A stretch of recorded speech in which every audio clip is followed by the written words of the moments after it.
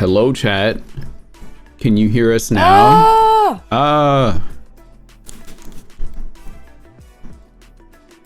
Is the caption working? Oh, why am I over here? Why am I in the middle? For reasons. Put me back in the center. Nah. How do I go back? Those are my glasses. How do I do this again? That's a great question. I don't know how to move my model anymore. My buttons don't work. Is it this one? No. Is it this one? It isn't. Those are my glasses. What the fuck? What the heck? Is it this one? There it is. Okay. Jesus. Hello. We're here. Say's here too. Hi. Can you imagine going to bed and then immediately starting a stream chat? Why did I decide it like this? Ugh. That's a great question. It's because we're so Ace Attorney pilled that it's genuinely over for us. I like having my evenings too, just to unwind and not think too much. But I'm I get it. That up. No, I'm grocery shopping later. Ugh. Damn. Okay. All right. Well, I'm testing a few things, chat. I'm live pretty much on all my social media right now, except for Instagram, because I couldn't figure that one out. Let's see if my PC can handle it. Although I have my laptop open, handling the other half of the encoding, so that should be okay. I went to sleep listening to y'all play Ace Attorney, then I got up ready for y'all to play Ace Attorney again, so I'm in no position to judge. Excellent. Oh man. 12-hour stream again. 12-hour stream. 12-hour stream again. The emotions that I processed seeing multiple people write. I went to bed, woke up, and y'all were still going. Wait, what? When was that? What stream was that that was one? that was on my 12-hour Ace Attorney Trials and Tribulations stream. Oh yeah, that one. Ah, yes. Yeah. Yeah, we went. An emotion was felt. We went 12 hours. Why did we do that? We sure did. Why? I can't remember why. Does anyone remember why we did that one? My excuse was it was my birthday and I wanted to finish the game. Right. That's it was no longer my birthday by the time we finished. And then you screamed at the end. And the wonderful When do I crash not? out. Well, that crash out was pretty cool. And when then, do I not? Then June said, make sure to breathe or watch what you're doing. Yeah. The legally mandated one, yes. not the ones that I routinely have. Yeah, that one. The one where you had to do it. You had to, oh, you had right, to lock you're in. at the part where it's still like, where I was still going through the box crash out. Box crash out? What? Remember? No. In Great Ace Attorney. Yes, that's where they are. That's where we are right now. Yeah, okay. Yeah, and then I told you to stop after you saw like the bit where it would have been spoilers. I promise you I crashed out more after that for the same reason. Oh, I see. It kept going. Okay, where are we right now? Trial part 3. Trial. Oh yeah, it takes my scroll wheel. That's annoying. Okay, so that's the one we're just starting right now? I'm assuming so. Well, I mean, I don't think I think we're in the middle of it. It was like they were. The judge was like, "We'll take a half hour recess." Right. And we're like, "Haha! The joke is that we're gonna be gone for like a week." Haha. Perfect. It works out. Okay, I'm ready to go. You ready to go? When would I not? Actually, that's a false answer. Yeah, I'm ready. Okay. Let's do it then. Sure, I have all my other things set up. Okay. Oh. I guess I'm Santa Claus today. Hang on. Let's get this set up here. Hang on. Let me just try a vocal off exercise while mute.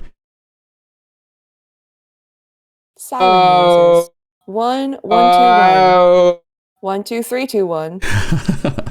Okay. Me, may, mamo, moo. We should have a report within half an hour. I think perhaps we should recess for... We just got back. Recess for a short while until the evidence is brought forth. Look at that. We have to go on break. We have to go on break again. All right.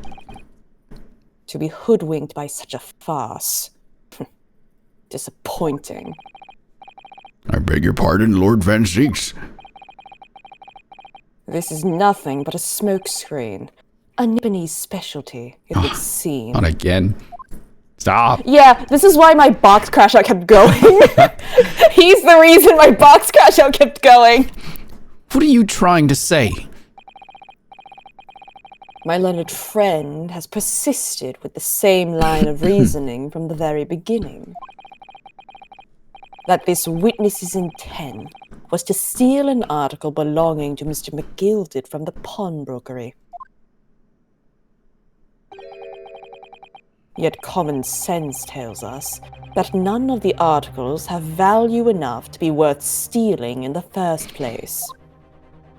I believe this is around me saying, "My guy, you didn't open the box. Who knows, maybe there was very valuable gems in there." I forgot this guy was here. Yeah. Let me Look at Eggs reposition my mic so it's not blocking my camera. Look at Benedict eggs batch of eggs. Egg Cumberbatch. Yeah, I know. Batch of eggs. Exactly. It would be beyond absurd to break into a place with the purpose of stealing such commonplace property. None of them know how a box works. Not a single one of them understands the function of a box and how you can't see what's inside them, generally. If the cat is inside the closed box, is the cat really in there? Blah, blah, blah. Schrodinger, eat your heart out! Hello, Sophie. Hello. Oh.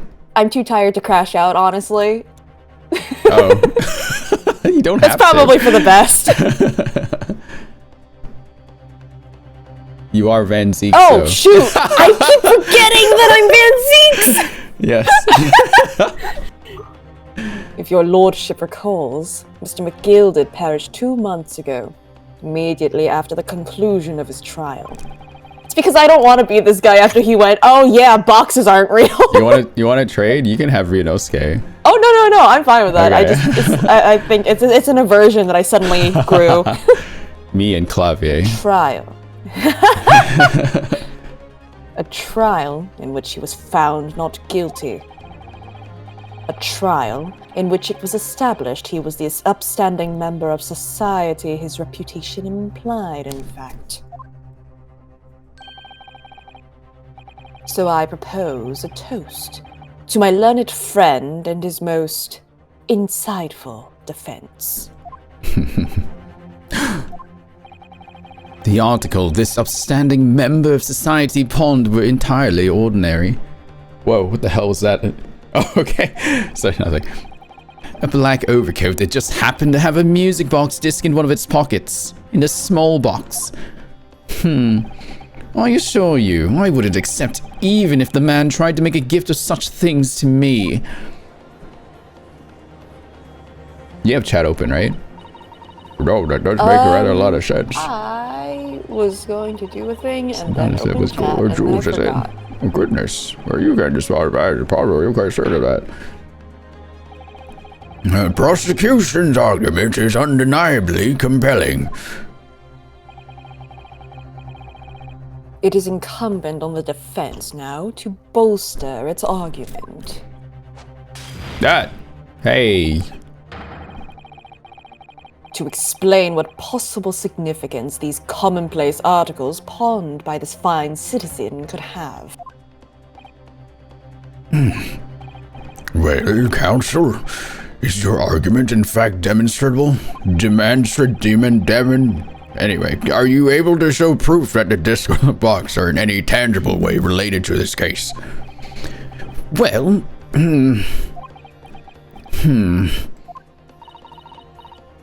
What's the matter, Runa? Hello, I'm still here. I forgot you were We here. know that they're related. Hello, I'm still here. We know that they're related, don't we? They're both vital pieces of evidence. Yes, of course. You and I both knew that. We know McGilded's true character, and we know the disc is significant, even if we don't know why. But if we explain all that to the court at this point, we'll have to acknowledge that McGilded's acquittal 2 months ago was a mistake. That the defense's argument was flawed, based on false information. Oh no!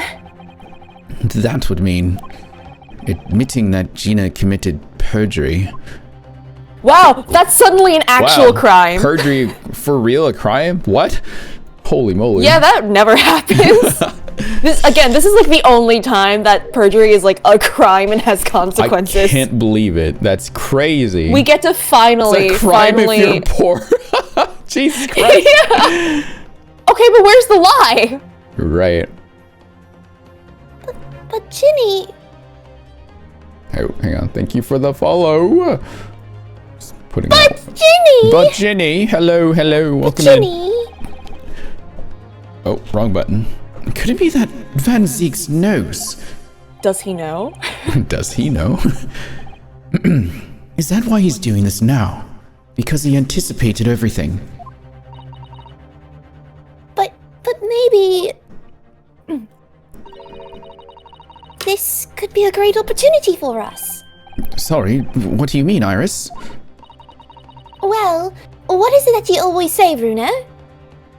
Stop reading my mind. Yeah, that's one of them.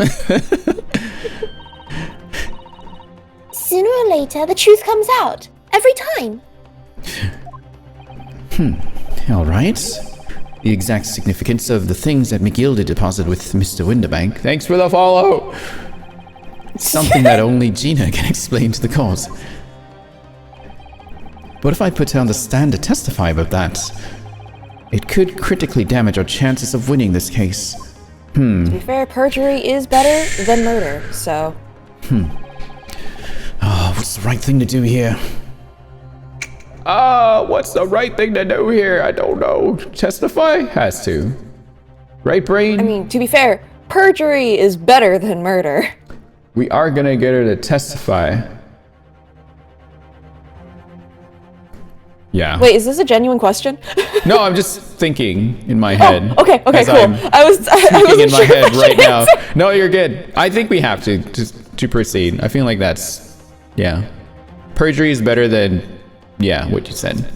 Did Say play game 1? Say's the reason why I'm playing this game. I have finished this whole game. I played it on stream myself. Say won't let me out of the basement till I finish this game.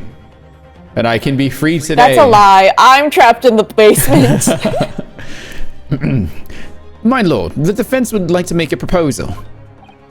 Oh? What proposal, counsel? While the court awaits the arrival of Mr. McGilded's small box, I would like to call the defendant, Miss Gina Lestrade, to the witness stand. The defendant? To what end? What case number is this? Chapter 5? 1-5 Yeah, 1-5. specifically. This is where the one actually really matters. Because it's basically the midpoint of the story. It's to do with the various articles It's to do with the various articles deposited at Winterbanks by Mr. McGilded, my lord. Miss Lestrade has information relating to them. I believe it would be beneficial for the court to hear what she has to say. It will prove the significance of the articles in question, once and for all. Very well. Things are becoming interesting. I presume you've considered the implications of the testimony you're proposing. In particular, the impact it will have on the accused's standing, and indeed, your own. I have. Lord Van Zeeks, would you care to explain that last remark? No. The prosecution accepts the defense's proposal. I move to interrupt the cross-examination of the current witness and hear from the accused herself. Very well. If you have no objection. So, the court will now hear the testimony of the defendant, Miss Gina Lestrade. You witnesses currently in the stand may step down until further notice. God, stop it. Then I shall bid you good day. Oh, Wait. You, sir, shall remain in the stand while Miss Lestrade testifies. as you wish. Alright then, Gina, it's time. I know this will be hard, but please, put your faith in me here. It's like a trust fall, but entirely metaphorical. Yeah. Good luck, Bruno. Oh my god! Oh no! I think Van Zieks does respect us more, though. He does now, I feel. Like he's like, Yeah, I mean, I think he knew that we would have the moral fiber to do this, given the whole McGilded thing. right. The articles that Mr. McGilded had deposited in Winterbank's pawnbrokery are intimately related with the omnibus case, the trial of which was heard in the courtroom 2 months ago. Yes, and I remember this young lady being brought before me in that trial as well. That's right, my lord. Her testimony helped to establish the innocence of the defendant, Mr. McGilded. Thanks for the follow!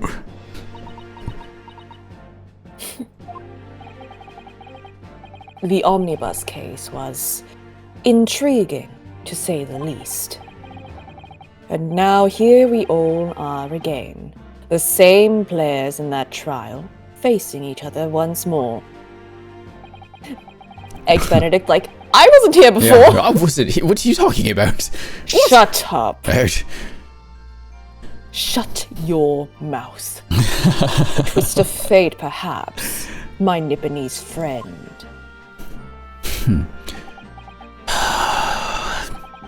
Allow me to recap the events of 2 months ago. An old brickmaker was stabbed to death in an omnibus running along London's winter streets.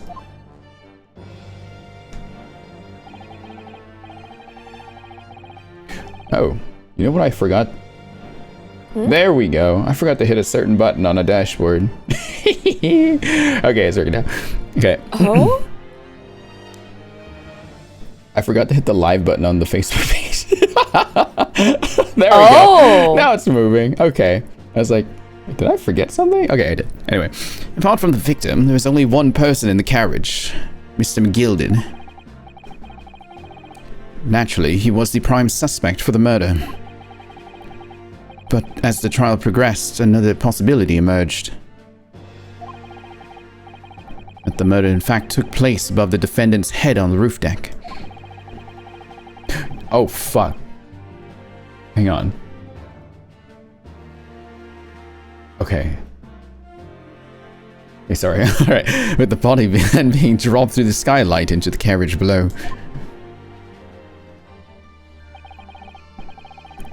It was Miss Lestrade whose testimony brought that possibility to light. At the time of the incident, Miss Lestrade was concealed under a seat in the carriage, hoping to pick the pockets of unsuspecting passengers. Racism in my ace attorney? What? It's more likely than you think. No way. Then, immediately after the trial, having been acquitted of the murder, Mr. McGilded died in this very courtroom in the most extraordinary of circumstances. Yes, he became McGriddled. Now available for $5.99. A mystery that remains unsolved even now, 2 months on. As indeed does the omnibus murder itself. Be that as it may, I recall neither the disc nor this small box being mentioned in the course of those proceedings. Miss Lestrade.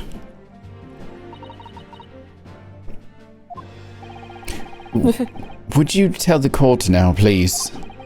What really happened in the omnibus 2 months ago, I mean?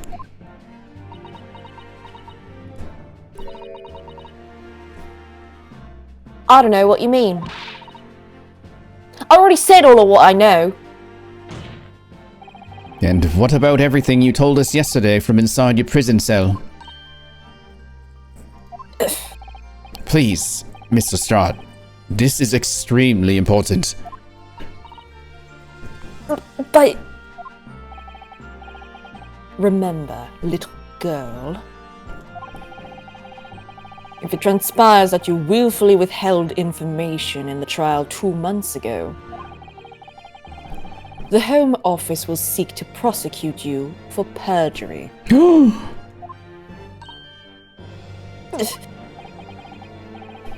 And naturally, you will lose all credibility as a witness. Although, let's face facts. You have little credibility to lose. Is that encouragement? Ginny, don't listen to him!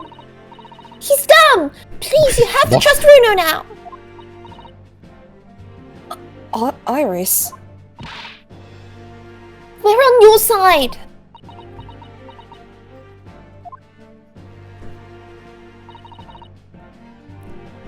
Alright then. I'll talk. It's the right choice, Gina. Better be. Baby. Well, it would seem that my learned friend is hell-bent on bringing the entire courtroom down about his ears. So be it. I must confess that I'm struggling to understand what on earth is happening here. However... Because no one commits perjury ever. Yeah. Is this the first time I'll be handing out a perjury charge? Wow. Okay. However, it would appear that Mr. McGill has pawned articles in that extraordinary case of the omnibus. Harbor secrets of which we have been hitherto unaware. So, Miss Lestrade, you will now give your testimony before the court about the events of 2 months ago. You will reveal the truth, a commodity sorely lacking in your original statements. Do we not say that about, like, apple and pear? Come on. Yeah, who's worse, them or her? Oh, Hooray for 83 months. I hope everyone has a shiny day. thank you for 83 months, Panna. I hope my shiny day is kind of dull right now because I'm a little tired, but I'll be alright. As shiny as pea soup. Yee. This is it then. Everything's going to come out. Like Van Ziek said. This could bring the whole courtroom down about my ears, but as a lawyer, I'm prepared to take that risk. Uh-oh. Uh-oh. Okay. Truth is, Brickmaker Cove was in the cabin of the omnibus the whole time. When the Irishman dragged me out from under the seat, saw that disc on the floor. All of a sudden, I heard a scream over my head and a pair on the roof deck went out to call the slops. I almost said cops, but that is not the word there. That's when McGill did slip the driver some tin to do a run to the pawn shop roundabout. He threatened me not to snitch, not to say nothing to no one about what I'd seen or heard. Good grief, this is outrageous. I didn't know the British said good grief. Is that where it came from? Good grief. Yeah. What you've just told the court bears almost no resemblance to your testimony 2 months ago. I was threatened, wasn't I? Yeah. As you say, my lord. Then there's every chance I may have adjudicated.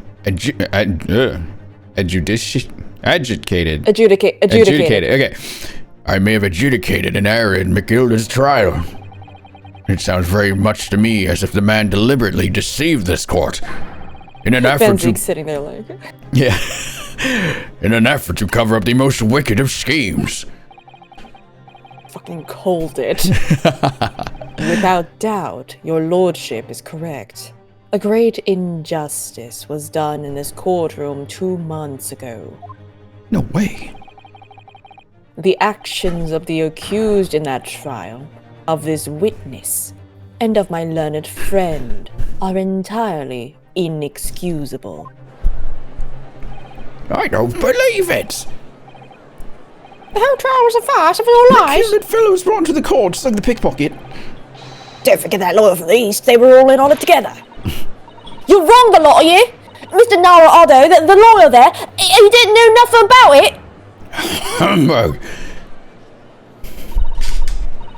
I don't think so. Oh, I really expected to believe that. He really stitched everyone up, didn't he? Oh, what an operation to get the man off scot-free! Wow, he Oh! said something relevant to what's going on. Cool. Instead, I lost my scalpel again! Oh, never mind. Unforgivable, stop. The lies have to stop. Yes, the defense made a terrible error of judgment. I intend to take full responsibility and suffer whatever consequences are deemed appropriate. However, it's imperative that the court allows the witness to elaborate on her testimony, because the true significance of McGilded's Pond articles must be brought to light.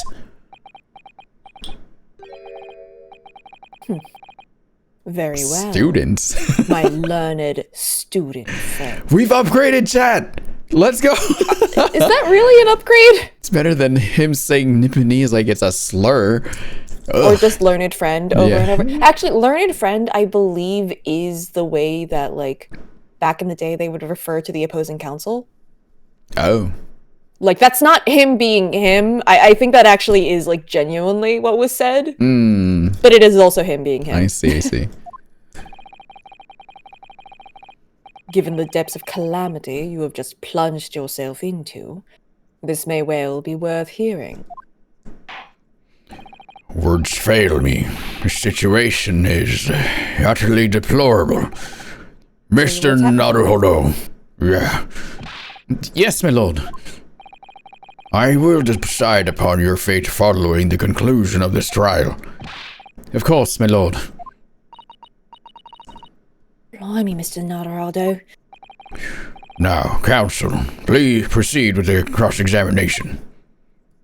Okay. I guess we can just press everything to start with. Just as a warm-up. Blimey. Okay. And you were hiding in the cabin at the time as well, weren't you, Miss Lestrade? If I remember rightly, in the storage compartment underneath one of the seats. Yeah, that's right. It's pitch black under there, so you can't see nothing at all. Now, in your testimony 2 months ago, I feel certain that you claim Mr. McGilded was the sole passenger, did you not? False. Oh. False testament. Oh, if you want him, you can! You have to take You just Ryusuke then. instinctively became him. Yeah, well, just because I was freaking Blackwell yesterday, they kind of carry a similar vibe. Oh my god, you're so right! It's ironic, given the whole racism thing. Oh my gosh. Anyway. False testimony, my lord. That's what he told me I'd say. But it's important that you tell us the truth now. Were Mr. McGilded and the victim acquaintances? I don't know. Well, I did hear him talking a lot. What were they talking about? Well, I couldn't hear too well, but if I had to say, I think it was about money or something. They kept talking about buying and not buying. What the heck are these two doing? Conspiracy. Hang on. What are you guys doing? Hello? Is there something you'd like to share with the court, Inspector Gregson and Mr. Graydon? Like a teacher's like, It's very much a, hello? would you like to share with the class?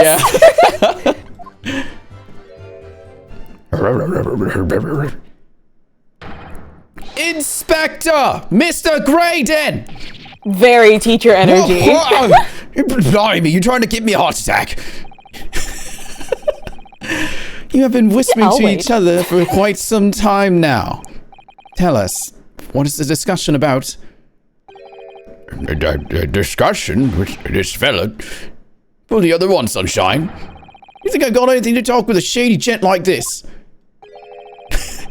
I have nothing to say to this uncouth detective after he deprived me of that disc that was rightfully mine. But they've clearly been talking the entire time. They've been cross-examining Gina. One whole press of a statement. It's as if they've been negotiating. Are they?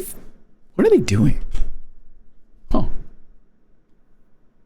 They're conspiring against the court, clearly. Hmm. They're conspiring against the country. You will kindly refrain from talking amongst yourselves while a witness is giving testimony. Yes, sorry, my lord. I got in trouble. What were those two talking about? Mr. Strahd, continue with your testimony, please.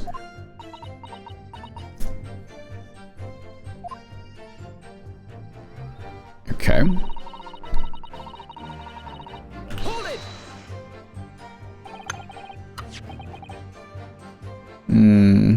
Oh, I forgot I was Runosuke now because he looks like Apollo to me. Oh my god! What's the disc? You saw this disc. Yeah, I reckon it probably was. Just making sure they're not doing anything. Okay. It was right next to the curved line on the floor. Could this disc have belonged to the victim, perhaps? I don't know, but McGilded picked it up pretty smartish. And then he sat a cove with the knife and his belly up on the seat. What did he say to you at the time? No one will believe you. Yeah. He told me not to say a word about what I'd seen or heard to no one. No one would believe you. I'm the leprechaun, and he just runs away. What the? No one will believe you. Bye-bye. About the disc and all. I was dead scared. The way he was looking at me, I thought, if I didn't go along with it, I'd get stuck with that knife too. That's a fair thing to think, considering. Then he started asking me a load of questions. Like what my name was and where I lived and that. He asked me about being a diver too. But after a while, what had happened in the carriage was noticed. Yeah, that's right. First there was a kind of rapping noise. As if someone gently tapping at the chamber door. Did anyone else have to memorize the Raven anyway? No, not me. But I know of it. No, we did. There were two gentlemen occupying the seats on the roof deck, I believe. I only had to memorize the first, couple of stanzas. The rest of my year had to memorize all of it. Oh, chat, I have similar functions in this. Oh my god! Functions in this chat. If you want to fool around. Anyway. That's right. I still have the entire beginning bit of it memorized. They must have looked down through the skylight and noticed the cove with the knife in his guts. Did you call Julia auntie? No, you call me Ayi. When they screamed, the driver pulled up the horses and McGildy got me outside. Xander, I think there's like a 30-second cooldown. It's not unique to each person. Oh, you have... Yeah, it's me too. I have global cooldown, so it doesn't get spammed. Yeah. It'll break otherwise. Out of sight. Where? Back onto the seat where I started off. I think it's like 30 seconds, so you could probably try again. Once this carriage came to an halt, the two elves from the roof ran off to fetch the slops. If they immediately left to fetch the police, it would appear they were entirely unrelated to the incident.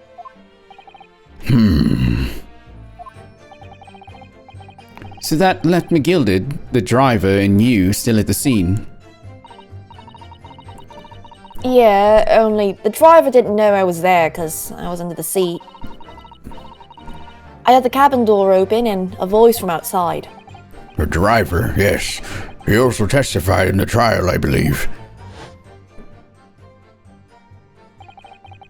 A fellow who went by the name of Beppo, if memory serves. Perpetually cold. Yes, cold man. What did McGilded and the driver say to each other? I don't know what happened and stuff like that mainly. Oh, yeah, I should keep an eye on those two.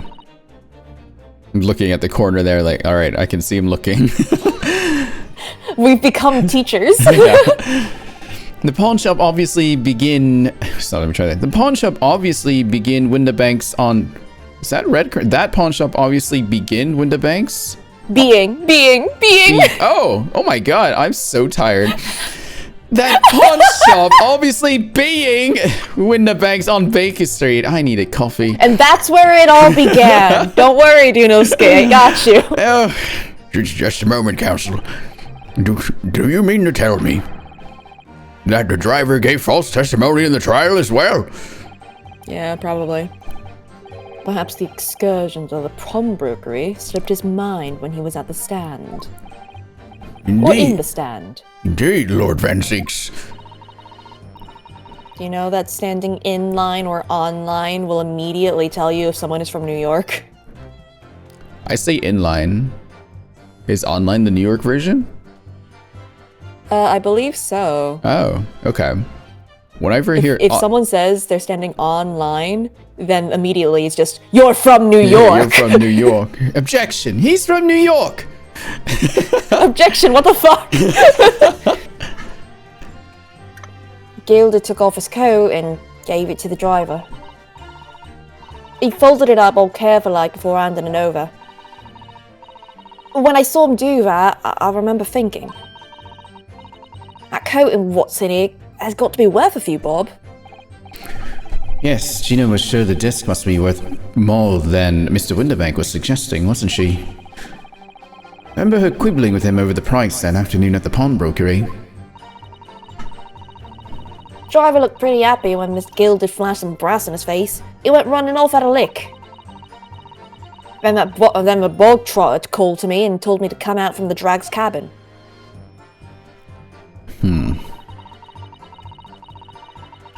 Wow. A threat. Threaten you how exactly? Told me I'd only be able to scarp her if I did exactly what he said. Which included giving false testimony in court 2 months ago. Yeah, that's it. And there was one other thing he said. Which was... He told me I'd have to hang on to the ticket from the pawn shop and make sure not to lose it. The ticket? Well, I'd never. Said that if he didn't show up to get the ticket off me before 2 months passed... Hey, eyes on me! I had to go to the pawn shop and pay the money to keep it in lug. Stop it being forfeited. He left me with some brass to pay for it. But really, why on earth would Mr. McGilden have done such a thing? Depositing his overcoat with the pawnbroker before the arrival of the police, it makes no sense at all. There would seem to be only one logical explanation, my lord. Holy shit, I oversteeped this tea so much. Oh my god. that tea just punched me. Oh my god. Woke you up. What McGilded had the driver deposit at Winterbanks was something he didn't want the police to see. Something very important that he needed to hide at all costs. Anyway, after that, he let me go. So I liked it before the coppers showed up. Nope. Well done, Gina. It can't have been easy to tell the truth like that. Ginny's really put her faith in you, Bruno. Yes, and to thank her, she'll have to face a charge of perjury once this trial's over. But she'll be alive! Yeah, at least she'll be alive. So I need to use the time we have now to get as much information out of her as possible. It's time to really go for it. Press her on every statement. What? I just did. Huh? Do it again! Again? Well, actually, maybe just the first one, because, like, that's the one where they were, like, they got... quibbling. So potentially there could be something there. Okay. Guess we can just skip through this?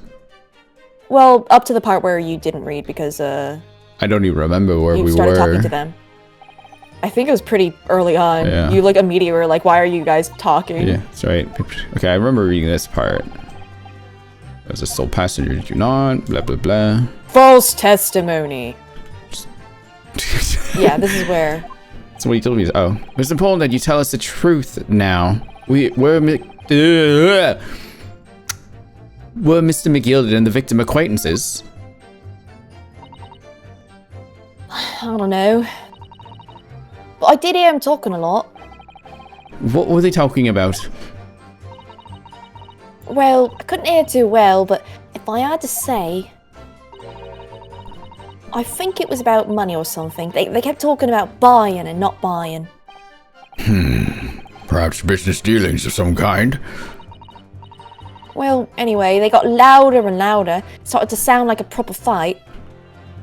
Yeah, this is new. Okay. Just making sure. Hey, I was here! I was pretty scared by then. Hardly dared to breathe. And then, all of a sudden, I heard a noise like someone keeling over on the floor. It was blooming loud and all. Damn, stabbed his ass. And I believe you let out an involuntary scream. Yeah. That's what gave me away. Oh. Oh. Thank you. Yep. Thank you, Miss Lestrade. Thank you, Counsel. I've heard enough.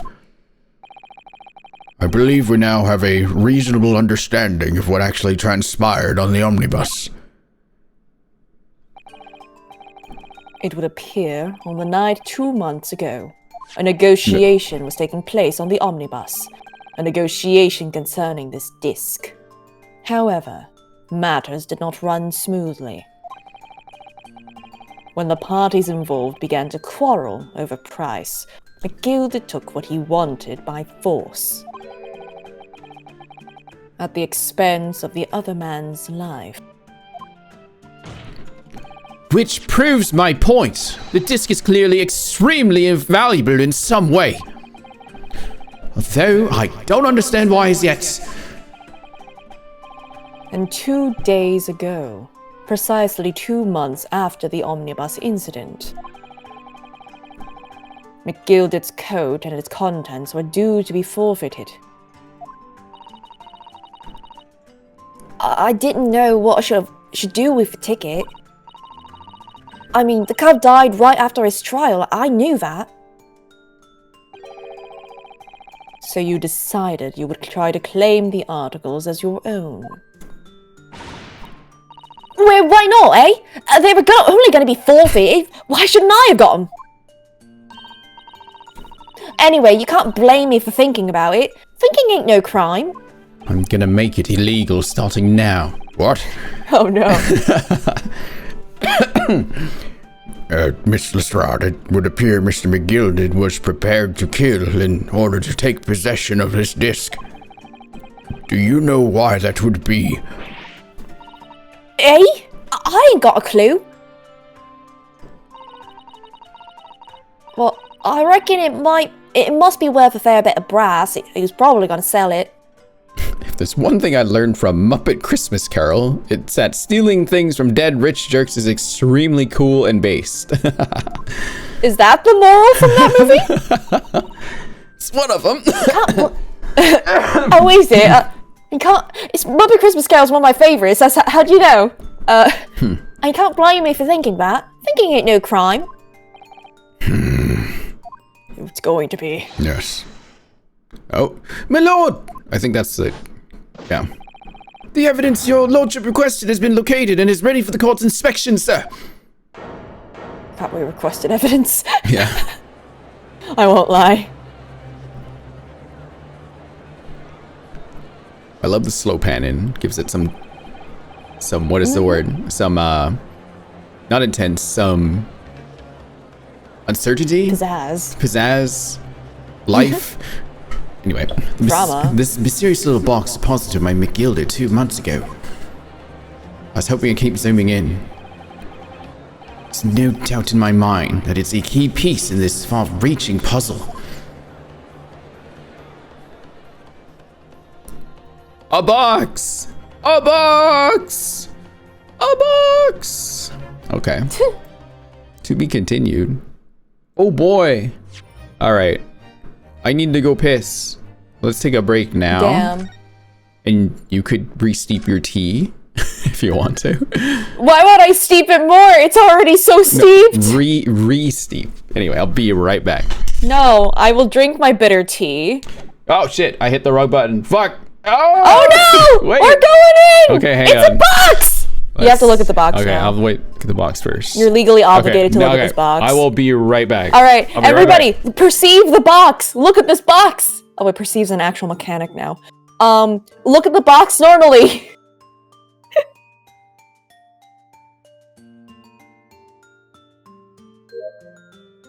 I mean, yeah, it is a pretty nice box. I wouldn't say that it's not a fancy box at all. I think it could contain very fancy, contents. Therefore, ergo, I think that Van Zeeks is full of shit. There's even a gem on this thing. Yeah, the music is really, really fire, though.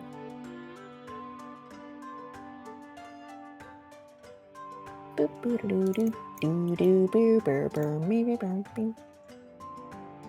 McGilded, it really isn't that fancy. I mean, yeah, but for we're talking in terms of comparison to regular individuals, the regular blokes, you know?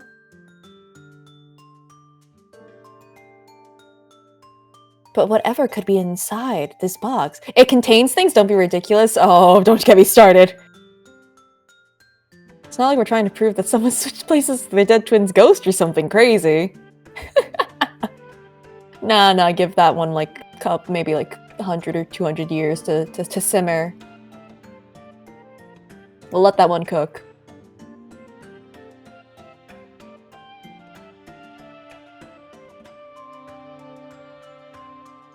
There's not a thing in there. It's a waste of the court's time. Oh my god.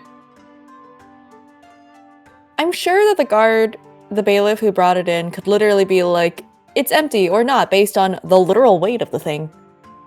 But it's fine. It's fine. The box contains nothing. It's just made of very nice wood. And hey, it looks so nice. If it wasn't stolen, then clearly nothing was stolen that night, even if it was moved. Obviously. Oh my god, this tea is so bitter. Ah! I'm being attacked by this tea. Hello. I'm back. Hello. I went to go boil some tea myself. It's a little chilly today. Just a little... Don't oversteep it or you'll be punched in the throat. Just a little chilly. It's a bit brisk. Just a bit brisk. Correct. A bit nippy out. A little bit. Just a little bit. Okay. You ready? Where am I? Are you? Okay, we have a box. There's nothing in that box. I hope bailiff grabbed it and didn't open it or Shook it anything. around. Yeah, just shook it around. So, this is the article in question, is it? A small box deposited with the pawnbroker by Mr. McGilden 2 months ago. And on the night of Mr. Winterbank's murder, the only item on the shelves that was touched by whoever broke into the shop.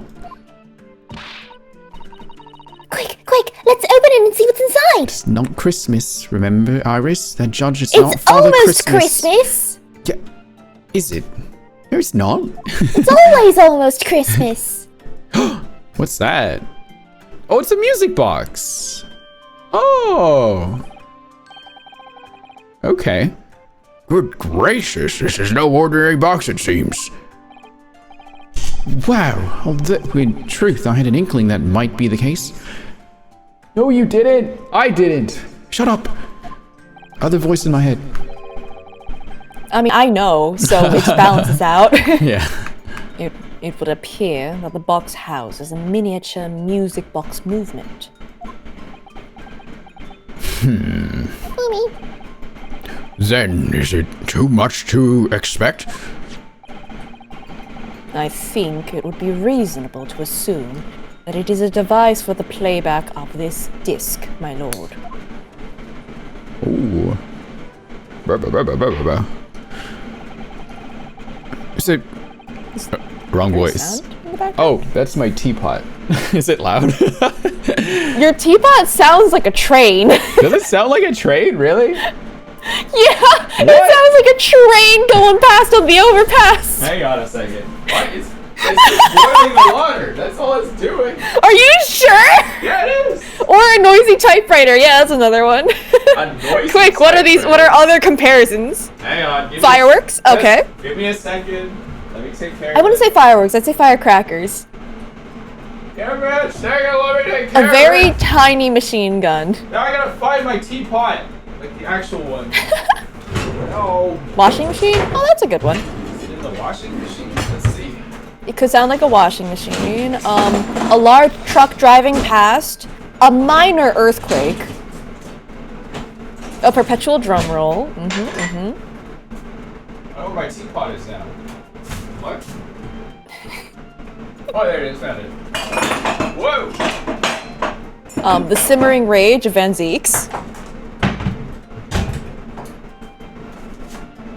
Oh, what kind of tea do I want today? Let's see. One of them. We got jasmine tea. Gonna take another sip and then just do get that. punched in the face again. Do some jasmine tea. Oh my god. Popcorn? I'm gonna drink like half of this tea and then I'll fill it up with water because oh my god. Do you have yeah, John asks, do you have Iris' special blend? What's her special blend? Is there like a ingredient list? I don't think so. It's a herbal blend. I do know it's herbal tea. That is all I know. For all the adjectives I've read about this tea, not a single one actually describes how it tastes. Got my teapot now. There, no more train driving by. Alright. Surprised you guys heard that. Okay. It was very loud, so I don't know. Fortunate. So, here we have the means to play back Mr. McGilda's disc, deposited at Winterbanks at much the same time. Not strictly correct, my lord. It was not McGilded's disc. It's ours now. It was the disc of his victim in the omnibus. But why, for heaven's sake? Are we to understand that the brickmaker was trying to sell this music box disc to Mr. McGilded? I found this while digging for bricks. I don't know. Yeah. I believe the answer will become clear if we listen to the music on the disc, my lord. Why are you raising your hand? Yes, very well. Let the court now listen to this curious disc at last. Whoa. Wait, my lord. Good grief, what is the meaning of this, Inspector? The music box and the disc are, well, they're unrelated to the case. No need to spoil the somber atmosphere in the courtroom with some silly bit of music. You fuck. This disc may very well have motivated the culprit in this case to commit murder. Clearly, there's every chance, and it's fundamentally important to understanding what happened. The prosecution has no objection. What is Gregson doing? But no, that piece of evidence is police property. Clearly, Scotland Yard has some vested interest here. But it is policy of this prosecutor to leave no avenues unexplored. And you, Inspector, have no jurisdiction here to prevent that from happening. Jurisdiction. Ah! No further delays, please. Play the disc. No! It'll make him want to eat more fish and chips.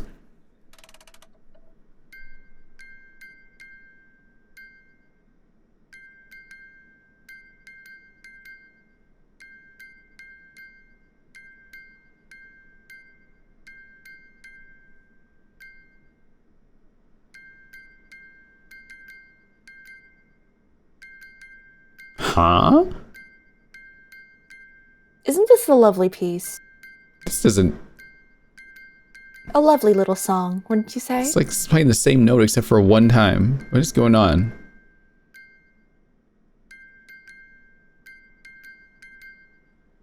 Huh. It's a lovely little piece of music. Is it like Morse code? What's going on here?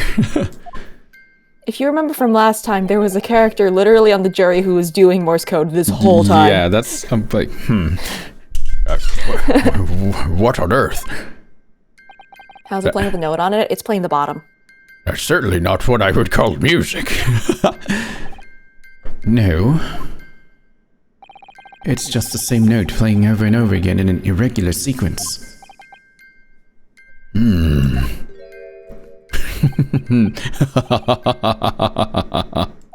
got it. He was laughing. Mr. Raiden. This really is priceless. Check out my moves. This music is amazing. After all that, Holy shit, this is my jam. After all that, the music box is broken. Gina on the side like, Paul, you about to hit me over. Hit me over in the side. What the fuck? You all hit me over this. Yes, this is my jam. Stop moving around like that. Broken? It can't be, can it? Like, I'll give them a pass in that, like, Morse code is very unfamiliar to them at this point in time. yeah. But to us, it's just kind of a, oh, that's Morse code. Yeah. Well, obviously. In fact, I wouldn't be surprised if the officer sent to fetch it didn't drop it on the way back to the courtroom. Oi! Oi. Well, with much regret, I feel the court must accept that this music box offers little in the way of clues. But have you forgotten something? Are you ready to Judge, move have on, you counsel? Have you forgotten? Come on. Yes, for Gore. Yes. All right. It does sound as though it's completely broken, but is it?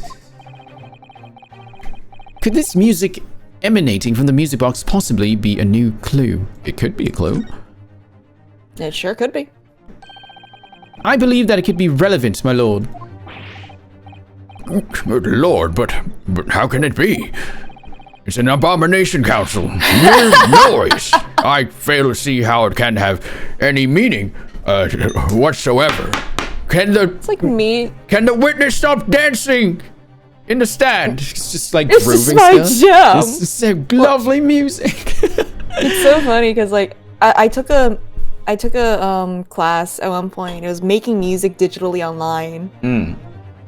And I'm sitting there going, this is a sound design class. This isn't making music. There's no music being made here. This is just random sounds. Sound design is awesome, though. Yeah, it was. When I looked at it from that angle, it was very cool. If I looked at it from a music angle, that was not what we were That's making. not what you were doing. One of the pieces we listened to was just river noises, and it's like, Oh, that's not music. river noise. They can be music. Look, I mean, look at Eggs Benedict. He's dancing. Yeah, and he's wrong. It does sound strange, I agree, but there's one thing bothering me. While Graydon stands there chortling victoriously, the inspector beside him has a rather telling expression on his face. It's as if Gregson recognizes the sound, as if he's familiar with it somehow. That's making him appear extremely on edge. If that's the stance of the defense, my Nipponese friend, answer me this. Oh. Oh. Does this sort of music suit your fancy? Is that it? Yes, it does, actually. Just what relevance do you propose this woeful chiming has on this case? I love he has adjectives for everything. Yeah, he sure does!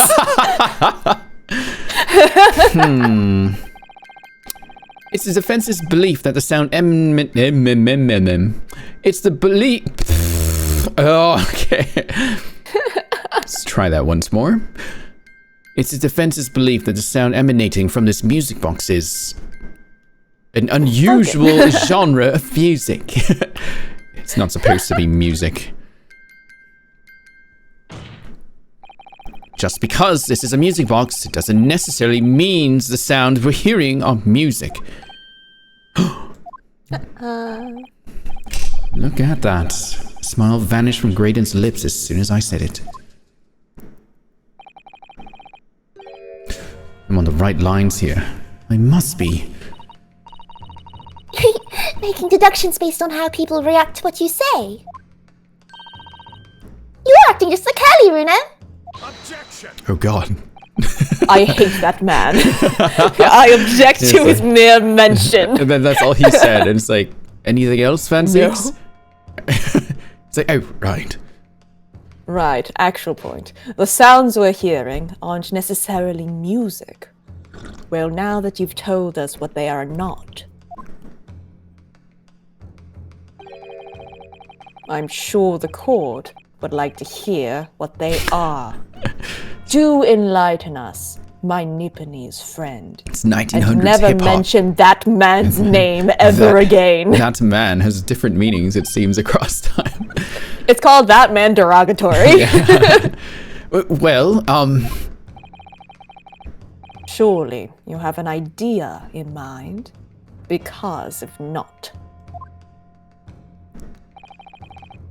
it will be the death of your ill-formed argument. exactly. The music box is clearly broken. Refusing to accept that fact is pure foolishness. No, they got me. I don't know what the answer is yet. Oh, Jesus Christ. He's looking at you! I'm not Iris. You're Iris. Bruno? You need to make an... I'm over here. Why are you looking at... I'm over here, Bruno. You should make an Iris PNG. I've just examined the music box very thoroughly. I just took it. I nipped it off the stand. And I'm fairly certain that it's not broken at all. Really? This is an Iris guarantee. Really? The way it's been made, it can only produce a single note anyway. Thank you, Iris. Actually, if you looked at it, the inner workings of it, yeah, you would have been able to see that. Alright, well, if the music box isn't broken, it must mean that the sound it's producing have some significance that isn't musical.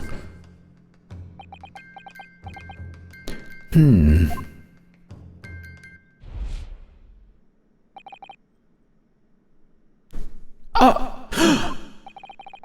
Could it be? Is that what these sounds are?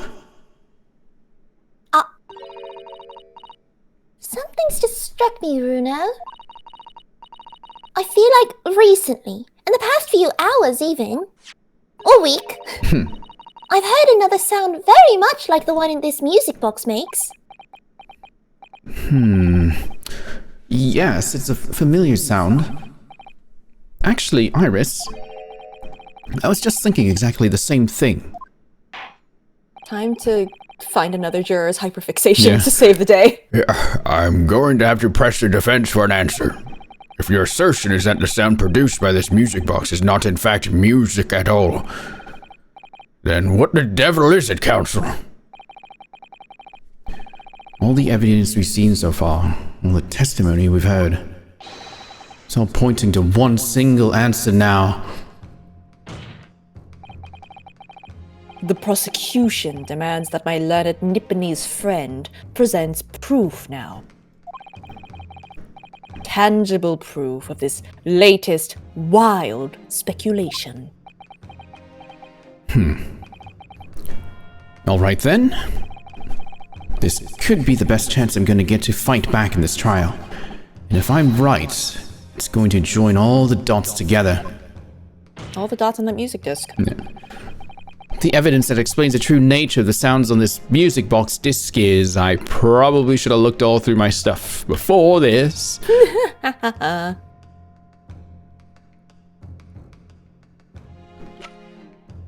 Wait, what? When did I get this? I mean, I got it today, You got obviously. that at the beginning.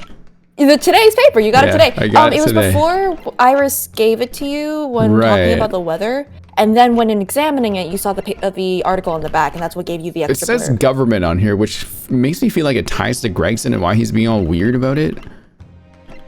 Okay, well, How do you say that? well, let's metagame this. Bullet? No. No. No. No. None of these. Not the gun. Not the crime scene plan. Not the photography.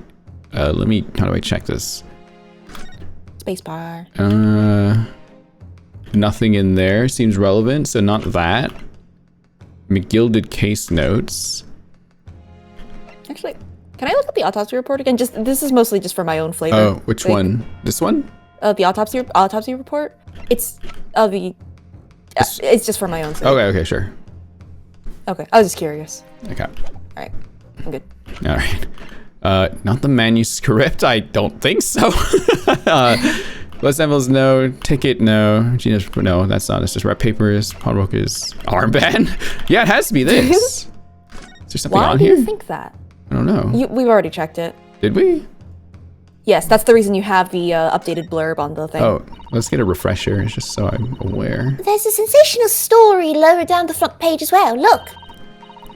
Ministry Mole. Classified secrets may have been leaked overseas from Ministry of Justice.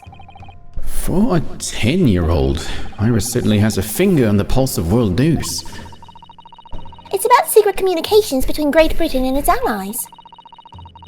Apparently, they're being intercepted by hostile nations. Communications are being intercepted, but how would... Oh, somebody be doing that, I see. There it is. Yeah.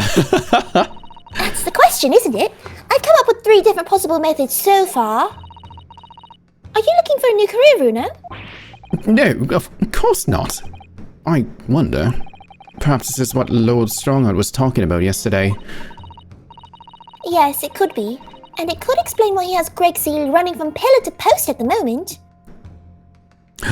Is the stenographer lady a spy? I don't know about the stenographer lady. Also, she's not a stenographer Oh, currently. Morse code lady and communications officer. But Today's no, she's paper she's council. communications. Okay.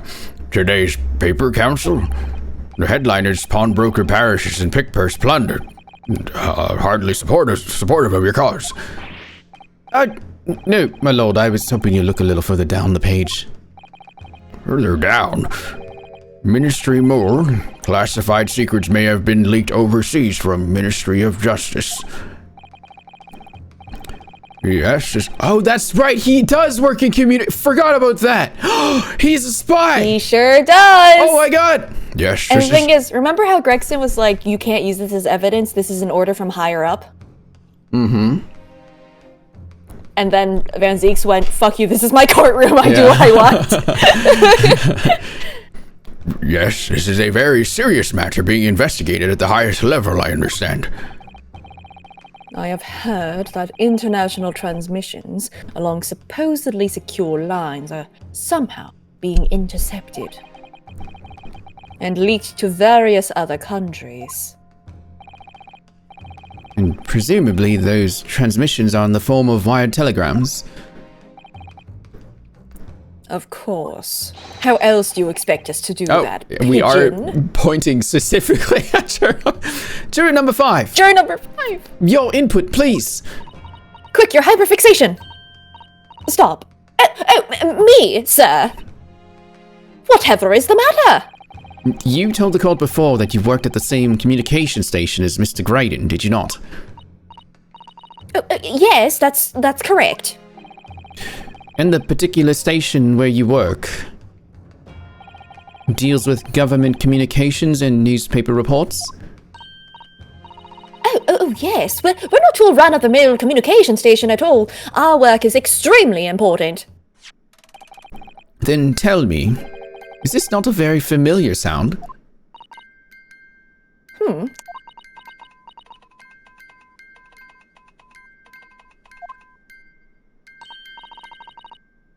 You don't mean to say... Is it? That's right, madame. It bears more than a passing resemblance to the sound made by your telegraph machine as you tap it. I believe it's called Morse code. But I don't believe it! Now, correct me if I'm wrong, but when it comes to leaking telegrams from government departments, there could be nobody more perfectly placed than a highly skilled communications officer.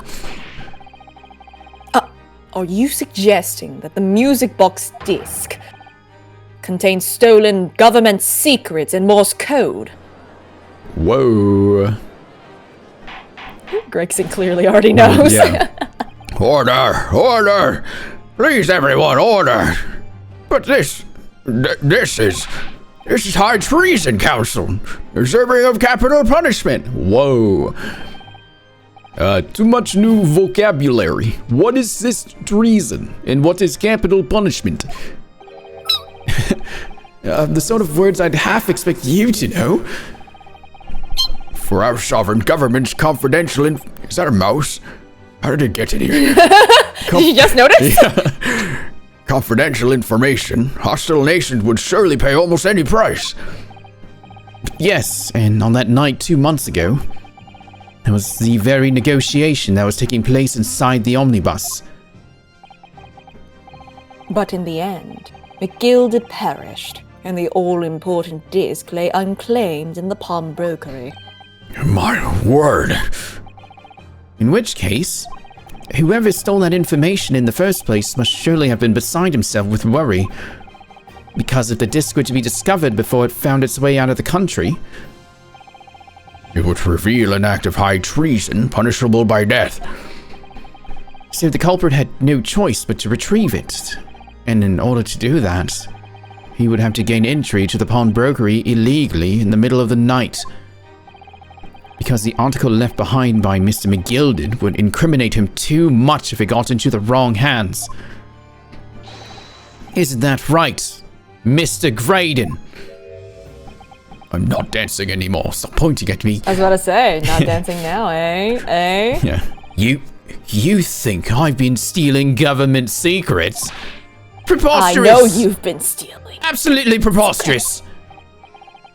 So, in response to the defense's accusation, you claim complete innocence, do you? Well, of course I do. I've had to just stand here in silence while that pretentious foreign lawyer has been prattling away. Objection! Oh. It's like, you shut up. Then by all means, counter the charges, sir. No one picks on my learned friend. No one is racistic to him except for me. Van Zee, what? Lord. I don't know whether to be...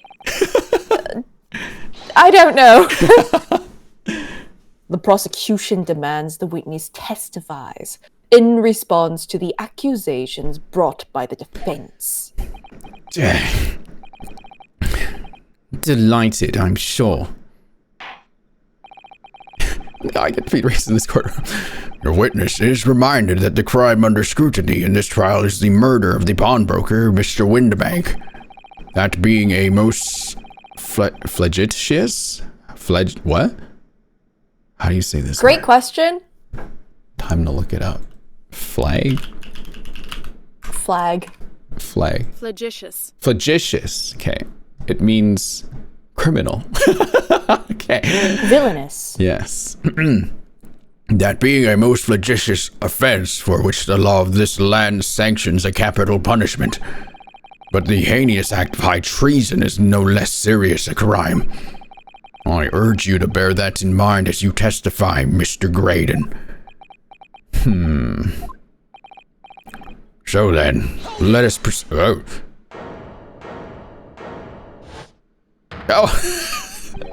They're still here. You go, let's have a rabbit and pork here, Governor. We got things to say. I beg your pardon. Who do you think you are? Name's Nash Olkin. Occupation, professional baddie. Name's Ringo Skulkin. We ain't baddies enough to sell out our motherland. That's right, we've what they call The three? The three Skulkin brothers! You skulking now. Bad timing, fellas. Very bad timing.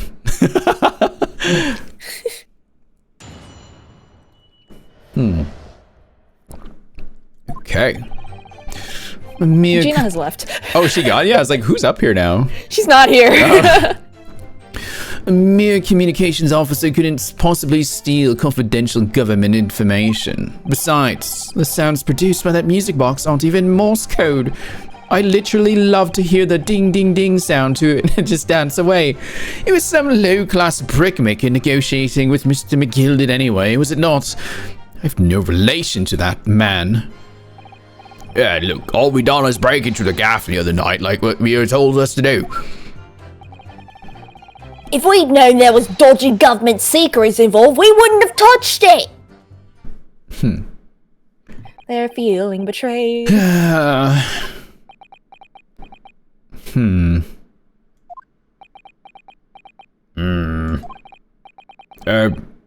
Mr. and Mr. Skulkin.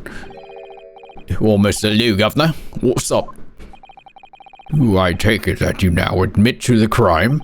That on the night in question you did indeed gain entry to the premises illegally?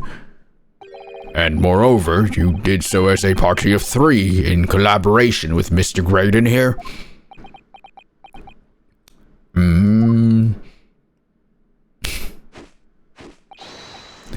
We did, Gov. We did, Gov, we did!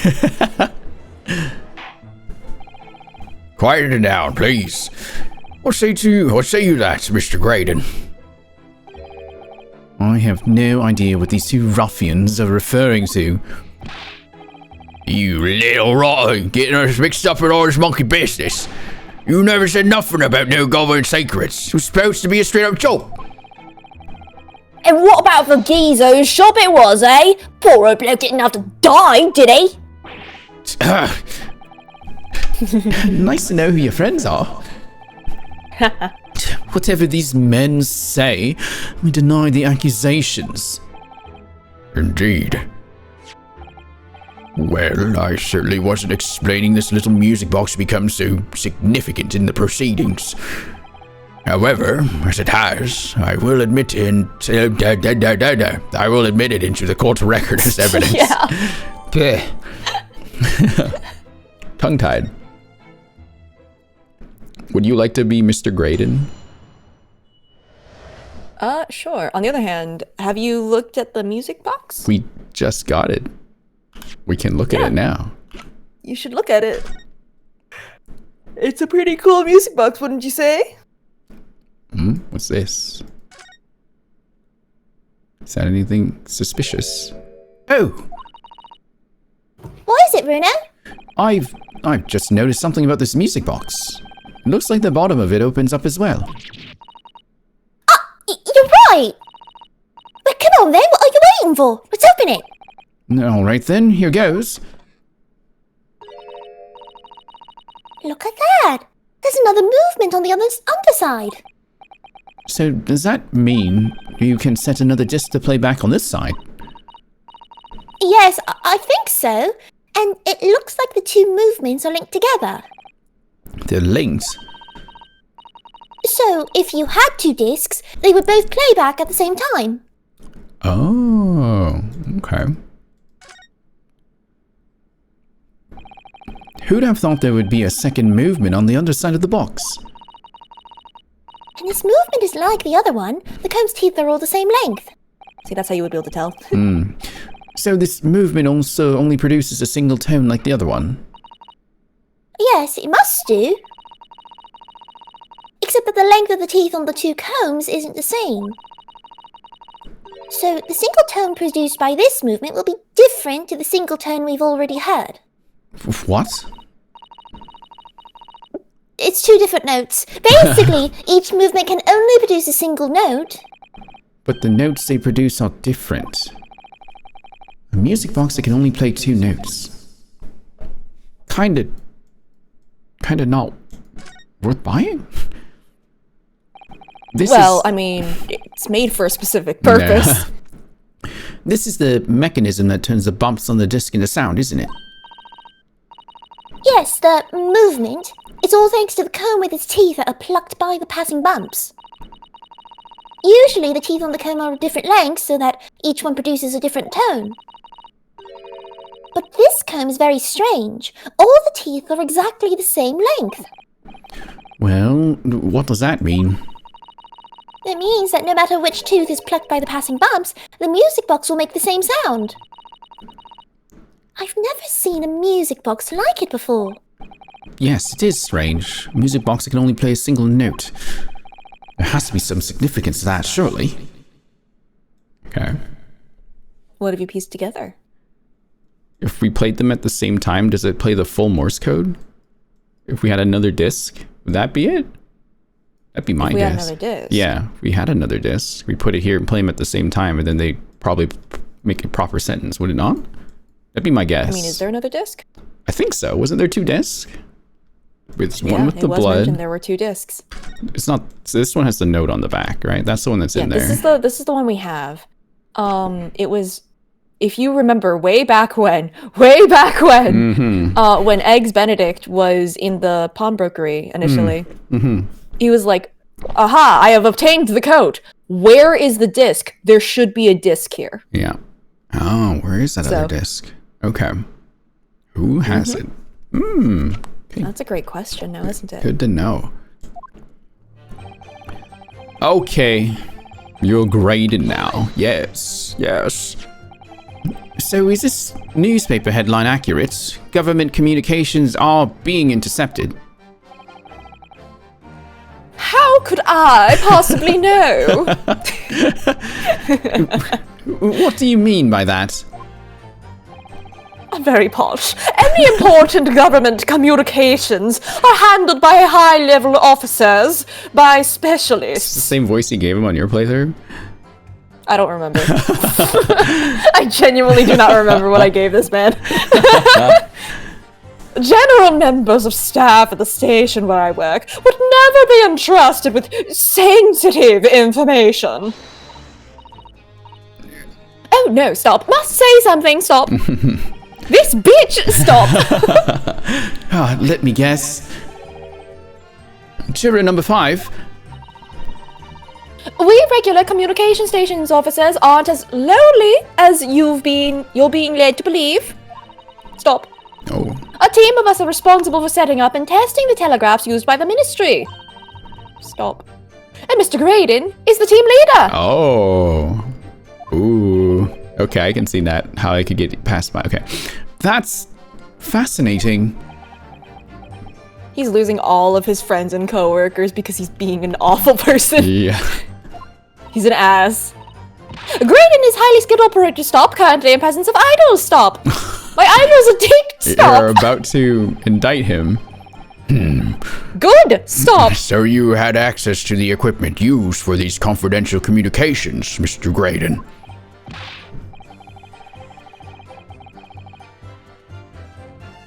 Wait, oh yeah, I forgot. Well, what of it? The transmissions are always made behind closed doors, so they can't be heard. And in any case, all messages are sent enciphered. Normal employees couldn't possibly understand them. Oh no, stop. Must say something, stop. Mr. Graydon regularly attends meetings with ministry technicians and the ministry communications team. I'm going to throw you under this bus. This carriage. He assists them in ensuring that there are no errors in important international communications. And he's received the top prize at the Cipher Cracking Convention 5 years in a row now. Wow. That's fascinating. He is not allowed to make a case for himself. I'm here to throw him under the omnibus. He snubbed me in the hallway once. Wow. Graydon is highly skilled operator. Stop. Currently in presence of idol. Stop. I'd like to believe this gets more sarcastic over time. Well, your idol would appreciate it if you kept your mouth shut. She should really pick her idols more carefully. I like watching the downfall of my idol. Stop. I tell you, this lawyer's accusations are completely unfounded. New idle management simulator idea. Lawyers. So he's attorney? Yeah. Okay, let's see. I'll just press this one too, why not? It's not even Morse code! They're not! To anyone with a brain, that would be blatantly apparent on listening to that music box for even a few seconds. Of course, of course. Ugh. Surely, it can't be that my learned friend is unfamiliar with Morse code. Curse you guys with Ace Attorney Gatch in the coming years. You know, if Capcom ever needs money, which I don't think they do. Yeah? No, they Maybe they do?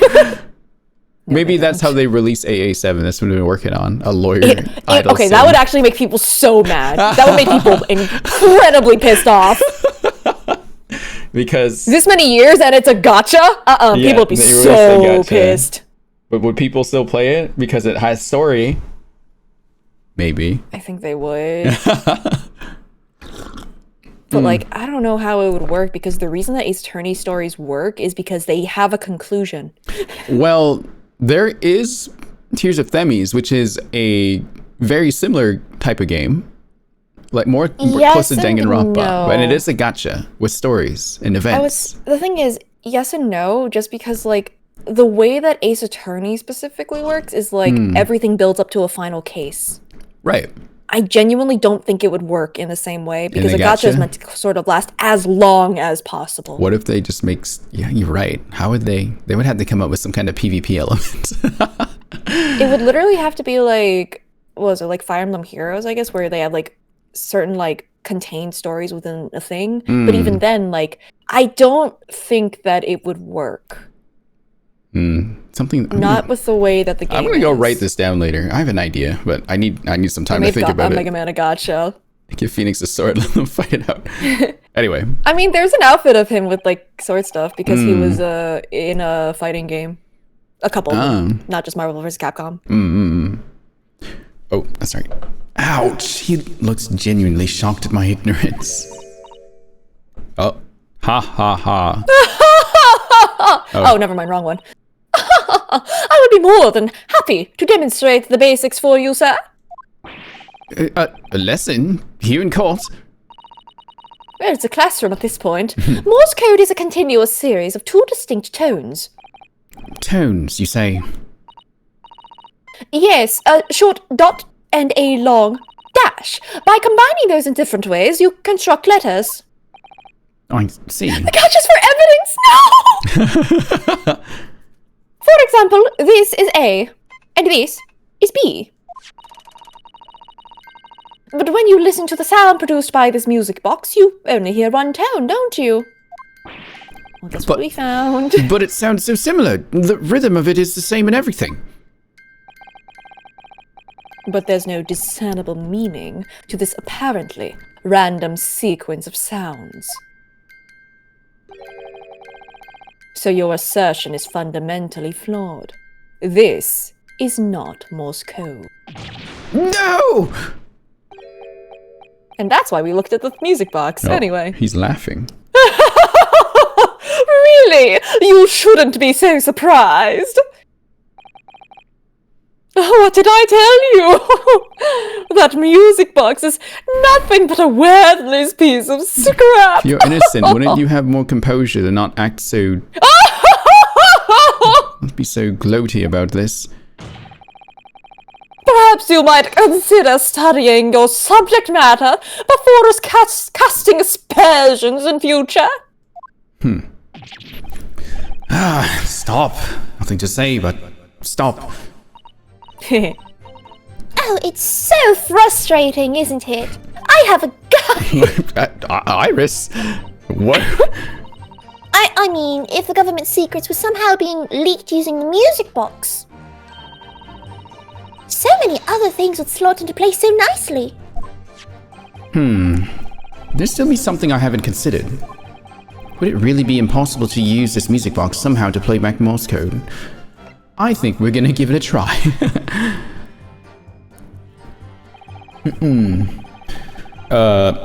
There's still every possibility that this music box was instrumental in the leaking of...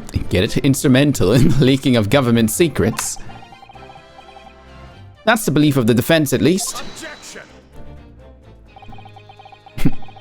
Does it please you in some way, my Nipponese friend, to repeat the same line of argument ad infinitum? It's already been established that to be Morse code, 2 tones are required. Dots and dashes. Yes, I'm well aware of that. Then what? Well, it would appear the defense has a hypothesis to put forward. You had better present your idea at once, Counsel. How do you propose that this music box, which appears to produce only a single note, could have been used to cipher secret messages into Morse code? Truly. Oh, wrong button. Oh, what is it, Bruno? What have you noticed? Iris, hang on. I hit the wrong button. 1 second. Oh my goodness! There's a button on the bottom Iris, of the box! Can you get What off my does it arm, do? Iris? Don't. Move Oh away. my goodness! Iris, get off my This head. is like, oh wow! There's another movement! That's crazy! Iris, you've seen all this already. I know. You having fun? Thanks. Yes? Okay, as long as you're having fun. Yay! Okay. Ah, fuck! Jesus! Oh wow! Bruno, there's another movement on the bottom of the box! Let me... Oh! Make it a full-on roguelike gacha. Yeah. No, absolutely not. It wouldn't work. That's just not how Ace Attorney works. It's meant to come together into one cohesive story. Ace Roguelike Attorney wouldn't work. gacha. It'd be crazy. No. Absolutely not. Okay, present. There we are. Good gracious, what am I looking at here? Another movement on the underside of the music box. What? Okay, he shut up real fast.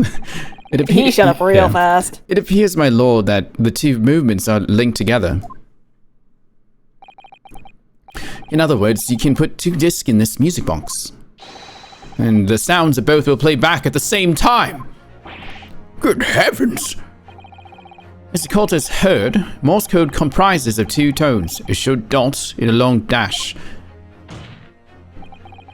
With a second disc in place, this music box could be used to generate Morse code and convey a message. What is the secret, though? I want to know. What are we trying to hide? This is beyond a joke. I'm sorry. Actually, no, I feel like he's breaking. Yeah. His poor excuse for a lawyer has absolutely no evidence to support his claims. Though, of course, if my learned friend were able to present the court with the second disc, that would be another matter. Well, I can't at the moment.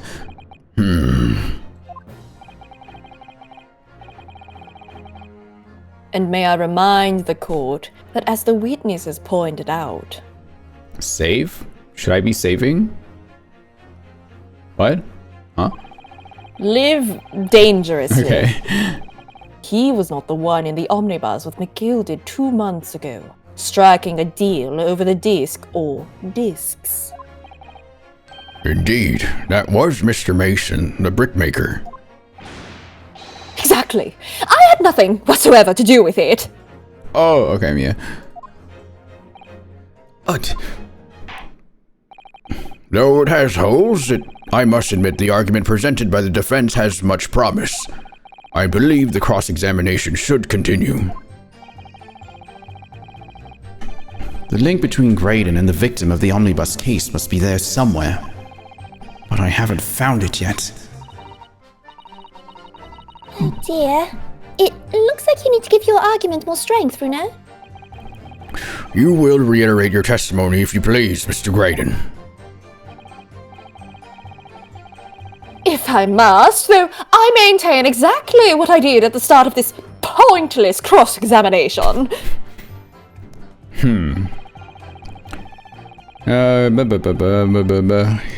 Let's press this. So 2 months ago in that omnibus, McGilded killed the brickmaker and stole the disc. Mr. Mason was a single man without almost nothing to his name. It seems he lived in an artisan quarter some years ago, but people there remember little about him. That doesn't make much sense though, does it? How would a humble brickmaker come to acquire secret government information? How indeed! There must have been somebody else involved behind the scenes in all of this. Somebody who acquired the disc and gave it to Mr. Mason, in order to take it to the meeting with McGilded and negotiate a deal.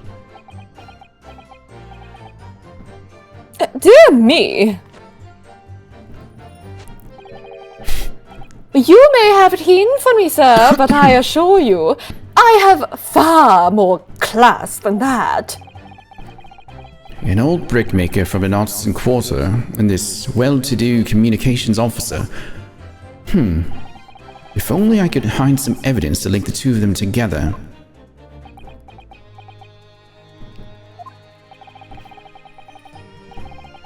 Imagine having to physically...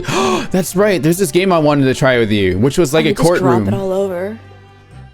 I would drop everything. There's- I would break all the evidence. I forgot what it's called. I can't. But you play like these characters in a courtroom and you make up like something on the spot. Someone gets it's like ad lib court battle kind of thing. We'd probably pull in a few friends, obviously. Is cereal a soup? Discuss. Yeah, no, it could be something like that. Yeah, guilty as a sock. Yeah. I want to try that out with Say sometime, actually. It'd be really funny. Okay. Maybe I can do that on Monday. That could, unless you want to keep playing Apologists. We shall see. We shall see. Okay. If you have nothing more to add on that note, let us return to the witness testimony. That's like, the fuck? Yeah. What are you talking about? Like Mr. Graydon told you to do, you mean? That's it, yeah. Who else, eh? Silly me thought he was just popping over for a natter after all these years. But the raw had a dodgy job for us. Hey, Ash? I don't know you.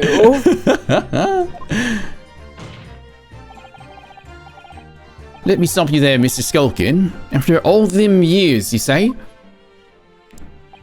Do you mean to tell me that Mr. Graydon is an acquaintance of yours? Whoa! Jesus Christ. Got raided. Scared me. Oh. Hello, welcome in, Royal Milk. Thank you for the raid. Hello. Welcome. Oh, thank you for the follow too. Hi. We're playing... Oh, I like how the thing bubble is just above my head here. So I'm also thinking... we're playing Great Ace Attorney. Ringo. Yeah, I'm with a friend, Julia. We're voicing the entire game. I'm trapped in her basement. No! We're trapped Help in me. We're trapped in another dimension. Help me. I love your model. Oh my god, it's adorable. Oh, thank you. I have glasses I can put on, which I forgot to do. Where is it? Aha. Oh, you haven't been able to see this whole time? No. I can also put on Child's Mask. I have that. If people remember. Or this, like it, where like that. Are you trapped in the chess dimension? Yeah. Yes. Oh, that's is right. that what these chess pieces are all about? Yes. Oh, that explains a lot, actually. Right. Exactly. Unfortunately, I cannot play chess, and therefore I cannot escape. Wait, I also have this. I forgot I had this. There we go. Now I'm purple. Yes. We trade places in the basement. It's like castling. That's what we do. Castling. It's like the one thing. Castling. Do you not know? Oh, well, yeah, in chess. Castling, yes. Yeah. Orple. It all comes back to chess. It's always... I don't have the chess dimension music on my soundboard. Damn it. Of all of the things on your soundboard, not the chess dimension not chess music? dimension. I have to get rid of one because it only has bank for 12 spaces right now. Next time. No. Next time. Anyway, we will continue on going on here. So if you need to pop out, get some food, relax, sleep, no worries. If you want to watch and hang out, cool. let us And if you begin. want to avoid spoilers for the last case Yeah. of Great Ace Attorney 1, you might want to tip. Be careful of that. It's a very good game. Because we got his little buddy here pushing up his cheeks. Boing. We're the sociable kind of baddies, you know? Sure, let's say Graydon's in old China. Excuse me? Is something wrong, Mr. Skulkin? Eh? No, the other Mr. Skulkin. What? Who, me? When your brother was testifying just now, he said something that seemed to cause you to react. Oh, well, I was just remembering the old days, that's all. We used to have a right old laugh together way back when. Together with Mr. Graydon, you mean? Yeah, with Ash, I mean, you look at him now and it's fancy whistling through and you wouldn't Adam and Eve it. Believe it. But when he was younger, he was from the poor part of town, just like us. Did he look like you guys? Yeah, actually. Is that so? Oh, but he was always a leery one. He had the brains, he had the savvy. Always coming up with smart ideas like what would never have gone through our heads. Yeah, did he try to throw a Muppet into an anime, man? What was his, like, the banana? God blimey, Yes. ain't that the truth? Remember, Milverton and Skulkin's milk run. That was the cork, eh? Save it until after the trial.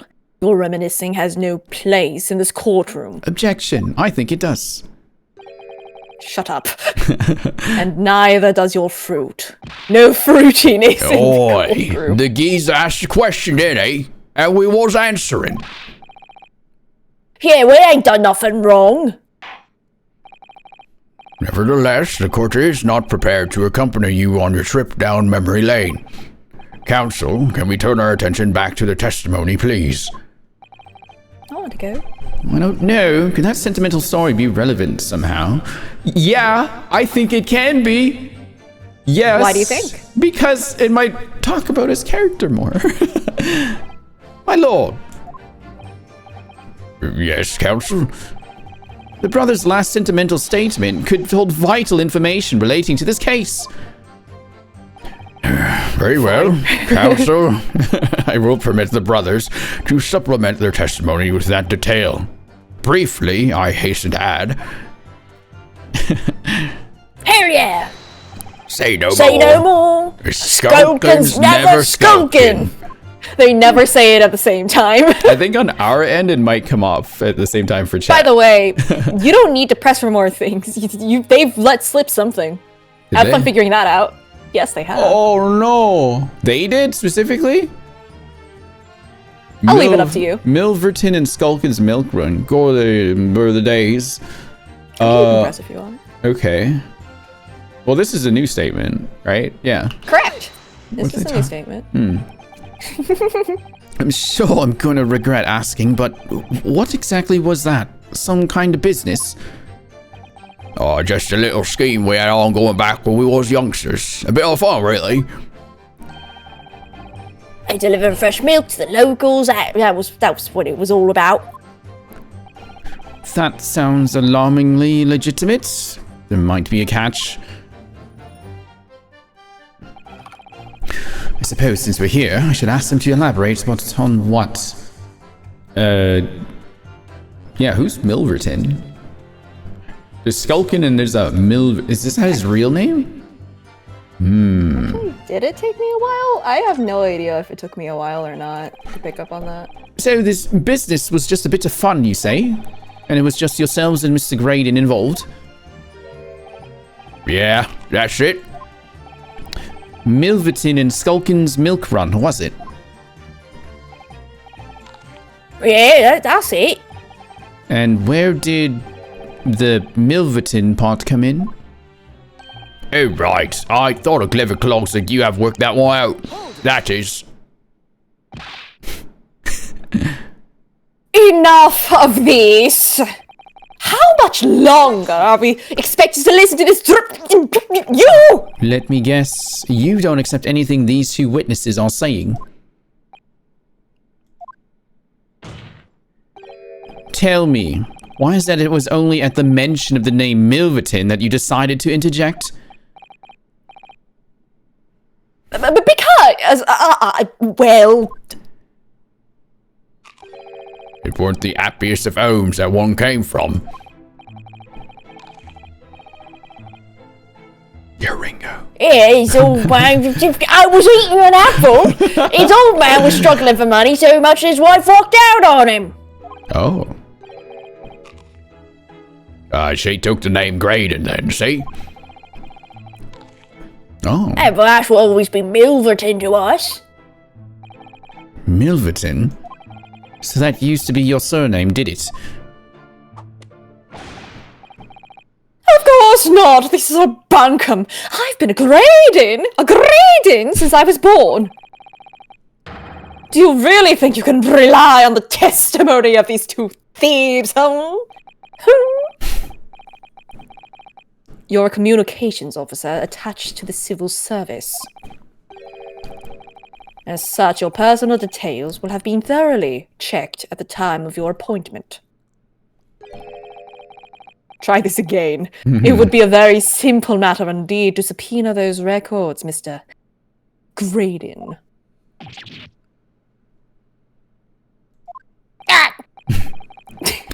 Well, it would appear that Mr. and Mr. Shelton's testimony has been reliable. For once. You were born Ashley Milverton, then. Is that correct?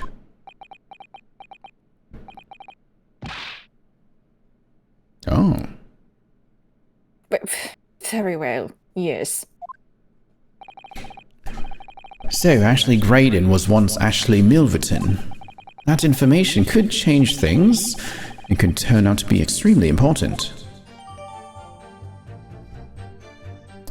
A childhood friend of the Skulkin brothers. Okay. Oh, all of a sudden we seem to be up to who are next in a serious matter of national security. Although, all this talk about interception of secret government messages is still just conjecture at this stage. It would explain a number of things, though, wouldn't it? The negotiation Ginny overheard on the omnibus 2 months ago, and the break-in at Winterbanks. But the trouble is, it wasn't Mr. Graydon in the omnibus with Mr. McGill, did? No, that was Mr. Mason, the brickmaker who was so horribly murdered.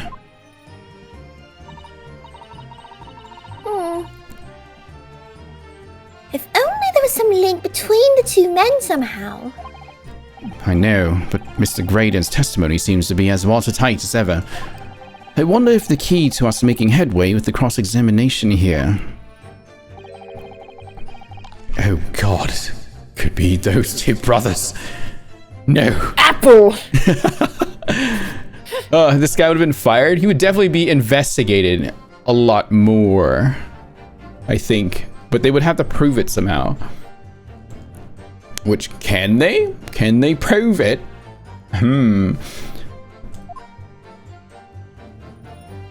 Okay, Graydon. Oh, there's more. Oh wait, that's it? We're at the beginning again. Yes, you are. Okay, I was just checking to see how long it took me to figure it out because I could not remember. No, fight this! I did figure this out like immediately. I don't see myself lagging that much in the thing. Okay. So objection. I think I did. So they've already said stuff, you said? You already have the information, all the information you need. Okay. It probably, here's the thing, fight this. There are definitely other things that I do remember taking way too long.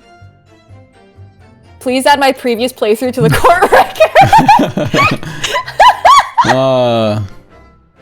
Okay, am I allowed to post links? In the chat? Yeah, you should be able to. Oh, okay. Well, this should be the first. Hang on, was there another option? Because I poked the business name, but I don't think I poked what they were actually. Hang on, I want to go there. VOD submitted to the court record. Hang on, let me ask him about the other one. Can't deliver milk. Wait, hang on. Oh wait, I didn't read this part. Oh, let's read that. Okay. So how did your little business work exactly? Well, every morning down our way, the milkman would come with a cart to deliver milk, see? If you stuck your empties outside your front door, you would leave them full again, right?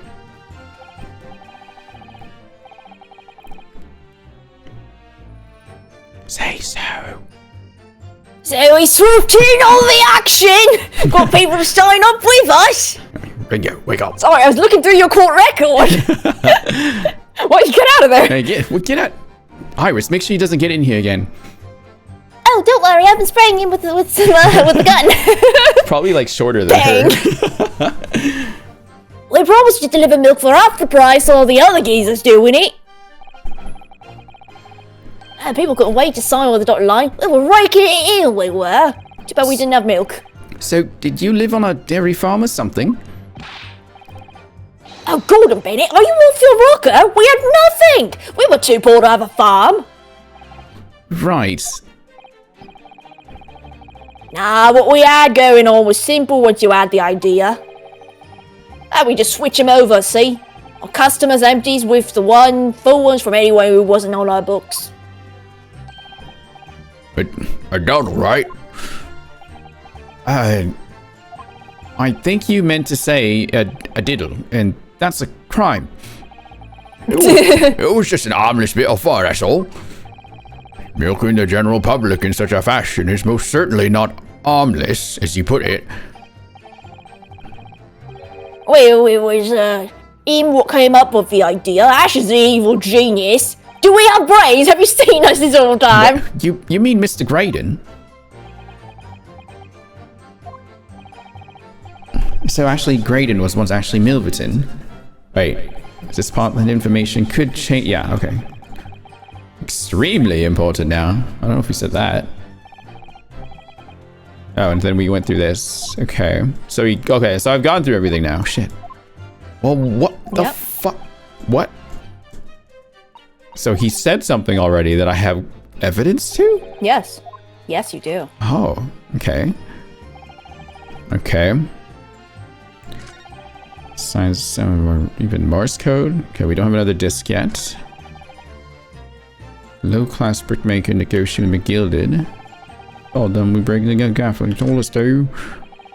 We know there was dodgy secrets involved. We would have touched it. Okay, hang on. I think it's this one. No relation to the man. So probably this one. Relation to the man. He's talking about McGilded, right? Must be this one. Oh! There it is. Oh! Oh! Okay. Yep, there it is. There. Oh.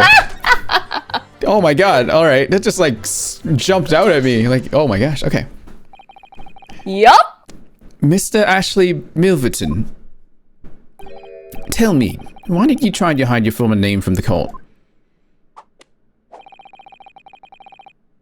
Because I haven't gone by that name for years. It means nothing to me. Really? No, I don't think that's the real explanation at all. Oh. The truth is, you had a reason to hide that name. Oh. No. Explain yourself, please, Counselor. I have here the notes from the omnibus case, my lord. And as we all know, the victim, the man who we now understand to have been negotiating with McGilded. Yes, Mr. Mason, the brickmaker. That's right. Only Mason wasn't his surname at all. It was his given name. His full name was Mason Milverton. Milverton? Do you mean to say? Saints alive! Mr. Ashley Milverton, is it not the case that the brickmaker, Mr. Mason Milverton, was your father? Why do you look so different? I got a suit. What happened to you? I did. That's the whole plot. He doesn't want to be there because his disguise will crumble and he'll just turn into like one of those cartoonish looking guys. As I believe I mentioned earlier, your family history will have been thoroughly checked when you join the civil service. And it really would take no time at all for the court to subpoena those records. Did you make the growl? Submitting actual proof. Oh. The truth is, you have been illegally acquiring highly confidential government information and selling it onto McGilded in collaboration with your father. Did you catch that? He let out a scream. The new facts and evidence unveiled by the cross-examination of this witness all come together to reveal the truth. Wait, what? I was worse than you. Iris. No, here's the thing. I knew to open up the case notes, but I just missed it. Oh. Oh no. I'll have to come back to that later and see what's going on. Oh no. This is why we're a duo now. It helps. When you're by yourself, you feel the pressure. You overlook things. I opened the freaking thing too. No. Anyway, it's break time right now, so let's take a 5-minute here. I'm gonna go get some hot water for my tea. Oh my god. Oh no. Was it that bad, Chad? No, here's what happened. What was the reaction? No, the thing is, when I got to this evidence, or like this part with Milverton, you can watch the part that Fightus linked, actually, just that bit, because you already submitted it. Okay, let me turn this down. You don't even have to watch like me getting to that point. You can just watch me glossing over the evidence. I clicked across the screen by accident. You gotta alt tab. That's what I was doing. I thought. Okay, you gotta alt tab. Let's roll back to here. Let's see this. Desktop. Like, you don't have to see much of it. I need to see. I gotta see all of it. Sins I've committed. No. Briefly, my god. This 5-hour trial that you did by yourself. Jesus Christ. It wasn't 5 hours, it was longer than that. It's just 5 hours down here. On this VOD, I mean. I know, but I didn't do the full thing in that 5 hours. Okay. Do I have anything for that? Oh boy, let's see if you have anything for that. I just missed Hold on, I never actually looked. Oh my god. Like, I knew to open up that thing. I knew to do that, and then I just can't read. Holy moly. Oh no, I even sit looking at it. Not much. There's nothing here. God. I'm watching chat's reaction now. I don't know. No. Skulkin's Milk Run. Is there something in the newspaper about it? Oh my, I'm already at the newspaper now. What's the chat? His name is Milverton. Oh my god, I can't read. Okay, you didn't wait that long. It's fine. No, that's because Chad had my back. Yeah. Chat, you should have not said anything. Should have kept hush. Where did the thing go? No, don't worry. There was a part where they kept hush and I was sitting there for like 10 minutes because I'm dumb. Going through like 10 papers, like 3 boxes, 2 guns. Was it on this one? No, that's one the bank. Hold on. Publicly condemned say you may Past continue. me. Okay. Past me. That's how it was. That's how you are. Okay. We'll still take our break It's though. okay. You're right. I have admitted that I cannot read though, so it's fine. Okay, I need to go use the restroom. I'll be right back.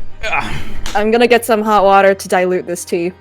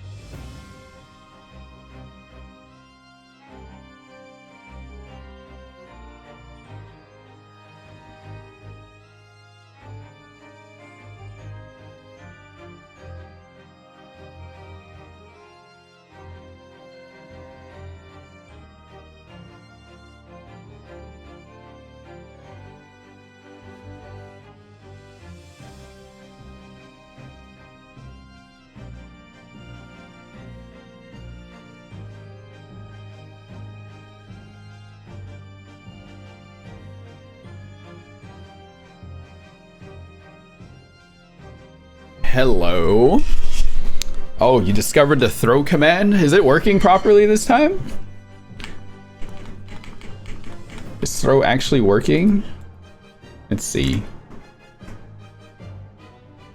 Where's throw? Ow. Yeah, it's working. Does big throw still work? Oh.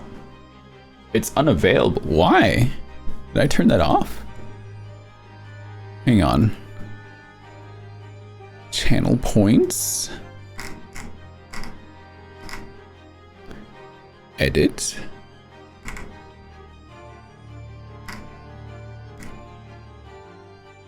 Oh, there's pause. Wait, what? Oh.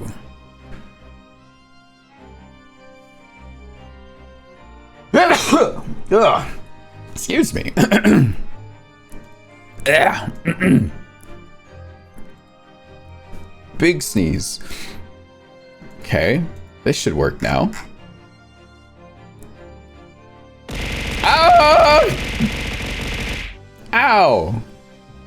Okay, that worked. Ah! Ow! Hang on, those are too small. They need to be larger. Trying to protect safe from being hit. Oh, wrong one. It should be this one.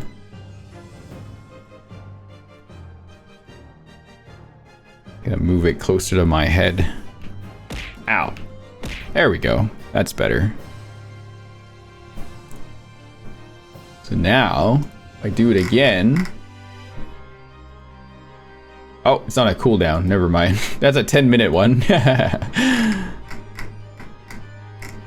Every 10 minutes you can just go bam. Wait, why is that tiny again? What?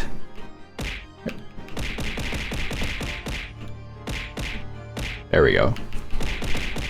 Ow. It's hitting my cheek. That up a bit more.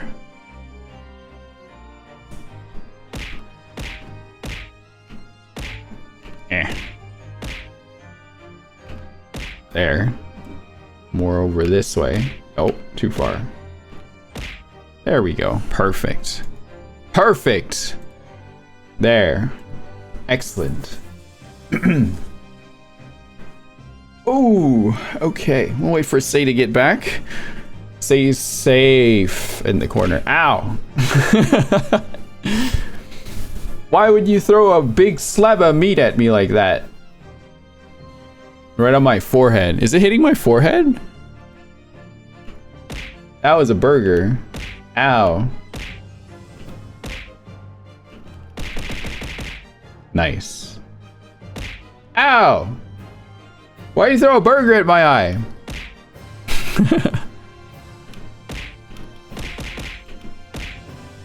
This is amusing. I need to find more silly things like that. Things? Throwing things at me head. No, that's not good. Look at bread. Look at my VTuber. Ow. Oh no. Oh no. Oh no. Oh no. There's a bear. Why was there bear? Why was there bears? Randomly, Harley! A bear. Harley, stop this madness! And a bicycle. And it's funny. Anyway. 1,000 channel points to throw something at me head. Okay. At your head? Yeah, wow. Me head. Okay, did I miss saying something? Let's be real though, the only thing I will ever redeem is looking whenever Van Zeeks is on screen. Oh. You had to time it correctly. That's true. Anyway, are you ready? Oh, am I? Let's do this then. The new facts and evidence unveiled by the cross-examination of this witness all come together to reveal the truth. The truth, you say? That you collaborated with your father, Mr. Mason Milverton, in illegal dealings with Magnus McGilden. By dint of this music box, you mean, Counsel?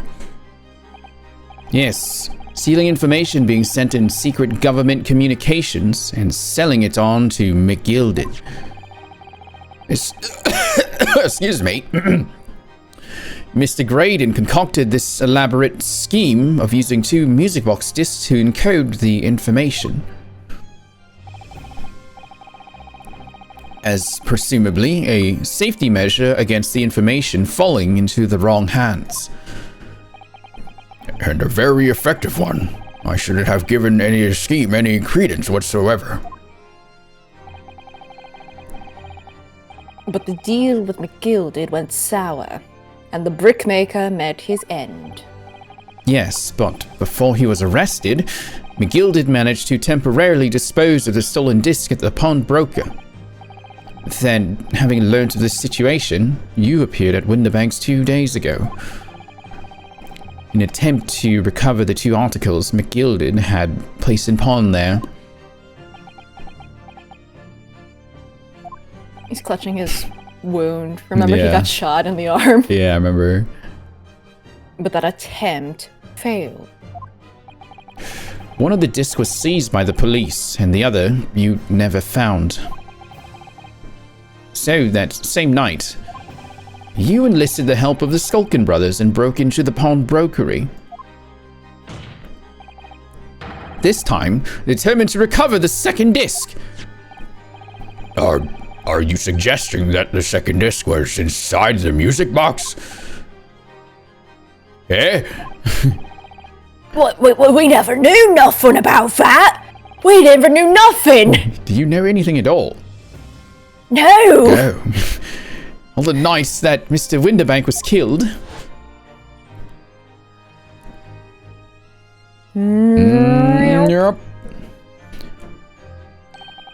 The intruder to the pawnbrokery touched one item and one item alone. The music box. That's rather ingeniously demonstrated using the 2 prints from the security camera, indeed. So, the question that naturally begs answering is this. Why was only that one article disturbed? The answer is obvious, because it contained the second disc, which the intruder was desperate to retrieve.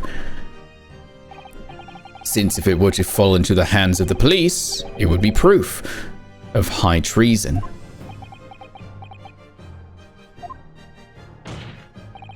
Well, Mr. Graydon, do you deny that all of this actually began on that fateful night 2 months ago?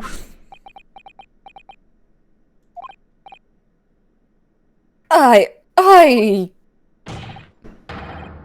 refuse to accept any of this nonsense! The wound on his coat is seeping through his sleeve. Sure is. Sir, there appears to be blood seeping through the sleeve of your jacket. What? 2 nights ago, we know that 3 shots were fired at the scene of the crime in Winterbank's pawnbrokery. One took the life of the pawnbroker himself. One struck the pouch around Mr. Sholmes' waist. And the final bullet struck the calendar on the wall of the shop, having first pierced the arm of one of the intruders. Mr. Graydon, that wound on your arm that you seem to be trying to hide, it's a bullet wound, isn't it? Damn, right through his arm. Shot through the arm. He's to blame. Hey, you got you out, me old Give China. thievery a bad name? It's always bad. Time to call it a quick sing croaker, I reckon.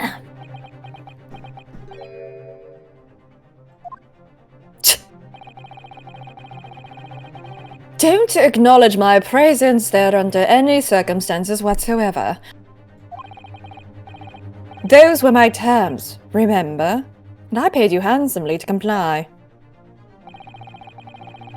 Clearly I was a fool to think I could trust some common backslum thieves. Fine, I admit it. I was there in Windibanks that night. I paid this pair 10 guineas to accompany me. And as you've noticed, I sustained an injury in the course of my adventures. Oh. But that is all. I admit to nothing more. I like that they reuse the same death sound effect throughout all the games, even though everything is made of different, materials and surfaces. They wouldn't be making that same sound.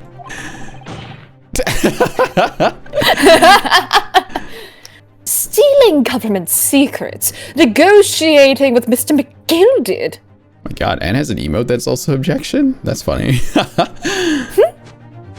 Not the chicken walk. As God is my witness, I am sure I recall nothing of the sort. You can believe me. He's not going to go down without a fight. Not until I can show hard evidence, I suppose. Nevertheless, whoa, thanks for the follow. The defense has now established a crucial fact. Which is? Well, we know that one bullet was fired from each of the 2 firearms we have in evidence. The bullet from the Skulkin brothers' gun hit the pouch around Mr. Sholmes' waist.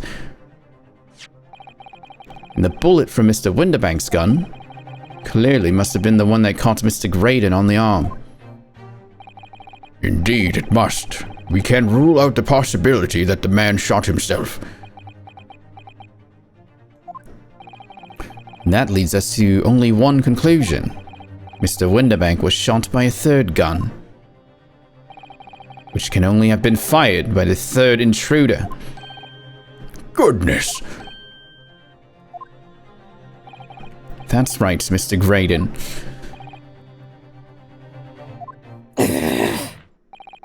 The only person who could possibly have shot Mr. Windibank that night is you. Ooh. Who said that? Hold it. Oh.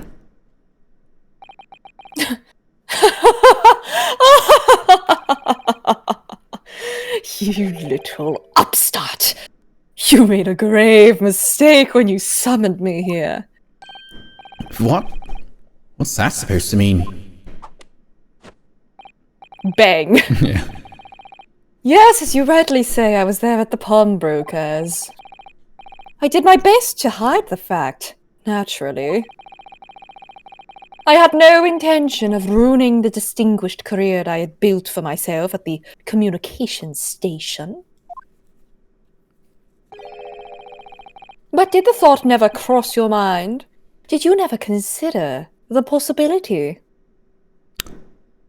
Love your YouTube short stuff. I didn't know you streamed. Hi, I hope you're enjoying this game. It's pretty poggers. Hell yeah, we are. Welcome in, welcome in. What do you mean? What thought? What possibility? The possibility that if I was there at the scene, I may have witnessed the crucial moment.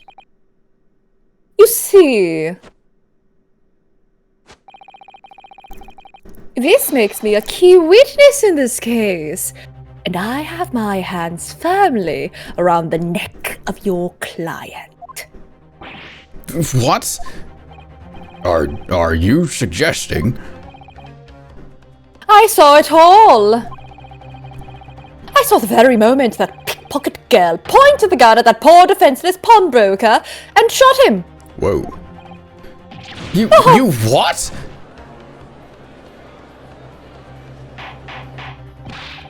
Order! Order! Order! Well, it would seem we are finally entering the last act of this theatrical trial. When did Rin start this case? When did Rin start playing this game? 5 months ago? Something like that. Many moons ago. Mr. Graydon.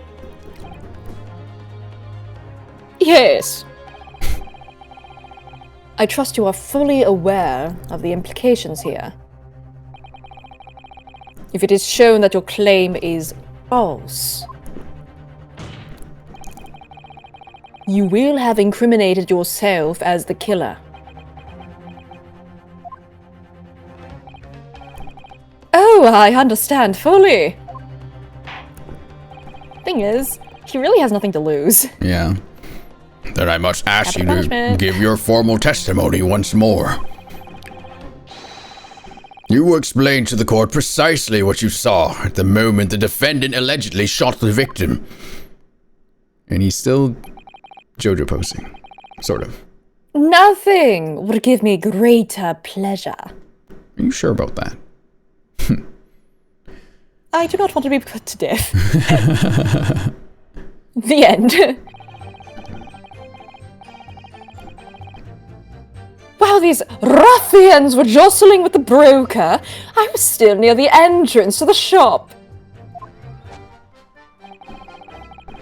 When Windbank threw Nash over the counter, I felt a sharp pain in my arm. I'm pretty sure he threw Ringo over the counter. Because Nash is the tall one. Yeah. I pursued the man, but he shut himself in the storeroom. I could see him through the peephole in the door, though. The accused in a black coat shot the man in the back as he was trying to flee to safety. I saw the blood spatter all over that wretched girl. There's no blood on her. What are you talking about? What? Then she tossed the gun out of the peephole, so I picked it up and made my escape. There's a lot of inconsistencies in what he just said. Hello? What are you talking about? You can believe me, I'm a very trustworthy individual. Huh. Good gracious, this is quite extraordinary testimony. You claim, sir, under oath, to have clearly seen the defendant pulling the trigger.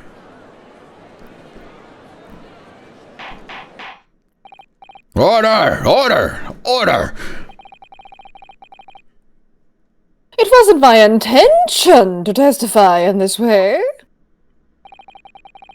But neither is it my intention to be found guilty of a murder I didn't commit. Ooh, so you see, my hand has been forced to wave and wiggle around like that. I tell the truth now as an act of self-preservation. This guy, I swear to God, he is a JoJo character. Oh ho ho!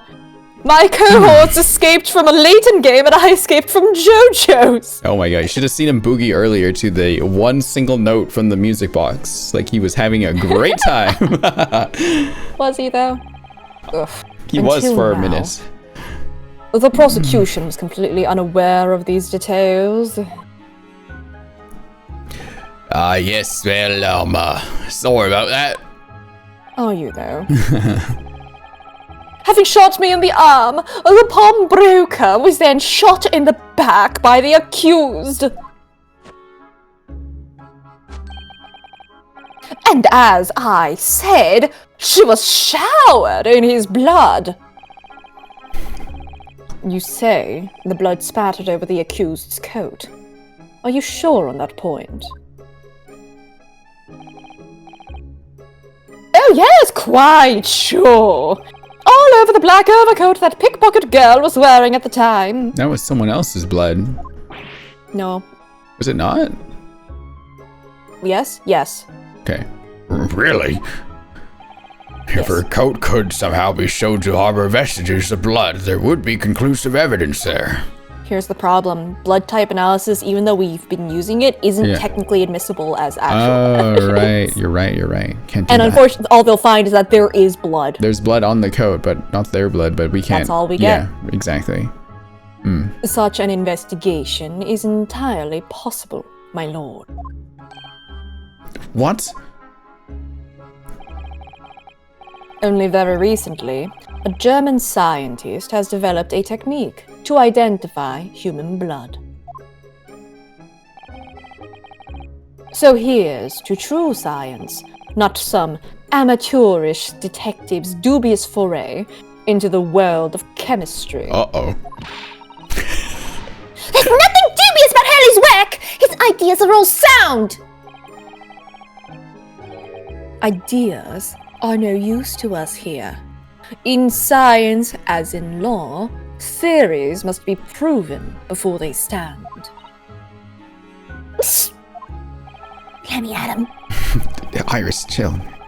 Calm down. In Germany, the technique has already been employed in the courtroom as the basis of evidence. Scotland Yard has a small quantity of the chemical reagent used. With your lordship's permission. Oh, we got luminol in the 1900s. We got pre-luminol. Preluminal. We could shatter. We could shatter all vestiges of doubt within minutes, like this chalice. Hang on, I hear a weird sound in my apartment. What's going on? What's that sound? Do you hear that? It's Christoph. It's like a like kind of. Oh, someone's vacuuming next door. That's why. Okay. I think that's what it is. Okay.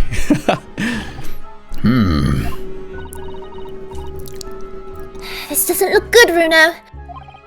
Why not? Well, we know, don't we, that there's blood all over the front of Ginny's coat. If they test it with their chemicals... Oh, help, you're right. I was forgetting what happened yesterday.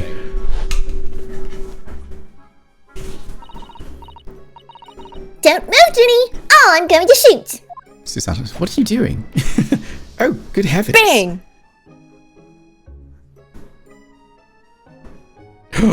Purple blood. I miss Susanna too.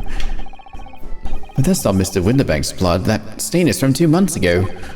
But they don't know that. That's Mr. Mason's blood from when he was stabbed by McGilded, who was wearing the coat at that time. My lord, the defense objects to the test proposed by the prosecution. Overruled. Lord Van Zieks, make it so at once. With pleasure, my lord. And while we await the results, the defense may proceed with the cross-examination. Once they find that blood on the overcoat, Gina will be... Counsel! Yes, my lord. Your cross-examination. Of course, my lord. If this cross-examination doesn't go well, if I don't manage to uncover some decisive evidence or a really compelling clue now, I have a very bad feeling about the outcome of this trial. Oh, God. This guy again. Jesus. Okay, I guess I will just press everything again. Mr. Winterbank emerged from the storeroom, I believe. Ringo and Nash were scouring the counter when he suddenly appeared and flew at them. He already had the revolver in his hand. Fortunately, I wasn't too close. I've never been so scared in all my life. Yeah, we're just your regular mild-mannered burglars, that's all. We don't like violence.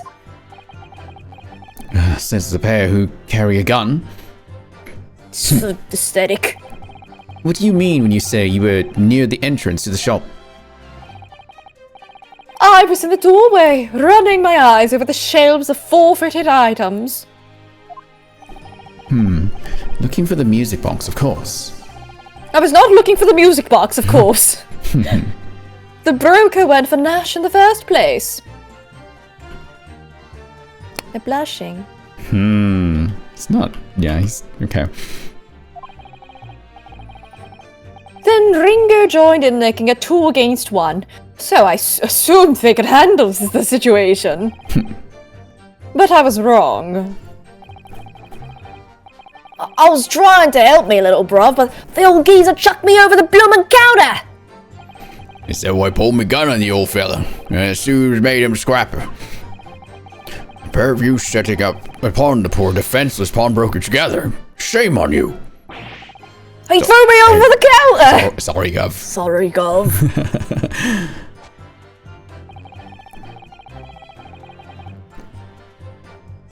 I mean, that's just incorrect, but... You mean that's the moment you were shot?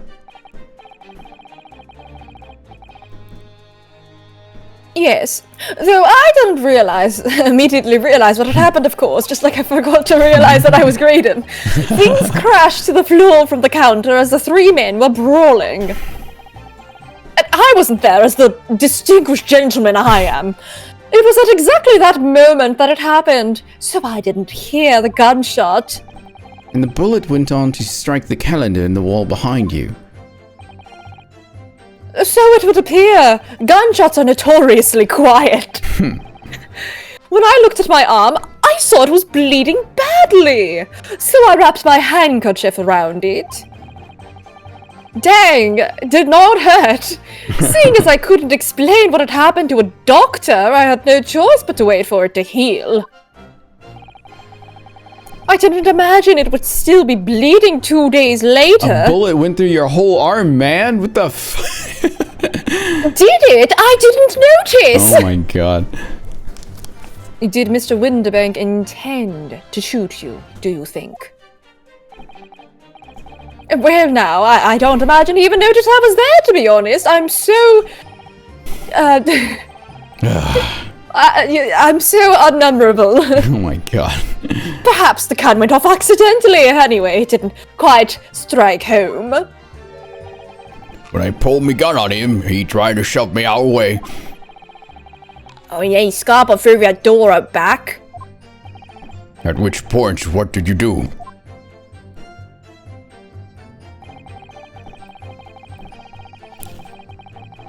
Okay. You mean you chased after him? I don't recall the reason why, but I ran after him to the back of the shop. And what about these people in the door you mentioned? Well, unsurprisingly, the storeroom's doors is all a joke, made of stout wood. But there's a small opening in about head height, and that lets you see what's in there from the outside. Actually, I should know that, shouldn't I? I looked through it myself that night.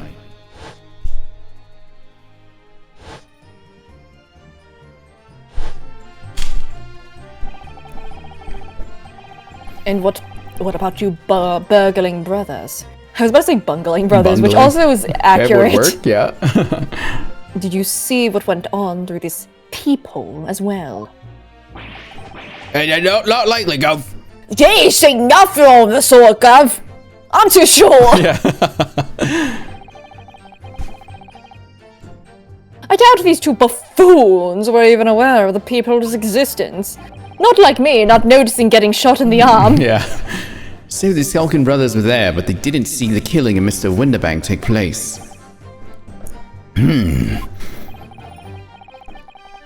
Inside the storeroom, I could see the broker and that young girl standing there. The defendant? Yes, though neither of them noticed that I was looking. The girl raised a gun and pointed it straight at the man. And then, what did you see next?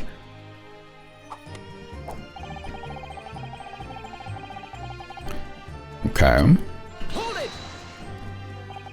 Yes, when the crime was discovered, the defendant was found with a gun in her hand. But that was Mr. Winterbank's gun, from which only a single bullet had been fired. And as we've already established, Mr. Graydon, that bullet was fired at you. No, why would he be aiming for me? Ah, but no, this wasn't the broker's gun that the pickpocket girl had when I saw her. There was a fourth gun! There's a fourth gun. Yes, the bullet from Winterbank's gun grazed my arm, and yes, the Skulkin's gun grounded the detective. Oh my god. But this was another gun. I forgot that was actually, Oh my God. that was the point. But this was another gun entirely. A third gun! Really? Yes! Oh my god. The broker's gun was not the murder weapon, so clearly there had to be a third firearm involved. In other words, the accused must have had her own gun with her at the time. Where did it go? Where did it go? But no other gun was found at the scene. Calm yourself, counsel. Calm yourself. Sorry. Iris, get him. You must consider the events in order. Do you have anything that can shut him up, Iris? Not anything legal. Legal? What? Legal? What? At first I saw the broker and the girl glaring at each other, but then all of a sudden, the broker turned to run. And it was at that moment I wiggled my arms, and that little gutter rat shot him in the back. A chilling image, I must say. The dancing, that is. And, yeah, probably the other bit. Ooh.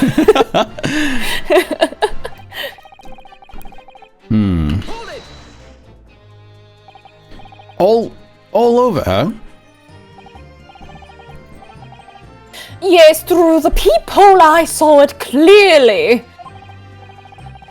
Of course, the stains are invisible now, and what with the coat being such a dark color. But I assure you that garment is sullied with the victim's blood. Well, it is sullied with blood, that's for sure. And it is of a victim, that's for sure. Uh-huh. But it's not Mr. Winterbank's blood, is it? No, that's right. It's Mr. Mason Millerton's blood from when McGilded stabbed him 2 months ago. It's so annoying. If they'd only accept Hurley's chemical analysis, we could prove that. But they won't, so unfortunately... They suck. Yes, I know, Iris. We can't use it as evidence to support our case. She's pouting. She is! She was literally pouting! Bother. Okay. This one is an interesting one, okay? Yeah. Did I hear you correctly? She threw the gun out of the room. Yeah, that's how you use a gun, right? Yeah. What? That's right! As the broker fell to the floor, she started walking over! Like Geo! Wow. Over where exactly? In the direction of the storeroom door to where I was watching. Of course, I quickly retreated, and then the girl dropped the gun through the peephole What of the are floor you on my side of the door. What are you talking about? What? But why on earth would she do such... We found her with a gun! It's because she had a gun, so she dropped the other one. What the fuck? I couldn't tell you. Perhaps she was hoping to distance herself from the murder weapon. Oh. Without thinking, I went and picked it up. I suppose I was worried about just leaving it there in case any more tragedies took place. Do you guys know anything about what's going on? Wait, you're not sweating anymore. Oh, maybe I should have pursued him earlier. Remember, the game generally does give you an exclamation point. Okay, well, that one time their backs were to us, and I was like... It was just that one time. Was it just that one time? That's not usual. Wow. Yeah. Every other time has been an exclamation point. Okay, alright. Like, just treat it as a rare occurrence. I see. So, it was you, in fact, who took the third gun from the scene of the crime. Sorry, that's an oopie doopie on my part. Yes, it was yours truly. Say said oopie doopie, chat. Huh? I didn't say that. Graydon did. Objection. Roll back the film. Clip. No, that was actually Graydon. That was Benedict Bumberbatch. I will Wait. segment that Benedict part out along with the time you said... Eggs Benedict. Phoenix is my daddy. I didn't say that! I left the clear up to my lackeys and left. Okay. Yeah, we were his lackeys. Yeah. Clear up? Well, we made a bit of a mess around the counter, so Mr. Whistle and Flutie here told us to tidy up. Oh, he thinks he's a bloomin' mum sometimes. I I am. When I was paying you enough, my god. To be fair, they did a good job. Only like a couple of things were misplaced. Yeah. Ugh. Tell me, Mr. Graydon, when you left the pawnbrokery that night, was it by any chance with the second disc in your jacket pocket? Whoa. You're like a bull at a gate, aren't you? Kind of scared me. What the f-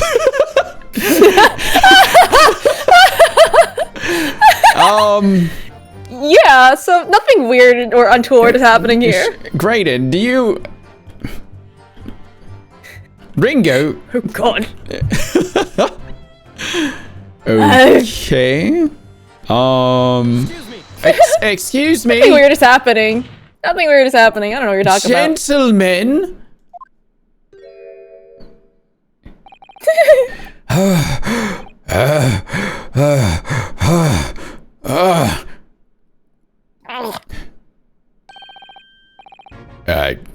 Something wrong, sunshine. That should be my line. You're trying to commit murder. Do you realize you were just violently shaking Mr. Skulkin? Blimey, this dude's been an old hooligan, ain't he? What was going on just now? You saw him. Nothing. He grabbed me whistle. Why the blazes, he said. Did you mention the third gun when you got down the station? And why didn't you? 'Cause we didn't know nothing about it. All that flaming people in the door. All that flaming people I'm in too the door. short. Yeah. Yeah, sorry about that. I can be prone to losing my rag sometimes. Yeah, not hurt, are you? God, blimey, seems the way he's looking at me. I'm telling you, this D gives me the willies. That was strange. The inspector doesn't normally get quite as worked up as that. You didn't normally grab someone. No, that wasn't like Gregsy at all.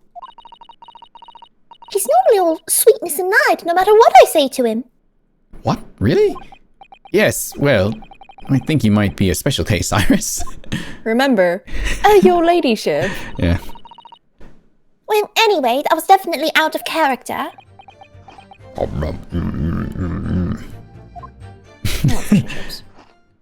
that was it?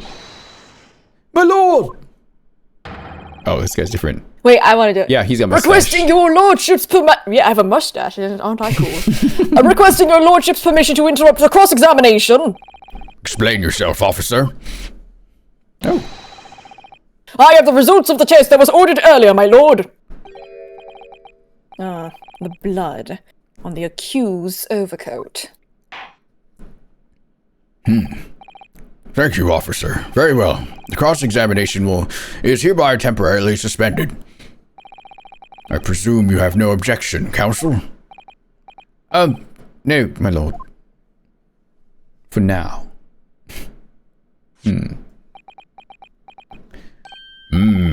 Well, there you have it. The report, please, Inspector. Yes, sir. Traces of human blood were found on the overcoat of the defendant, Miss Gina Lestrade.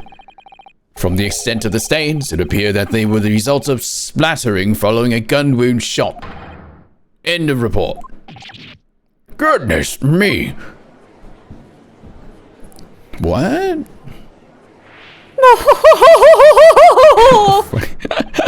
See, what did I tell you? I spin. No! The blood on that coat is not Mr. Winterbanks. What on earth makes you say that, Counselor? The coat originally belonged to Magnus McGilded. Just before his coat was deposited at Winterbanks, McGilded had fatally stabbed Mr. Mason Milverton. So the blood on that overcoat is the blood of the brickmaker from the omnibus case. Objection! Well, the dead cannot speak. Isn't that right, my Nipponese friend? One day there Give will it be 200 years. Yeah, someone will come later. I swear. Sorry. 2 months ago, in this very courtroom, did you not argue fervently for McGilded's innocence? And yet now that the man is dead, you brand him as a murderer. Your conduct shatters any shred of respect you may have earned for yourself in this country. But that was... I call it a bally disgrace. Treachery, that's what it is. Oh, this guy. How to determine whether the blood on that coat is 2 months old or not? Even a stereoscope couldn't help that answer to that problem pop out. It can't be done. But... We used Mr. Sholmes specially for... Mr. Sholmes is a detective, not a chemist!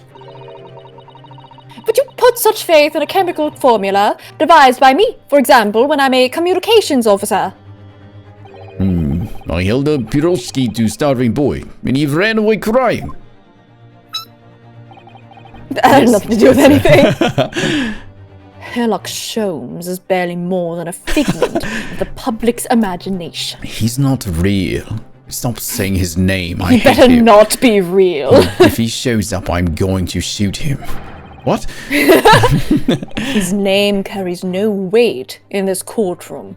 No weight at all. Sounds like he's got a bone to pick with this guy. Like they have a I history. hate him. How could you say that? Is that blood spot getting darker? Victory! My arm is bleeding out. Victory is sweet indeed. This proves that my testimony is the whole truth from start to finish. How do you arrive at such a conclusion, sir? As the witness said, the accused's coat was spattered with the blood of the victim. The only way Mr. Graydon could possibly have known that fact is if he saw it happen. If he did the murder. Yeah. In other words, his testimony is solid, and the conclusion is singular. Sholmes, where are you? We need help. Where are you, man? Come on, this is the last I case. left my scalpel in him! Ah! It was the accused who shot the victim in this case. That is the whole truth. Are we really wrapping up the last chapter without Sholmes? This sucks. I left my scalpel! Who's that? My lord. My lord. My lord. My lord. Oh, My lord, been a long battle, this one. This old warhorse has something to say now, if you please. It's old Umamusuko, that is. Oh, this is a spin-off. Mr. Foreman, as of this moment, sir, the squadron has reached its final decision. Ready, men? All for one now. Sir? Is that them? Yes, sir. Sir! Guilty. Oh, no. Guilty. No. Guilty. Guilty. No. You don't have a vote. It's like a tinier flame next to the mouse. Whoa. Summation examination, one. baby. Let's do it again. Well, it would appear the ladies and gentlemen of the jury have reached a unanimous verdict. He like really is missed not his drinking mouth that. and just hits his chin and I drips. think he's just genuinely not drinking. It is purely for aesthetic. The defense has consistently failed to unpick this witness's testimony. Here's to any attempt you may make at unpicking the jurors' decisions being equally successful. No! What? I don't believe it. After I've come so far, how is it all unraveling on me so fast?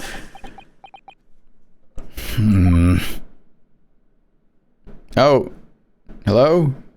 Summation examination? Guilty. Oh, How very distressing. you little rat bastard. You motherfuck. I've been sitting on this, it's so great. This fucking man. To be held in such low esteem. When I get my hands on him.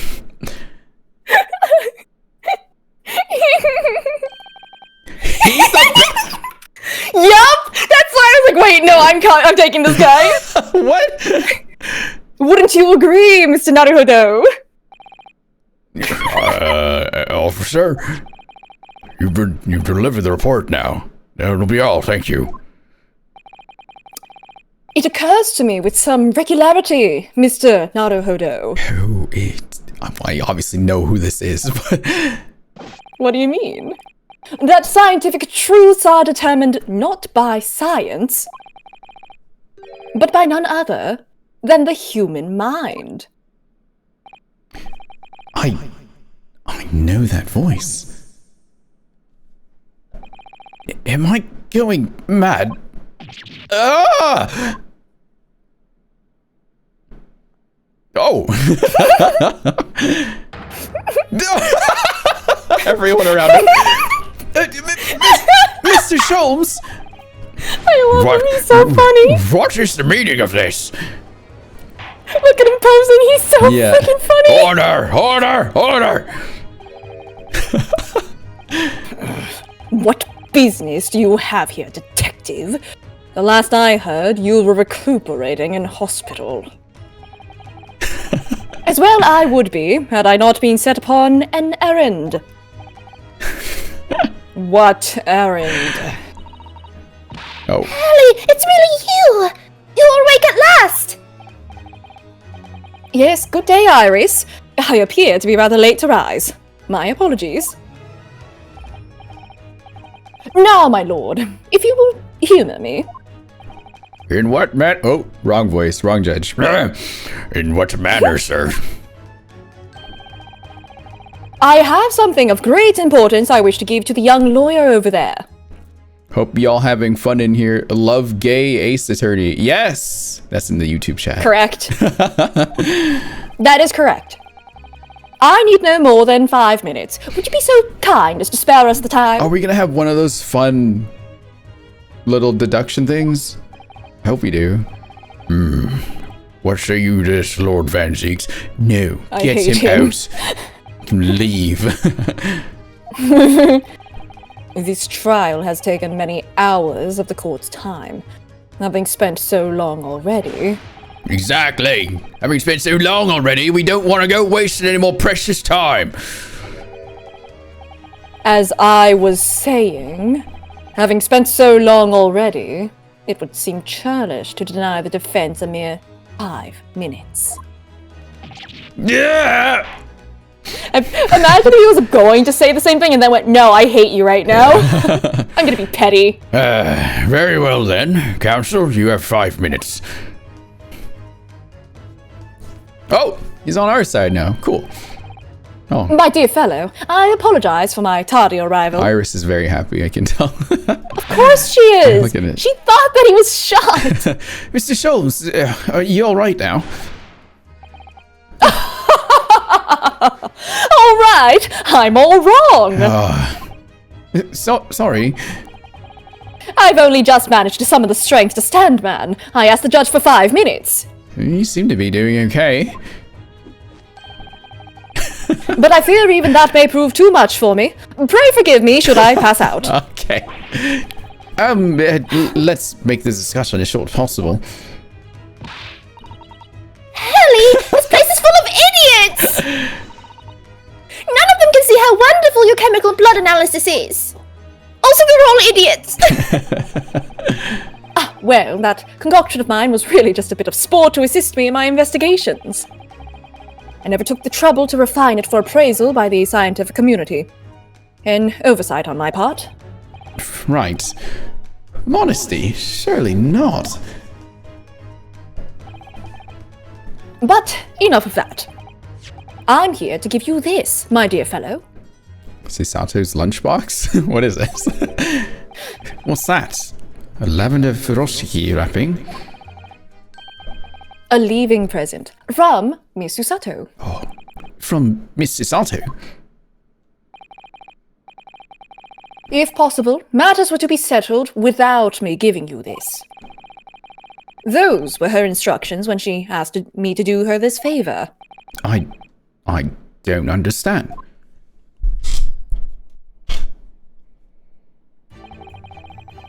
Miss Susato foresaw today's events, I believe. She knew that the culprit would attempt to escape justice by means both devious and underhand.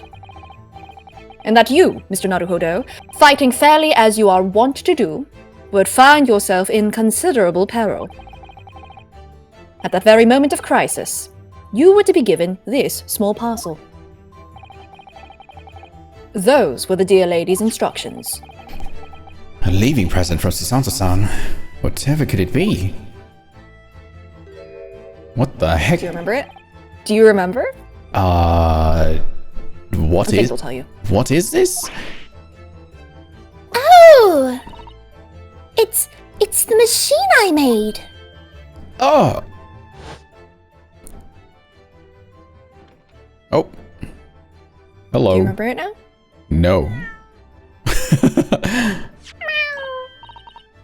Look, I use this. It's my latest invention. What?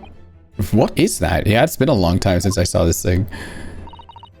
I call it the cat flapper mat. The what? The cat flapper mat. Okay. It can make a cat flap for a little furry friend like Waggy in seconds. Really? Okay. Together. Huh. What's Susie up to? Miss Yusato muttered the following words before she left. Hang on. I'm thinking. What the f... So it makes a little pet hole in a door or wall, I guess, right? Yeah, it's a cat flapper mat. Was it used on the door in the pawnbrokery? Was it not there before? Or is something else going on?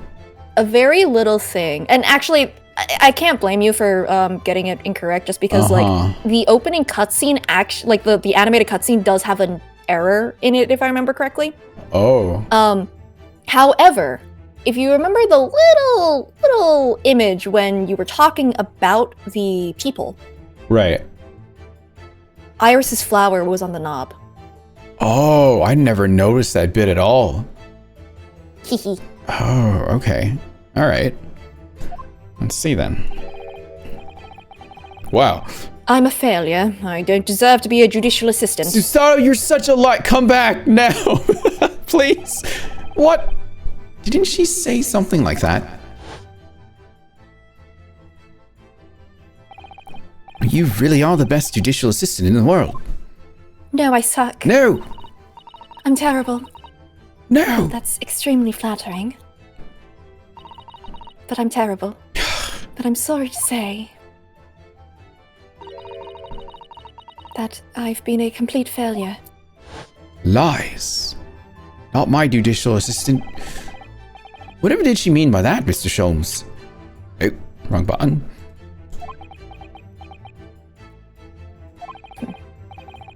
That night, when you left Winterbanks in pursuit of thieves, Miss Yusato made use of this contraption for a certain purpose. That is your answer, dear fellow. Not at all cryptic then. Susato-san used this cat flappomat that night, but why? Cat flappomat to allow cats to go in and out freely. You want to use this, Van Zeeks? You want to try it out? Like the stereoscope you did one time? I will use it like I drink alcohol. Don't throw it in there. Do not. Oh, already? Your 5 minutes is over. We barely did anything.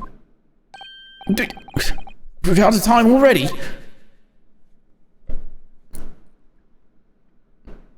Oh, he's back there. Oh, I did realize immediately. That's so funny. Anyway. I'm grateful to you for affording us that brief recess, Mr. Reaper. I hate you. I need no thanks, detective. After all, the die is cast. The die. Yeah, that's fair. Is cast. Is it really? The jurors are unanimous in their leanings. No doubt my learned friend will consider a summation examination. Yay, summation examination. Yay. Of course. But any attempt to alter the verdict now would be utterly futile. I wonder what stereoscope guy would think of the cat Flapomat. It seems like it would be his thing. Maybe? I wonder. Mr. Naruhodo. Yes. The rest is down to you, dear fellow. What is your plan? The rest is down to me?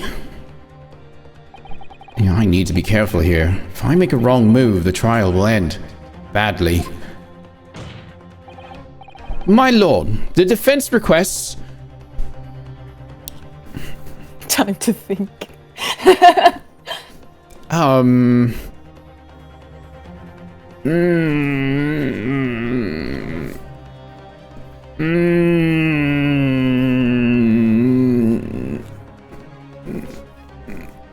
Talk it out. What do you think? What do you have now that you didn't have before?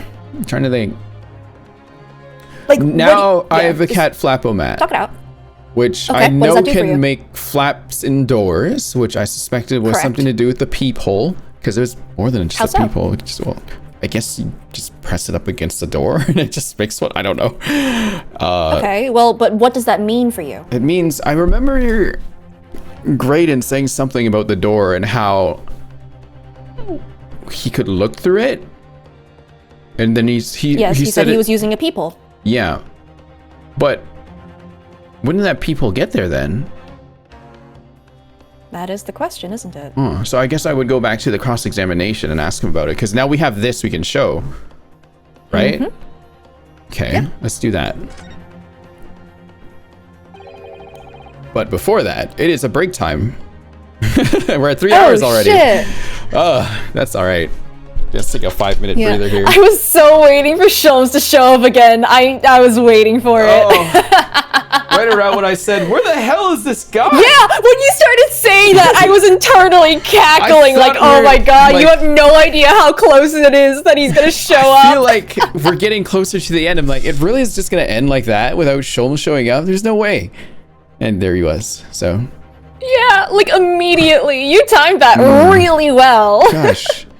It does seem rather odd to have a door to a secure room with a large hole that you can easily open from. Yeah, I've always thought that, like, that door, the peephole was significantly big. Like, why does the peephole need to be that big to open it up? Because you could just reach your arm and Yeah, unlock because it it or wasn't whatever. supposed to be there. Yeah, so Yeah, apparently, looking back, I just noticed the thing being like, oh, did Iris make that? And then kind of just left it because, like, you know, for a bit. And then I just looked back at it, and when I saw the flap amount, I went, oh! I never noticed a flower or anything like that at all. No. Huh. Okay, that does change things. But then, Listen. But then, when did that get there? I guess is the real question. Huh. Weird. Weird. Are you typing something? Oh, I'm responding to chat. It's like, mad at how fast I put it together. He's just like, yeah, but I also didn't notice Mason Milverton when it was right in front of my face. So, like, To it balance balances out. Missing obvious things that are right in front of me. Yes. Yeah. Huh. I pick out I put some things together very quickly, and in other things, I just, whoops. Very weird. Huh. Huh, I wonder, nope, this is not important at all. Very bizarre. Okay. Huh. Yeah, but yeah, that's think on the importance of the cat flapomat. Just gonna grab a drink of cold water. 1 second. Yeah, I will be back as well. Cold water. Cold water. Cold water. Cold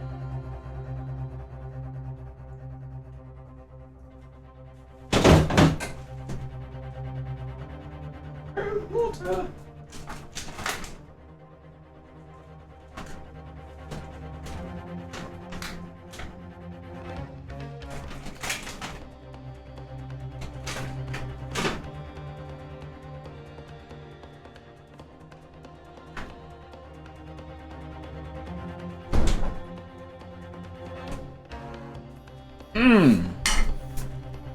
I'm back.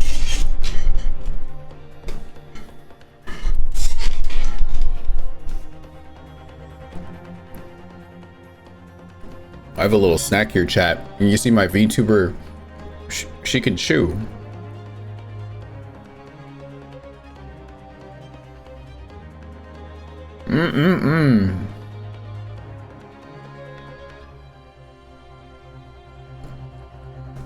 I specifically told her not to mention it to me. Oh, okay. I must have missed it whenever that happened. Unless that happened during like the duo stream when you guys had like a room to yell stuff in. That would have been a long case.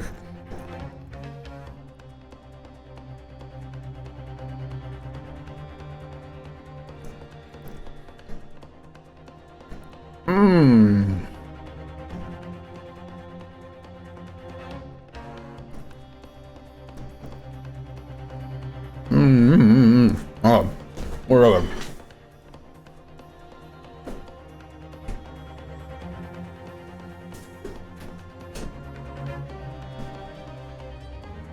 Oh. Ah. Oh my gosh. Oh, a little EP again already. Jeez. Let's see here. The cat flap-o-matic. The good old cat flap-o-matic.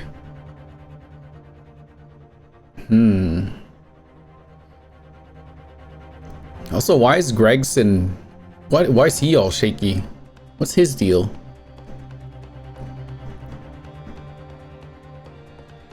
I need to figure out what's going on here. Oh my god, my tweet popped off again. What happened? Oh, of course it did.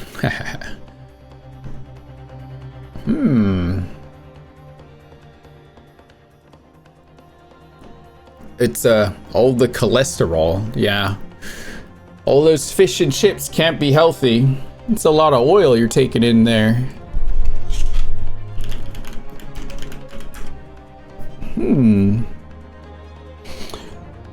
Oh.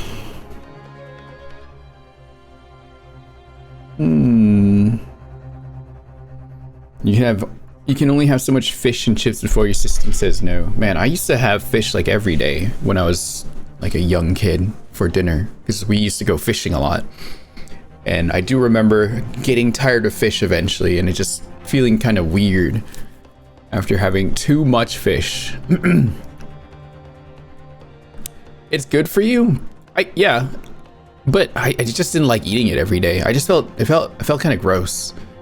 But it used to be like a steak of salmon and then like some rice. Usually that just would be what I had when I was a kid and I loved it, but eventually it became too much. I just remember, I gotta get dish soap today. That's what I need to buy. I remind myself, buy dish soap. I'm out of dish soap. Dang it.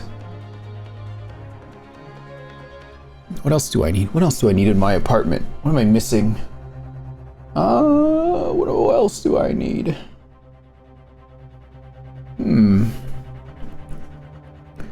What else do I need to buy before I go out? Or just get it brought here? Oh yeah, I got mushrooms in the fridge. Oh. Hello. Hello. Got bread. You got more bread? Yep. Iris, where are you getting all this bread? Can I have some bread? Made it. You have a bread I'll invent? make some for you later. You have something to make bread? Sounds yummy. It's a rosemary bread. Just remembered I have to buy dish soap later. Why does bread remind you of dish soap? No, I have to buy dish soap later because I gotta get groceries. And I just remembered that. Gotta do it again. Are you sure you don't want to eat the dish soap? No, I don't like. Ugh. Have you ever washed a cup but not completely rinsed it, and then when you go put water, yeah, I don't like that. I mean, I don't like it, but I also. It's not that I like eating soap. I'm just very neutral to the flavor of soap, I think. Oh, I have like a grand aversion to soapy tastes. I think it is. I think I gag. That's right. Yeah, gene in me. I start gagging if like, soap. Ugh. No soap, please. It means it's clean. Clean your mouth, yes. Blair. Just trying to remember, what else did I need to buy from the store? I don't really think I need anything. Yogurt. That's what I need to get. Yogurt? Yogurt? I need to Yogurt? buy some yogurt. I'm gonna do some meal prep today, I think. Fair. Should do that.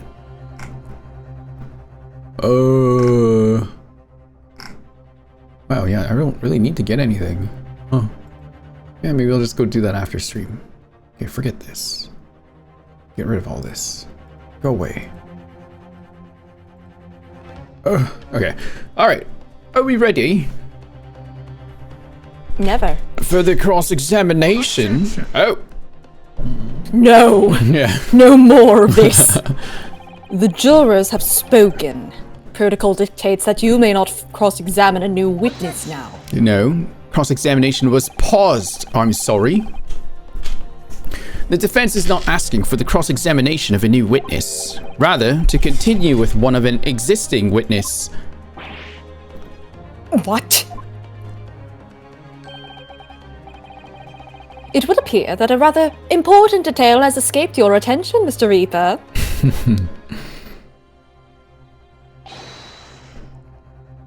My lord, that was... Yes. My lord, requesting your lordship's permission to interrupt the cross-examination. Are you trying to fake your voice, Sholmes?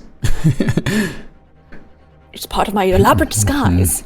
Thank you, officer. Very well. No one saw through it. The cross-examination is hereby temporarily suspended.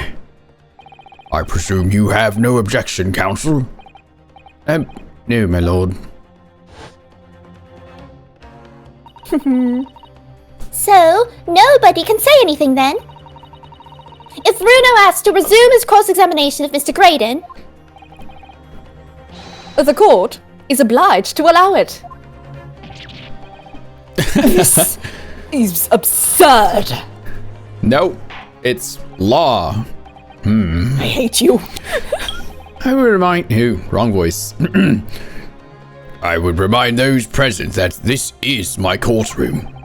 I concur that the defense is entirely within its rights to request a continuation of the cross-examination. However, I will not permit an unremitting protraction of these proceedings. Therefore, I have decided to afford the defense one final opportunity in concluding the cross-examination.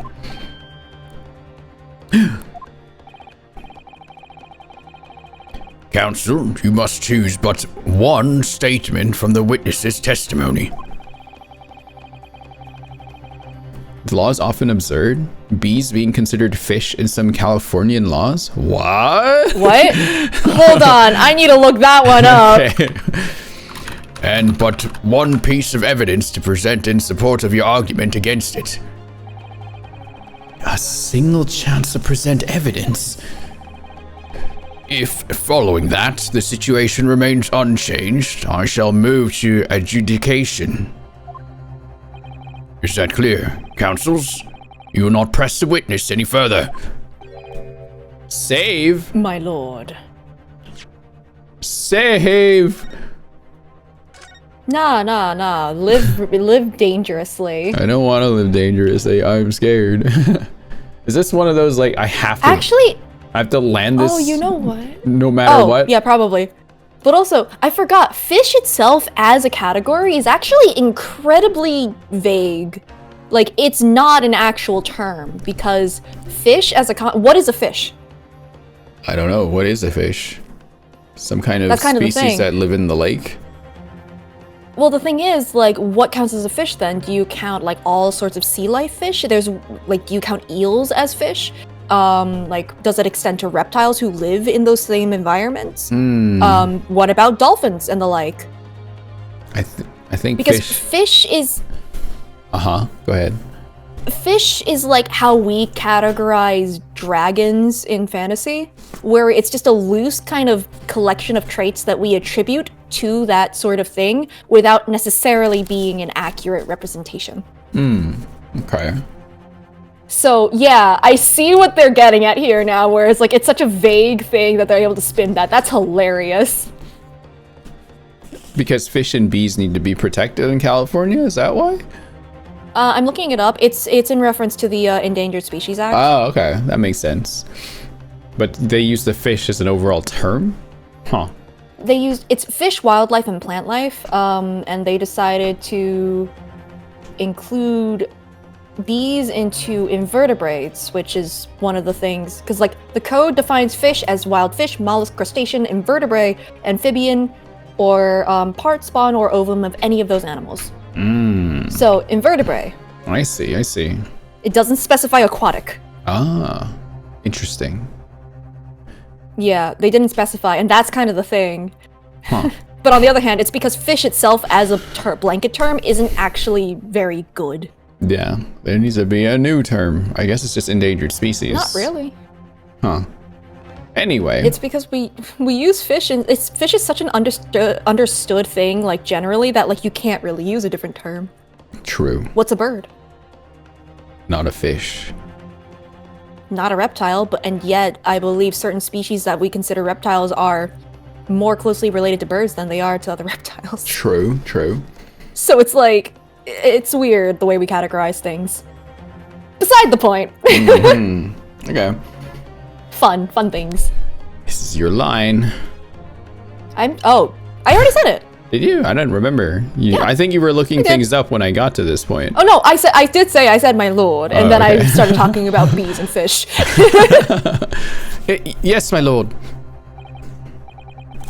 A single statement and a single piece of evidence. Most generous. Well then, Mr. Naruhodo, it's high time I fell in a dead faint. I leave this in your capable hands. What kind of dead face is that? That's so dramatic. A dramatic one. Mr. Sholmes! I believe when I was playing through, I just went, could we not have gotten this man a chair? Couldn't just like lay down peacefully. He had to go out in dramatic fashion. We could have given this man a chair. To stand so, insouciantly, I guess, before the court in a state of such high fever. Either the man has extraordinary strength of mind or an extraordinary lack of feeling. I imagine he's feeling very little now. The detective is sleeping soundly in one of the antechambers. Strike a man when he's down, why don't you? Gladly. Well then, counsel, are you fully prepared?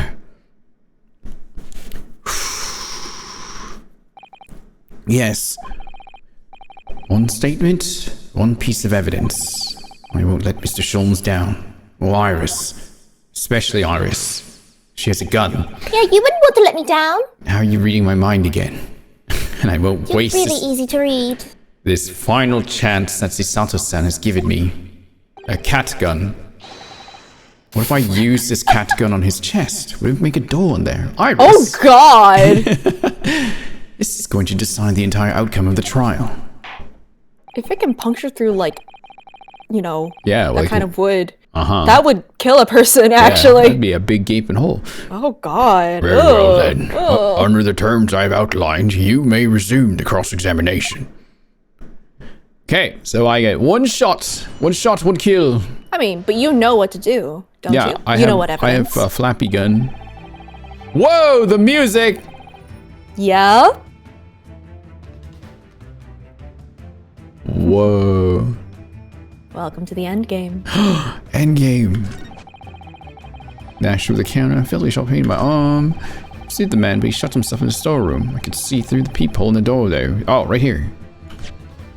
Can we look at the thing before we hand it off? If you want. I want to take a look. I want to see what's on this side. Oh, I can see the teeth. The blade. Oh, Jeez. it's like a frog. Ah. Oh, parts can I look at?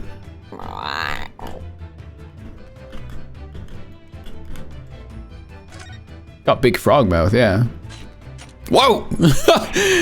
Whoa, those vicious teeth look like they could rip through almost anything. They're good, aren't they? They're made of a special alloy I developed just for this job. Special alloy? Yes, the cutter rotates 10 times per second so we can get through any kind of door in no time at all. Oh my god. And what are the two pulses at the top there? Oh, those are for attaching hinges to the section of a door that gets cut out. Right, of course. Nothing can match this machine for power. It can make mincemeat of even the toughest of doors. Oh. It sounds so charming and friendly when you say what it is for, but it feels like the reality of the cat flapper mat is that it's a grim weapon of dull destruction. Wagahai's so adorable. There's nothing I wouldn't do for him, even developing deadly weapons. Oh, God. I've only known Wagahai for 10 minutes, but if anything happened to him, I would kill everyone in this room and then myself. What if Wagahai accidentally, like, kicked this thing over and it made like a hole in the floor? And then he fell through the hole in the floor. That's better than it hitting, like, anyone. Wow. As long as it's not hitting a living being, I think that's fine. Iris, did you have to make it shaped like a gun? Wait, hold on. There's probably, like, a safety mechanism on there, so Wagahai doing that would not cause that to happen, hopefully. Did she have to shape it like a gun, though? Could have been like course anything I do. else? Like two You don't handlebars have and to you be press guns. in? Huh. Bone is harder than wood? True, but it's like, what kind of wood is she cutting through? I feel like it could cut through metal, knowing Iris. This reminds me of an old meme from way back in the day. And angled like this. The old shoop da whoop meme. I don't know Oh my god, that's ancient! That kind of reminds me of that. Oh, Yeah, fired my lasers kind of thing. that's like, oh god, Yeah. that's the ye olden That's days. the olden golden age. Golden, I wouldn't call it a golden. The dark age then. What on earth is that eccentric Dark Age contraption, Council? Oh, it's my cat flapper mat, my lord. It makes a way for cats to get in and out of a room. It can cut through any door you can think of and make a new little door in the middle of it. This thing. Oh, That's right, my lord. It's a device for creating so-called cat flaps. Small doors for cats to come and go as they please, without their owners having to open the main door. I'm sure we can all work that out for ourselves! Ringo is in this corner like, oh, I didn't know what he was talking about. Yeah. I can't see anything. But that cat lover's contrivance has no possible relevance to this case. Damn, this guy hates cats and anything cat related. I hate cats! Wow. Oh, really? Of course it doesn't. To start with, there was no cat flap in the pawnbroker's door.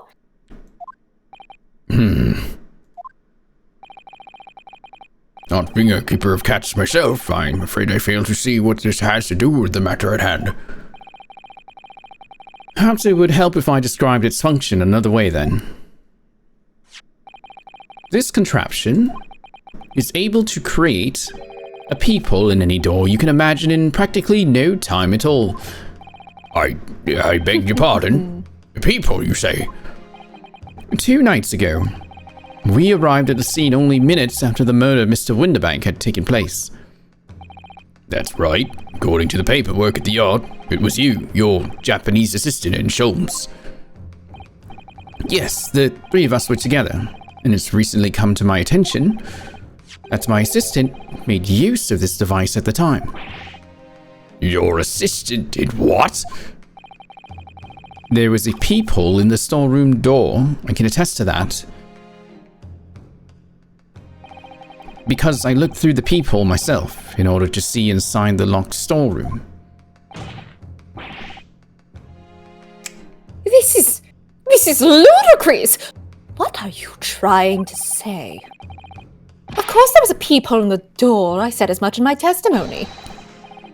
How else could I have witnessed the crime, for pity's sake? Yes, how could you? What? Counsel, kindly say what you mean. Alright, it's time Time to strike the final blow. Iris, hand me that cat flapper. I'm going after him. What I mean is this, my lord. My assistant made the peephole in the storeroom door, and until such time as she did, the door had no hole in it to look through. I'm sorry. What?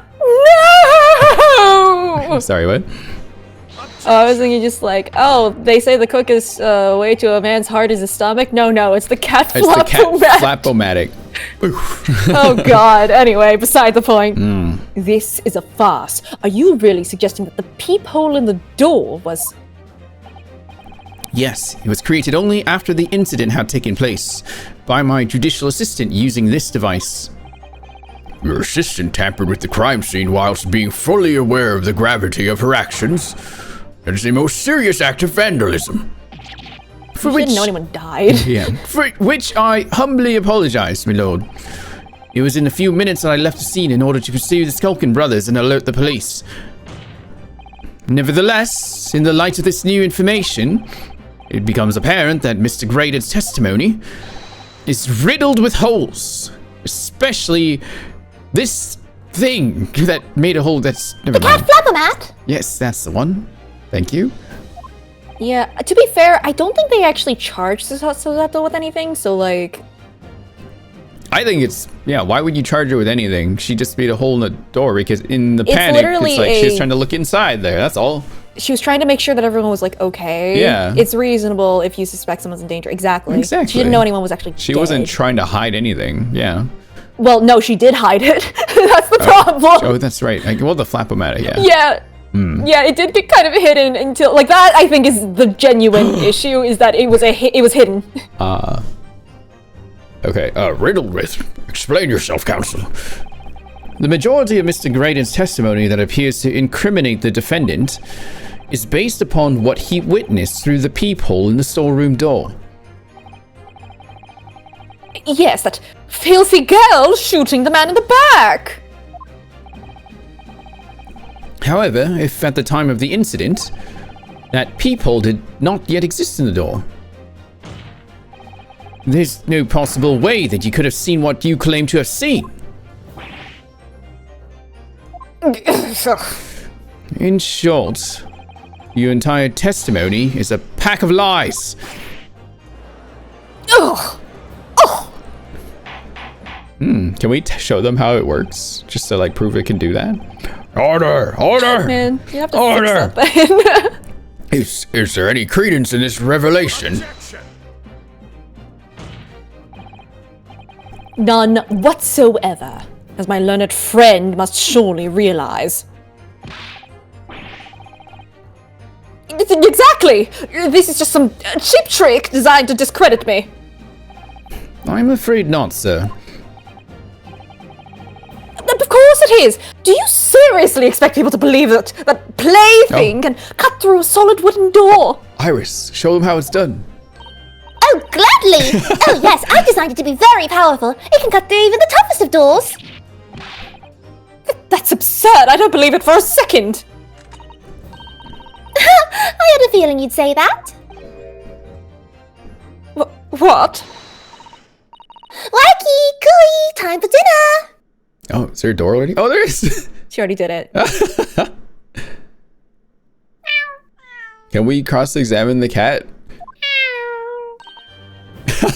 Well? Young lady, this is the Old Bailey. One does not make cat flaps in the oak paneling at the Old Bailey. I'm not done yet, don't worry. This doesn't mean that the peephole in the storeroom door at Windibanks was made by your machine. Is there a design on it? I mean, there was. Oh, okay. And there's no way you can prove what it was. No, but it's easy. What? Foiled by a 10-year-old. Yeah. Oh, the cat flapper creates a roll of a fixed size. And the dimensions of the people at Windibanks are an exact match. Oh, yeah, that's one way to put it. Ugh. Ugh. She's being taken apart by a 10-year-old. Old Silky's lost for words. Excellent work, Iris. Thank you. log a heist. So like, where's my food? You promised there was food. And now, it's my learned student friend's turn to be lost for words, I feel. I believe your judicial assistant has already left the country for your Eastern Island home. Well, yes, that's true. Then you may have some difficulty in establishing all of the facts. For the sake of argument, let us assume the peephole has dimensions that are a perfect fit for this contraption.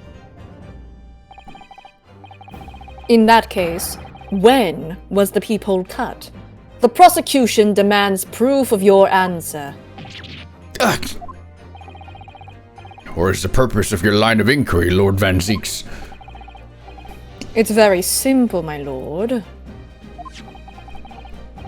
The defense argues that the peephole was created after the incident using this device. But now that the perpetrator has returned to her native land, she cannot testify to the fact. There is no proof.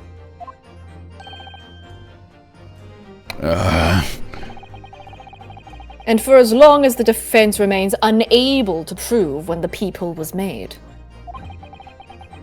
my learned friend's claim amounts to nothing more than a baseless accusation. You can always check your court record. What? Huh? You could always check your court record. Right now? Should we? I mean, you can. It's not going to stop anything. Do we have like scenes of the crime anywhere? Wait, oh. Wait. Oh, this actually comes in handy now. Okay, there's nothing there. Oh! Oh my god! Yep. Okay. So gotcha. When you got this piece of evidence for this first time, I'm just sitting there like, it's right there. It's right there. It's right there. Indeed, that is so, Lord Van Zeeks. Well, counsel? Don't give up now, Bruno. I saw you looking through your evidence. I think you know what to do. It's time to create your own opening and force your way through. Here's the flapper mat. What am I gonna use this, Iris? Use it on the evidence. I don't know if I can do this, but I do know one thing. Susato-san is the greatest judicial assistant in the world. No one I'm not. says anything evil about her. No, I'm not. I'm really the worst. Very well. The counsel for the defense will present evidence to support the claim made. Proof that the people in the door of Winterbank's storeroom was created after the event was not before. An event and not before. Probably this one? Which one do I present? The one where it's not there or the one where it's there? After the event. Which one do you think? Well, this one would prove because it literally shows them and the people isn't even in there yet. So maybe this one? Mm-hmm. Okay. Yeah. Because the other one, they can just be like, well, yeah, it's there. Yeah, obviously, it should be there. Right. What are you? A print from that detective's infernal camera again. Infernal camera. My judicial assistant, Miss Susato Mikotoba, is an extremely intelligent and capable woman, which is why I never had any cause to doubt that she would have considered this scenario and made sure I had the necessary proof. And the necessary proof is this photographic print, counsel? This print shows a scene in the shop moment after the defendant entered the premises. Agreed. And it also shows the accused mercilessly wielded a gun in the direction of the defenseless broker. But more to the point, it pictures the storeroom door in the background. Let me see that print again. I don't believe it. This really is quite remarkable. The door to the storeroom is completely devoid of a peephole of any description. Mr. Graydon. you couldn't possibly have witnessed a crime as you claim to have done.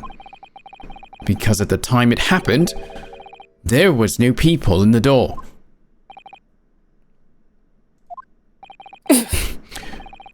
In other words, your testimony... Whoa! Is a catalogue of lies!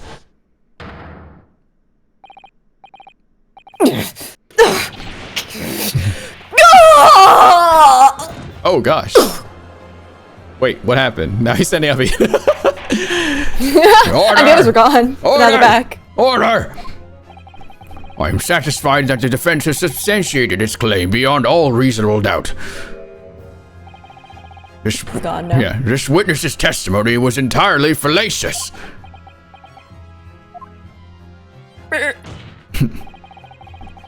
That's not the only thing we now know beyond all reasonable doubt. He's gonna spin this against me somehow, still. My learned friend's assistant's guilt can no longer be denied. The woman tampered with a crime scene. So what?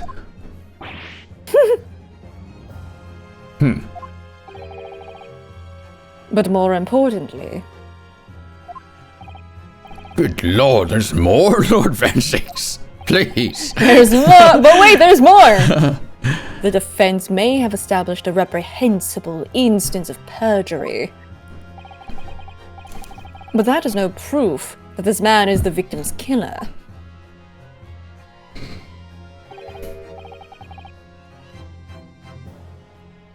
Yes. That's right! What? I was there at the scene, it's true. And I was shot in the arm, it's true. But that was all. Yes, in fact, if you look at the circumstances, I am the victim here. Oh. Oh, please, no! Oh, I don't believe this! But the right, as it stands now, I don't have any definitive proof that he's the culprit.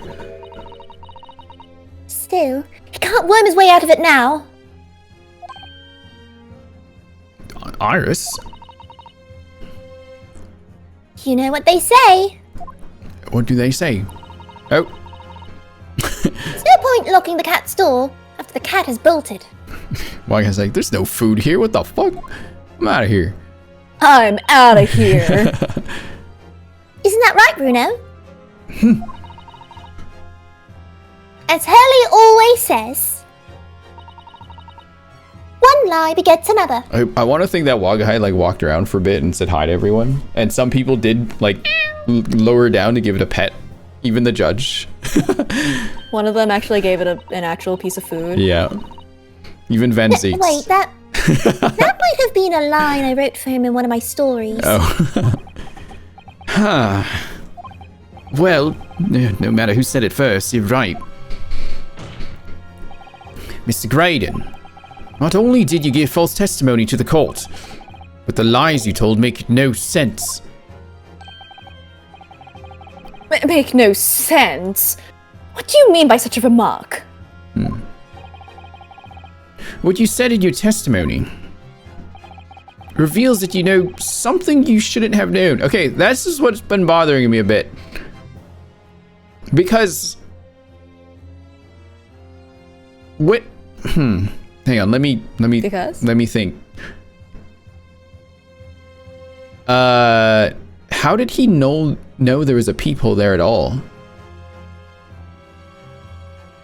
Right? If it wasn't there, but he kind of spoke like it was there. How indeed? Because like there's like police everywhere. He couldn't have like looked around the room or anything. Weird. So he's just been making up a whole he's been making up like everything like he was in there, but he was always on the outside. That's so strange. And that also like goes back to like how he saw and he knew about blood on the coat and everything. He pointed that out too because he looked in there, but he had to mention that fact that like there's blood on the coat that he knew about, which there's another person involved. That's really weird. Who the fuck is it? That's very Who strange, is it? in fact. And you should put a pin on that thought. Okay. For about now, actually. Hang on. Reveals that you should know something you shouldn't have known. In other words, there's a fundamental inconsistency in your statements. What? Objection! This is provocative talk, Counsel. Won't you enlighten the court? Explain this alleged inconsistency. Iris was right. One lie begets another. The inconsistency is revealed by the lies in the witnesses' statements. They show that Mr. Graydon had knowledge of something he shouldn't have known anything about, namely... Oh, okay, it mentioned two of the things. Which one seems more likely, though? Well, maybe the people. I think that's the strongest one I can present here. I'll go with people. That and the bloodstains both would have worked. Oh, really? Okay. The point is not that you lied in your testimony, Mr. Graydon. It's the nature of the lie you concocted that is so revealing. You're not making any sense. Then let me ask you a simple question. How is it, Mr. Graydon, that you knew of the existence of the people in the storeroom door? Well, obviously, I...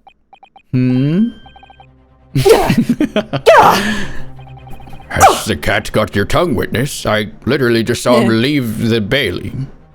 Is he... Oh, hello, Wagga. Hi. The peephole in the door was made after the incident occurred. And once I returned to the shop having failed to catch the two burglars, Scotland Yard's investigators arrived... Gregson! Immediately. Since that time, the police have been at Winterbanks constantly carrying out their investigation. I look over at Gregson. Isn't that right, Inspector Gregson? Well, yes, of course. That place is chock full of pawned articles, and my lads have to thoroughly examine them all. So I gave the orders to have officers working round the clock in shifts so we get through it all. And consequently, there's no way that you, Mr. Graydon, could have gained access to the shop.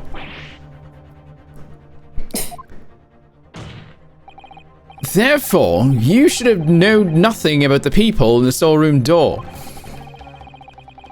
So the fact that its existence forms the basis of your testimony is completely inexplicable.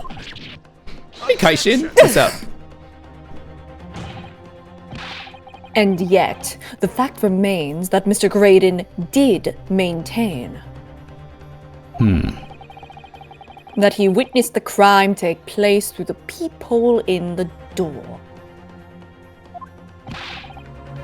How on earth is that possible? Lying. Who's this? Do you know? I can check that. I'm assuming it's Gregson. Because I really think it's Gregson. I think Gregson has something to do with this. Hang on. Oh, it is! Yeah. Okay. Yeah, could I have a word, please, Lord Fancyx? Speak, Inspector. It's just that I really ought to be getting back to the station now and putting my report. There's really nothing more I can add to this testimony, so if it's all the same to you. Permission denied. Yes, get his ass. Yeah, oh. Iris, I'm sorry, your friendly, nice guy is about to be evil man, maybe. It's not all the same to me, Inspector. Not at all. You will remain exactly where you are until this trial concludes. Of course, Mr. Graydon, you shouldn't have known about the existence of that peephole. Which can only mean that you must have been informed about it by somebody else. Objection! Stop there, my learned friend. You realize, I trust, that the words you just uttered have extremely serious implications. Yes. But the defense believes that the details about the case that Mr. Graydon claims to have seen must have been revealed to him by a certain person before his testimony. And in fact, considering a particular clue we have, there's really only one person that it could be. Who's the person in question, Counselor? Who gave this witness details of the crime scene to facilitate his false testimony? This guy. You remember they were having a little fun. They were chatting earlier. Yes. They were. He was basically strangling Nash earlier. Well, yeah, but before that, He they know. were talking. He seems to know. They were talking. You stopped them. You interrupted them. The truth is, it can only have been you, Inspector Gregson. Me? Objection!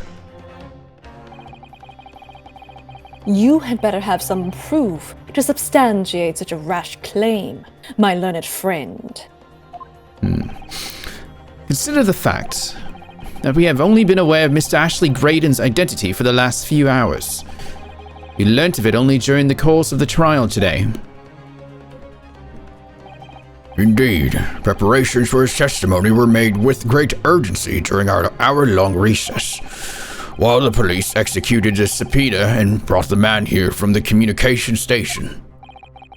And until that time, Mr. Graydon would have had no idea.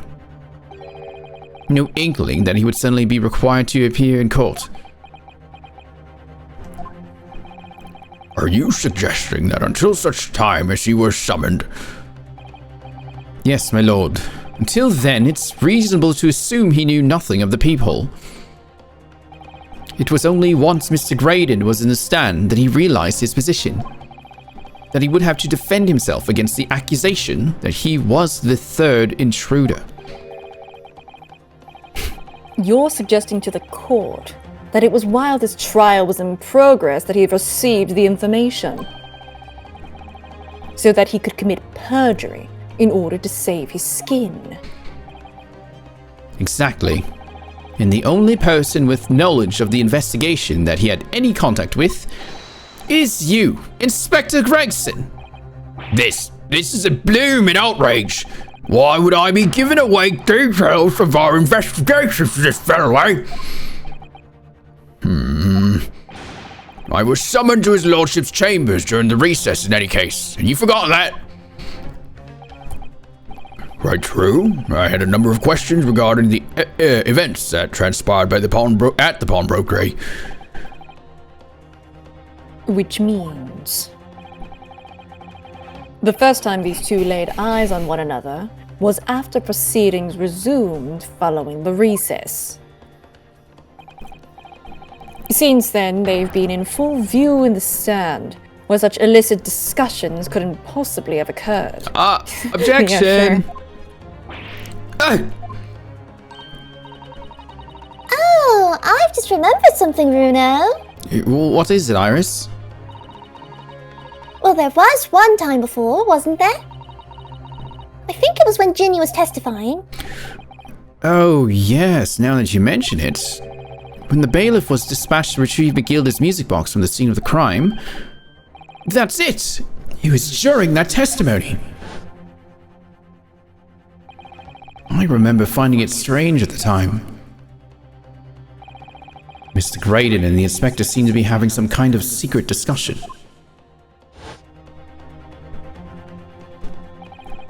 It would have been possible for you to give Mr. Graydon the information he needed then. You little toe rag! You're making all this up! I'm a respectable Scotland Yard inspector, for crying out loud. Why would I do something like that? Why would I be giving away confidential details to the likes of this bloke? And then he takes offense. He's like, what? What are you saying to me? Yeah, you! Admittedly, you wouldn't have any reason to do something like that for no gain. But perhaps it was part of a deal of some kind.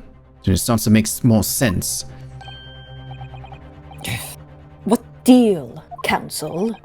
I wonder if perhaps, in exchange for details about the people at the crime scene, Mr. Graydon agreed to give a certain something to the inspector. Uh-oh, they're in trouble. I'm sure I need not remind the inspector that, if found to be true, striking a deal of any kind with a witness would be considered a gross case of malfeasance. What? How do you say that? Malfeasance, I think? A gross case of malfeasance. Well, Objection! It's becoming clear that jumping in with accusations is this Nipponese student's specialty. Speciality. I don't do that. Yes, you do. No, I But with the don't. stakes so high, the prosecution is not prepared to listen to baseless charges. Iris, I don't do that, do I? Well, Do I? No, I It is don't. incumbent on the defense Oh, now God. to present evidence in support of this diabolical claim. Mal, what? Right in front of everyone? Evidence? Just what are you proposing that the inspector demanded of the witness in return? He wanted the music disc. 100% he did. I remember that. The court must see proof of this alleged deal. If Inspector Gregson really did strike a deal with Mr. Graydon, then logically, there's only one thing he could have asked for. That must be it. Bruno, do you think it could be... Yes. It's the missing link that would join all the dots together in this puzzle. I must press you for an answer now, Counsel. What evidence explains the nature of the alleged deal that Inspector Gregson made with the witness? Iris, please hand over the stereoscope. What? I mean, the music box. Yeah, that's it. What if we give him the cat flapper, man? You can't commit murder in the courtroom. No. Go back. This button. Look at it. There we go. Look at it! Stare at it! Inspector Gregson. Besides this murder, is it not true that you've been working on another very important case? What? Are you getting me out of that sunshine? Is it possible that this other top secret case is what's alluded to in this newspaper article here? The classified secrets being leaked overseas from the Ministry of Justice.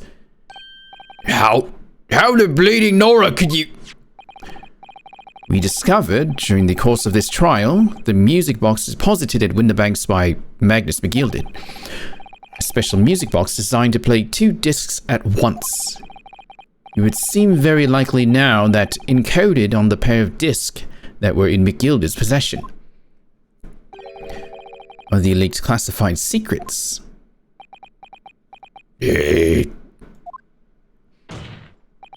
So I put it to you, Inspector, that in order to recover the second of the discs containing those secrets, you covertly made a deal with Mr. Graydon in which you exchanged the disc with details of the case. You little... Ah! Look, more different music. Order! On the day of the incident, when we met you at Winterbanks, you said this. I'll be taking that whatever so McGildred's down to the yard, thank you very much. So hand it over. No, don't give it to him. It's mine, that is, mine. I'm sorry, miss, but anything belonging to McGilded has been taken in as evidence now. Oh yeah, that's kind of weird. Scotland Yard already knew at that time, isn't right? Isn't that right? That Magnus McGilded was involved in the stealing of government secrets. My orders were Recover the medium used to convey the secrets leaked from the ministry.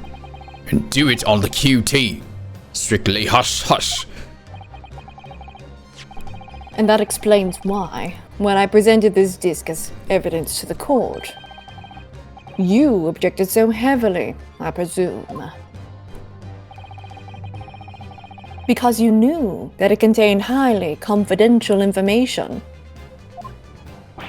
Blimey, not likely. I mean, I wasn't that sure of it myself.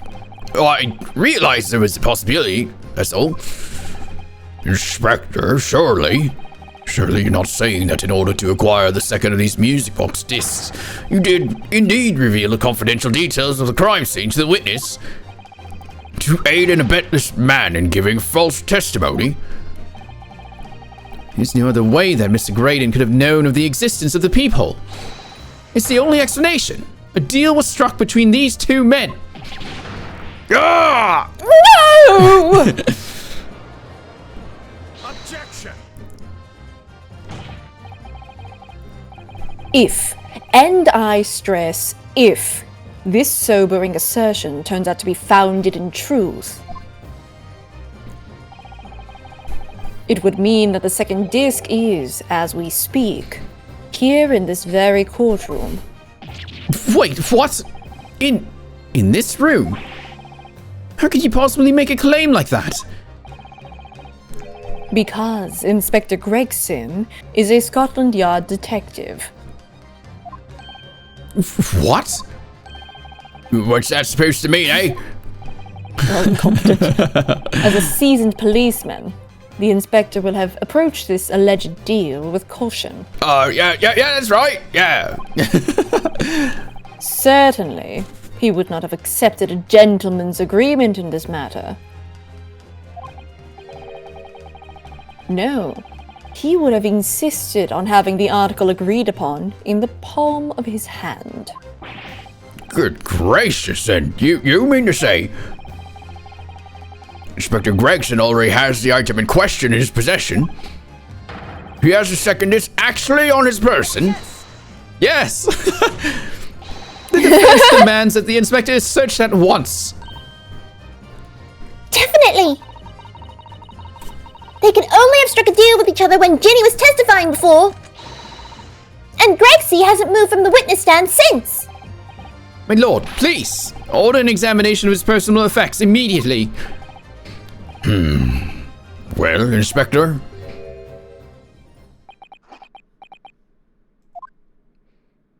All you're gonna find is fries. This young lad wants to tone down his imagination. He's insulted me in my profession quite enough. However, if it'll put this matter to bed and dispel any doubts about my involvement, then I'll happily submit to a body search. What? He's going to agree to it? I presume you're aware of the precipice on which you now teeter, my learned student friend. He handed it off to someone. He put it on Skulkin, I bet. Nash. You've made a most serious allegation against Scotland Yard When he here. grabbed him, he probably snuck it in there. Because he wouldn't just grab someone, usually, right? He probably quickly pickpocketed that shit in there. Reverse pickpocket! He was a diver! If, following the search of the inspector's personal effects, no disc is found, you will be deemed unfit for court service. This trial will end. And my country's government will formally demand of yours that you are severely reprimanded. That sounds serious. Indeed, to have a visiting student make such defamatory remarks about our country's most senior police force is not something Her Majesty's government will be able to overlook. You're just threatening Runa because you're scared. The accusation is beyond serious. You must be prepared for grave consequences. And now we're at the 4-hour mark, for it's time for another break. Woo!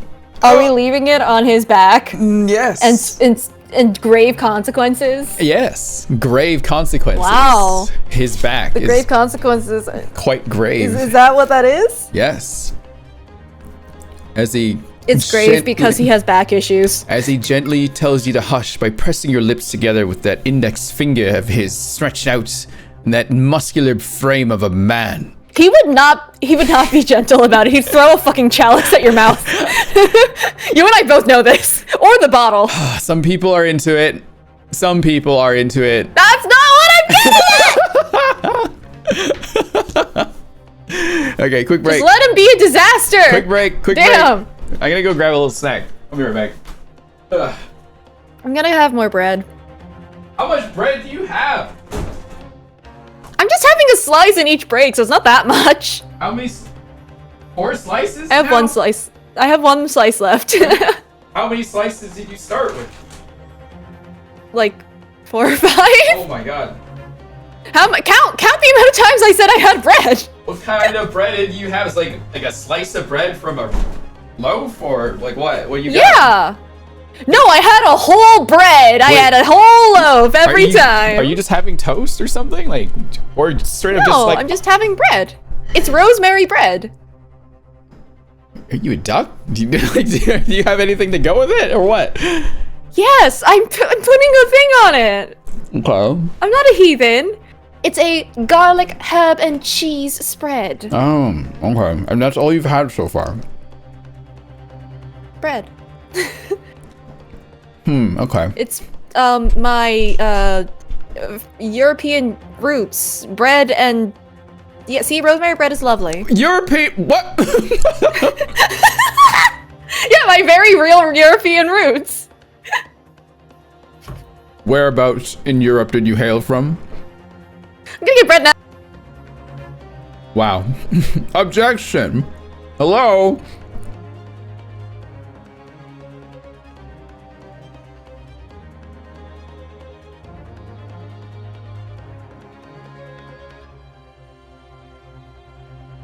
You know goddamn well she's a crow. When I was a kid, I used to go visit a park with a bunch of old leftover bread and just like feed the ducks. You're not supposed to do that anymore, but back in the day, that's what people did. And that's what I did with my parents. With ye old bread and duck at the park. They would all waddle around and take the bread and be your friend for a bit. Oh, we also have Canadian geese, which is just as dangerous, or is dangerous, but you can bribe them with bread and they'll leave you alone. Have you ever like stood or sat on a bench, chat, and like a big gaggle of ducks all surrounded you and started like looking around, but you'd just be sitting amongst a bunch of ducks? Has that ever happened to you? That's happened to me a few times, and I felt like one with the pond. People feeding the pigeons here in New York. Shake my head.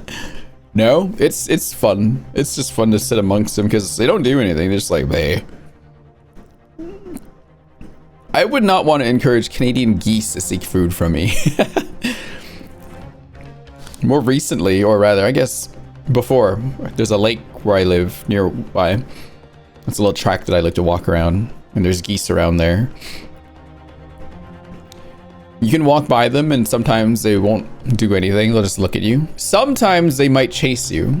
Or babies. They like to chase small children for some reason. Geese aren't that bad. They're not that bad. They're not that intimidating and evil. You can walk around them and it's fine. Evil, intimidating goose. Oh my god, it's already 5 o'clock. Holy crap. We're gonna get this case done today. For sure. Ugh. The scariest North American bird. Fair. Absolutely fair. Oh, what do I make for dinner today? Oh wait, I have chicken. Swans. Oh, swans are crazy. There's also like some cranes at the lake that I go to. There's a crane or two, like a big heron. What's your favorite bird, chat? What's your favorite bird? My favorite bird is the penguin. Geese in the hood are terrifying. Hood geese. La hood geese. Oh, Kaishin, did that invite come up yet? Did 24 hours pass yet? I wasn't sure. I can go send the re-invite later, unless you already got in. You got it? Oh, okay, perfect. Did Starman get it too? Did we jump up a rank yet? I hope we did. We're gonna get that B+. Bleh. I'm not sure. Didn't see him in yet. Oh, okay. We'll check with him later. Bleh. Bleh. I just trained another Uma this morning. Another Maya to run end. And she's okay. She's got like 1,000 and something in speed. Wait, what was it again? There's another A rank Maya. Pretty high A rank too.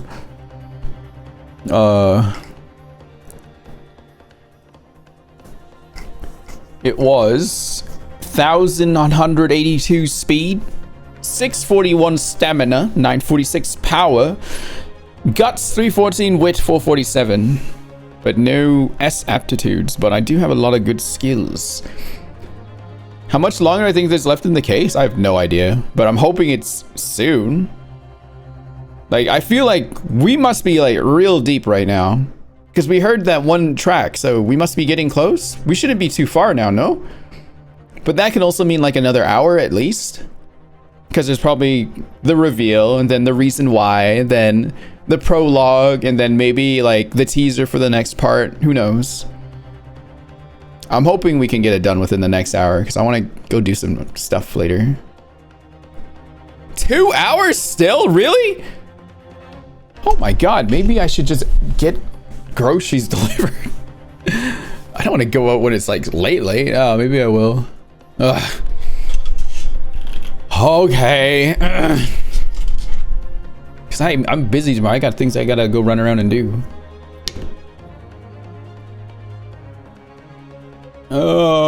They're probably closed tomorrow too.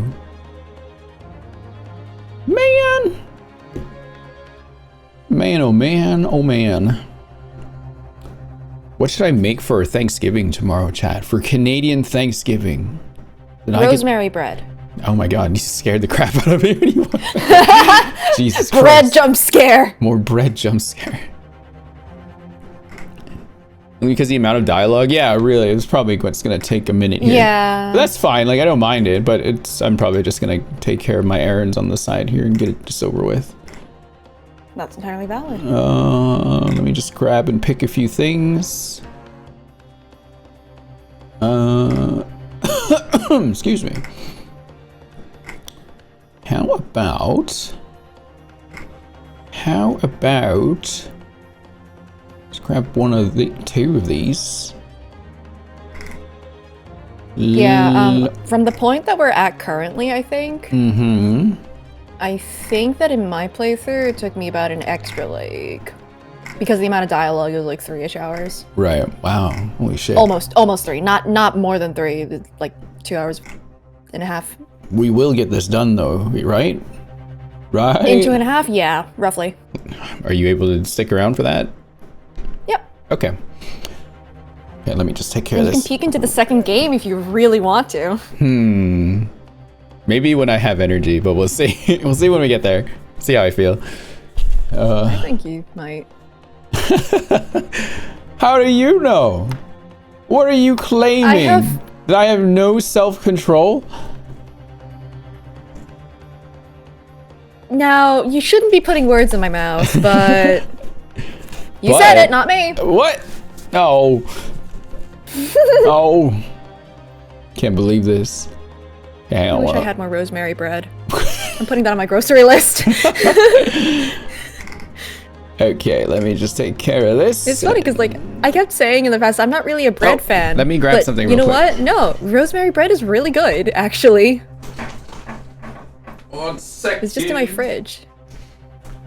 It's not even a thing around there, but it's really good. And also just having like something on it is very good. Maybe it's just toast that I'm not really a big fan of. It's just so dry. But you don't like Garlic bread is also very amazing, to be fair. garlic bread is awesome. Yeah. Oh, you know what? I should just make some bread. Why buy the bread? I can make it. What's a rosemary bread recipe? Probably rosemary, flour, yeast, a little bit of salt and let's see. sugar. Ridiculously easy rosemary bread. No reviews. Okay, maybe not.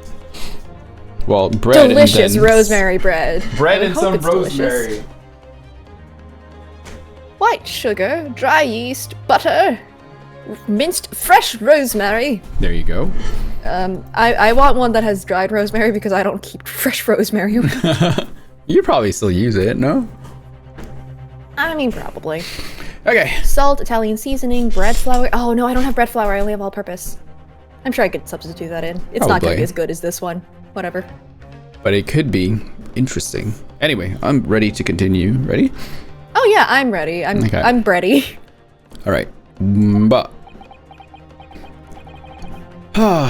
it's true. I can't imagine Gregson would have accepted a gentleman's agreement for something so critical. The disc must have physically changed hands, which means the inspector should have it. But somehow, something doesn't feel quite right here. Whoa. As soon as he hit that, something upstairs, like, fell to the floor. The judge is in your home. What the? Is the courthouse above me? Yes. What the heck? Very well, counsel. I mean, we are in the basement. We're in the courthouse basement. You know the implications, so let me ask you one. I'm talking in my head. Very well, counsel. You know the implications, so let me ask you one final time. Yes, my lord. Do you still persist in formally requesting a search of the inspector's personal effects? Well, he's like, go ahead, search me. I don't think he has it. I think someone else has it now. I think, yeah, when he grabbed Skulk Nash, particularly, he probably slipped it in when that happened. I bet you, Nash probably doesn't even know it's on him. He'd be like, what? What was this? Yes, the defense formally demands a search be conducted. Well? Don't say you weren't warned. But your typical Nipponese stubbornness may well land you in hot water this time. Perhaps the lesson will do you some good. Fair enough. I got nothing to hide. Very well then. Wait. Bailiff, conduct a search of... Yeah, there we go. I was like, hang on. Honey, no! Hang on. Bailiff, conduct a search of the inspector's personal effects, please. Objection! What? Little wet slap. What the? Iris? Did you do that? The defense demands a search, but not of Inspector Gregson. What? Now, Solris. I'm the one you're accusing, aren't I? Thought you wanted to search me. No, Inspector. Not you. Somebody else. What's the meaning of all this, eh? Lost it at last, have you, Sunshine? Of course, shouldn't have to put up with this nonsense. It's been completely irrational. Made a Genshin-based spaghetti recipe in the past? Ooh. Be quiet! All of you! Oh. Oh, jeez. Bruno's doing what you all told him to do and having the courage of his convictions. So you should respect that and listen to what he has to say in good faith. Because that's the British way. Wild And if you don't pulsating listen, I gun. will shoot you.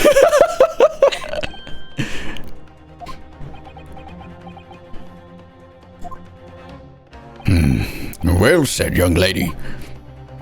Indeed, this court is in awe of the defense counsel's conviction and eagerly awaits his next words. You what? And don't be hasty, my lord. If I'm not mistaken about the things I've seen in court today, I'm fairly sure that I know who has the disc at the moment. It's only one person it can be. Counsel, of whom do you request a search now? The little one! I want to see you shake him around! Come here, Ringo! Come here! I just wanted to see him wiggle his face. That's funny. That's all. Take that! Oh, my lord. Mr. Nash Skulkin. Well, I never. Eh? Blimey! Me? I love these two guys. They're great. Very well then. Bailiff, restrain the witness and conduct a thorough search of his personal effects. Please, my lord. Inspector? Scotland Yard has to object to this search. Objection! Unfortunately for you, Inspector, your objections carry no weight here. In this courtroom, only the prosecution and the defense have the authority to object. But Lord Van Seeks. I have no idea what forces are in play that might influence your actions. But personally, I have no intention of obstructing the course of this trial. Bailiff, carry out the search. What? Now, hold on a moment. I don't know nothing. Nothing about no disc. Get out! Oh! Okay. What you got, buddy? Ah! Here, my lord, in the witness's pocket. I found this. A disc. You were right. Oh my god. Good lord, that's... But did Nash know? I bet he probably didn't know. I don't think he did. Yeah. Another music box disc. Do you think they could keep a secret? Of course not. I don't know nothing about it. Nothing.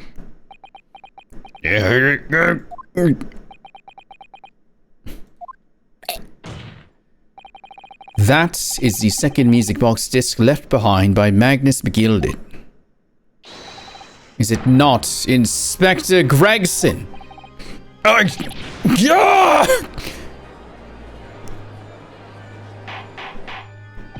Order! Order! Order! Mr. Skulkin, what do you have to say for yourself? Golden Bennett, I mean, just Golden Flaming Bennett. I swear I didn't know nothing about that disc. Honest to God. Counsel, would you please explain what exactly is going on here? The alleged deal that was struck was between this witness and this detective, no? Without question, my lord. Then, for pity's sake, why on earth was this man in possession of the disc that the inspector traded for information? Inspector Gregson is a shrewd, calculating man who rarely loses his composure. But at one particular point in this trial, he exhibited some unusual behavior for a brief moment. I don't recall. What unusual behavior? It was, yes, during my cross-examination of Mr. Graydon. Like, he made it so painfully obvious he wasn't sneaky about it at all. Tell me, Mr. Graydon, when you left the pawnbrokery that night, was it by any chance with the second disc in your jacket pocket? I admit to nothing of the sort. Get in there! Hey, stop it! Stop! What the bloody hell is going on? Well, Mr. Graydon What answered have I my done questions. to you, eh? Skulky, what are you doing? The inspector appeared to have grabbed Nash Skulkin by his coat and was shaking him violently. Skulky, Skulkin, you can't do that to your bruv. Yeah, he did, oh. Thought me Nogin was gonna fall clean off, I did. I was wishing I'd been born as me brother, I was. What exactly happened to make the detective attack you like that? I ain't got a clue. He just suddenly turned around, grabbed me whistle like and started shaking me. Why the blazes didn't you mention the third gun when we got you down the station? That's what he said. He only right down me ear, all he did. My head's still throbbing now. The way the detective behaved that was extremely out of character. Then was extremely out of character. But looking back now, it must have been then that he did it. That was the opportunity Inspector Gregson created for himself in order to hide the disc. Well, bless my wig, he did it. You! God, I'm afraid I failed to comprehend the motive here. If the defective? If the detective had acquired the If disc the defective, well, he's defective now. the disc he was after, why on earth would he have proceed to hide it in another man's pocket? This is a court of law. He could have submitted the item as evidence. It would appear, my lord, that the inspector was not at liberty to do that. Why ever not? As the man himself revealed earlier, his current assignment has some special conditions.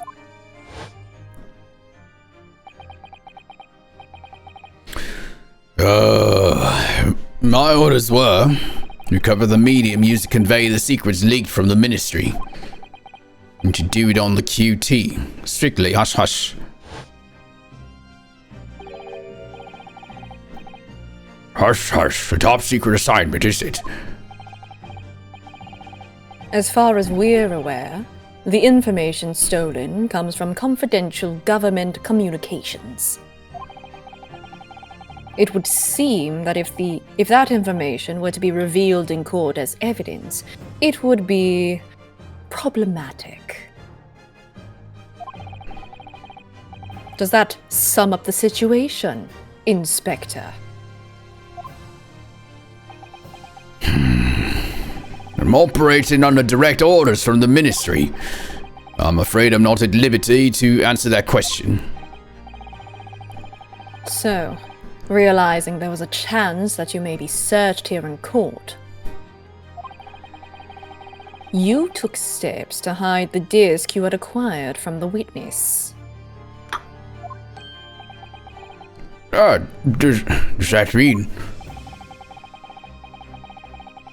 He only pretended to attack Mr. Skulkin in order to get close enough to him to slip the second disc into his pocket. So it was all a pretense. It would be easy to get it back too, huh? Because they're going to be arrested for thievery anyway. Yeah.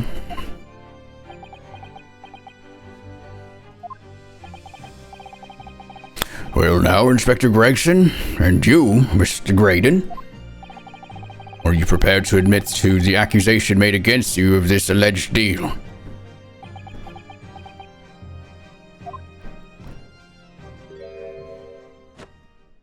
Oh. Admit to it! Yours truly, please! Mr. Graydon. Clearly, our Eastern visitor has an uncommonly active imagination. However, there's no proof that I passed that disc to the inspector. But then, how do you explain the reason why you knew about the peephole? I'm under no obligation to explain. What? Yes, I lied in my testimony. That, I admit, so sentence me accordingly. But that is all I admit. Murder, leaking government secrets, striking a deal with the detective. This guy. This freaking guy. I'm gonna... Hang on, let me fix one of my windows here. Have to keep an eye on it. There we go. My dashboard for the other thing going on here. There we go. Okay, sorry about that. All of it is this young Eastern man's fancy. I have no idea what any of it is about. You... What? You gotta stop throwing yourself back there. You're gonna hurt your back. Well, what about you then, Inspector Gregson? Do you admit to making a deal with Mr. Graydon in order to acquire the disc? Ladies and gents of the jury, as a Scotland Yard inspector, I will declare this and nothing more. I am acting in the best interests of the country. Whatever I've done, it's been in the name of justice. So, as members of the public of this fine country, I'd like to think that justice will be your guiding lights when you're making your decisions. Except you. And maybe the house. It's quite quandary indeed. Rarely have I encountered such extraordinary tumultuousness in the concluding of a trial. Did I say that correctly? Tumultuousness? Tumultuousness, yes. Okay. Nevertheless, in the absence of any further evidence to be presented, I believe it is time that we put the matter to the jury for the final leanings. Well now, as a fellow servant of Queen and country, I must say I sympathize with the old inspector. Yes, he's a dependable man, I'm quite sure. In service, one becomes a good judge of character. And classist. Yeah. Even crossing your eyes doesn't help when it comes to looking at this case. It's all blurred to me. Well, as a fellow professional, I like to put my faith in the detective, really. I was gonna take it out whenever you do that voice. Graydon is highly skilled operator, stop. Currently in presence of idol, stop. Detective is very much trustinized. More than this, I cannot say. I don't believe it. These 6 jurors are... They're going to believe Gregson if they declare the decision now. Is Jenny going to be found guilty? If I don't manage to produce some definitive evidence right now, then we're gonna lose. And there's some proof that Graydon killed Mr. Winterbank or stole those government secrets. Or some evidence to force Gregson into admitting that he struck a deal with the witness. Well then, counsel, I think it's time I imposed on the jurors to declare their final decisions, no? That is, unless you have some compelling evidence you have thus far not presented to the court. Yeah, where's our summation? What the heck? We didn't get to do that yet. If I let the judge call on the jurors to announce their leanings, Gina will be found guilty. So, there's no choice then, Brunel. You have to throw some more evidence at them. Can we play both discs? Can we do that? Have we tried that yet? Because now we found it, right? We haven't tried it yet. Oh, I wonder if we can do that. This is it now. It all comes down to this. Who do I present evidence against? Gregson or Graydon? Oh, leave it to the jury. Okay. Yeah, alright. I'm gonna pick on Gregson. Inspector Gregson. There's one final piece of evidence I would like to see. Hey, what's that then?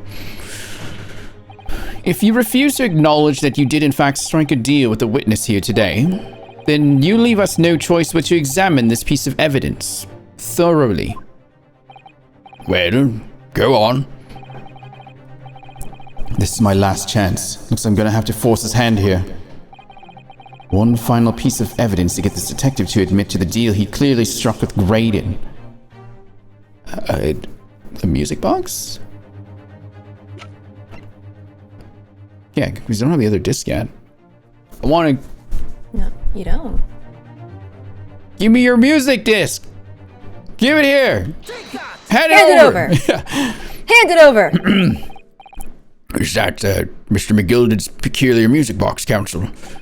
Yes, with the disc already in place, ready to play. I think perhaps now would be a good time to listen to the sound produced by the music box again. Only this time, with the second disc we've just discovered set in place as well. Let's reveal some government secrets. Yeah. Let's do it. Let's do it. Government For public secrets record. and Let's make go. Gregson freak out. Goodness, a disc council. No, wait! I can't let you do that! Yeah, we can. We're gonna do it. Why not? Let's do it. Because, well, because it's got nothing to do with this case, that's why. Not true, Inspector.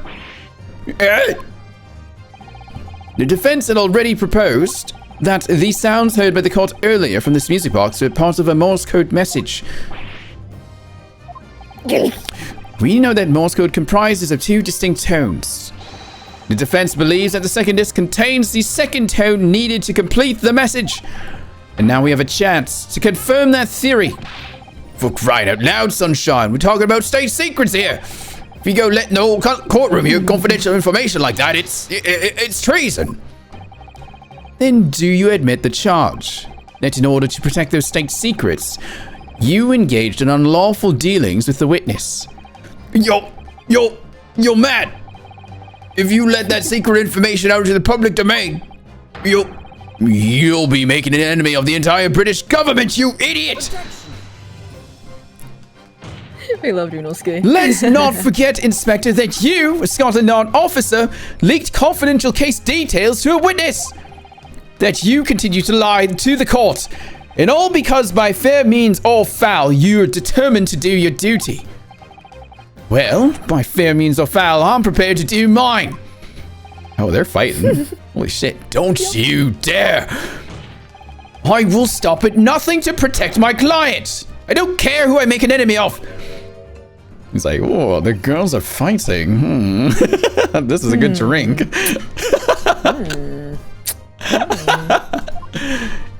He really just had to like cut to him pouring a drink. Just take a sip of my tea.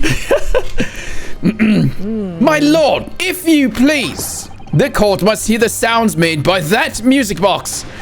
Come on, Van Zeeks, for Pete's sake, stop him! Objection. It's like, he's like, I could kick back. Inspector, you should know my methods by now. I'm a prosecutor. I'm no Scotland Yard puppet. Oh! Oh! Ugh. In this courtroom, my duty is to the law. So let me propose a toast. To uncovering the truth, by fair means or foul. No! Jesus. It's so great. Very well. The defense's stance here and that of the prosecution has been made very clear, I feel. I'm also probably going to get in trouble, but let's do this. Therefore, in accordance with... If everyone's in trouble. In accordance with the defense's request, They can't kill all of us. the court will now listen as this music box is set in operation once more. I was actually wondering, like, how does this thing actually stand? Because you can only put one through the top, but it makes more sense if it's like this. So you can see both sides playing. Oh, that's cool. Oh. I do like the framing of this, Yeah. though. This time with the second disc in place and both discs playing simultaneously. Juror number 5, are you ready? Oh, yes, stop. I am prepared. Stop. Excellent.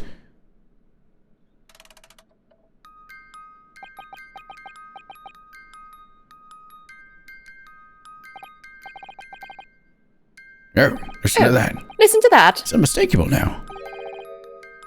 It's Morse code. Whoa. All right, I admit it. Whatever you want, but for the love of God, shut that blooming box up. It's called blackmail, baby. Why didn't you see that earlier, you dummy? Jesus Christ, now someone knows what happened. Legally. Oh, What do you this game mean? is so deep. Let me ask you again, They don't have then, recordings. Inspector Gregson. Did you, or did you not, strike a deal with the witness next to you in the stand, Mr. Ashley Graydon? Specifically, did you furnish the witness with confidential case details in exchange for this music box disc? Question. Was Answer. that Morse code actually decipherable if anyone did track it? I actually don't know. Oh, okay. I actually don't know. Did you reveal the... Oh, wrong voice. Oh. Did you reveal the existence of the peephole in the pawnbroker storeroom door, Inspector? I'm in trouble. I did. Stop! What are you doing, man? So exactly like the young Eastern lawyer said. When the trial resumed after the recess, and we were stood here in the stand together. That's when he approached me with the deal. Shut up, you imbecile! Shut up! Psst. You there? You're the detective who turned up at the pawnbrokery the other day, aren't you? I may have something you're looking for, Inspector, with me at this very moment. So how about a trade? I suggest you accept. Or information that may make certain individuals uncomfortable will soon become very public indeed. I couldn't let that information become public knowledge, not under any circumstances. So I accepted the man's proposal and told him the details about the case that should have put him in the clear. The peephole, the storeroom door, and the bloodstains on the overcoat. By giving false testimony, this witness intended to have the defendant wrongly accused of murder. Inspector, you knew that. Yet you still revealed those details to facilitate the witness's perjury. I did. But then it turned out the peephole had only been made that night after the incident took place. Scotland Yard wasn't aware of that, if I'm perfectly honest. Well, Mr. Graydon, what do you have to say for yourself?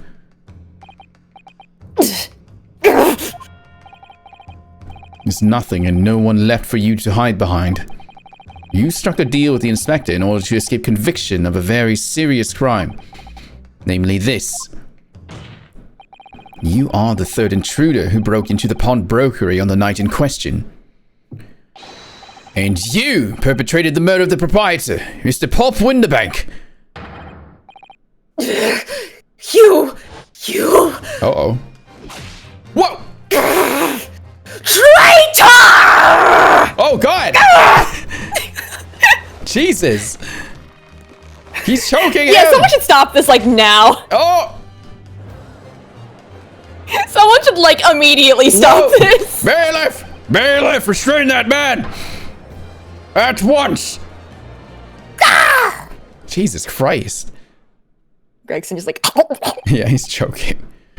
Oh, that's it then. It's all over. Gregson can hang. No.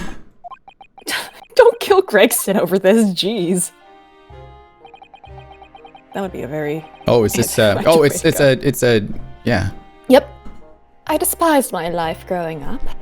Those slums are vile places. I was cursed from birth. Born into poverty. Son of a penniless artisan. My parents did nothing but quarrel all day long. What little money they had was never spent on me.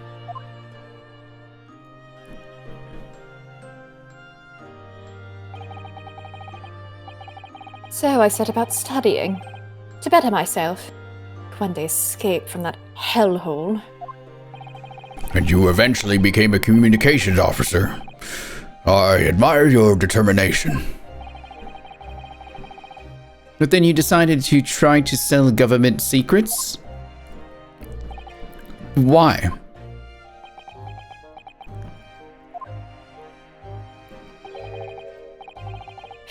Isn't it obvious? Because I wanted money. Even now, years later, the nightmares of my life in the slums wake me in the small hours. I wanted to drown them out, with more money than anyone who lived in that squalor could ever imagine. Then one day, I met him. Mr. Magnus McGilded. Oh no, not him again. Ew. You're a fiend with acquired talent, so you are. I've money to throw your way if you're interested. Never free. All you need to do is go along with me. Little plan now. No. There we go. No. Found it. No. There you go. No. I was to steal the ministry's telegraphic message logs, and McGilded would buy them for a handsome sum. As I was responsible for inspections of the ministry's communications office, it was a simple enough task. The lure of the devil's offerings. How easy it is to succumb. But you must surely have realized the seriousness of the crime you were committing. And for that reason, I took great lengths to ensure that my actions were untraceable. By using the music box.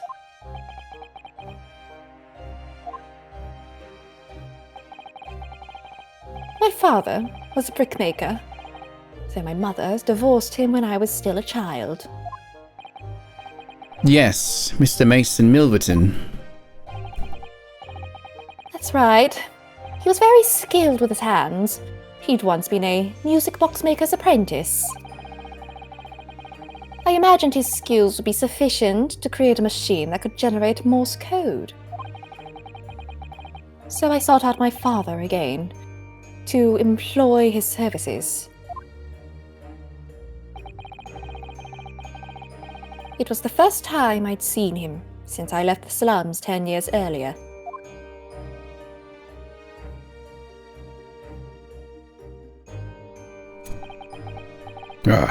Look at you, Ashley. What a fine gent you become, eh? He was a different man to the one in my memory. A thin, frail old man.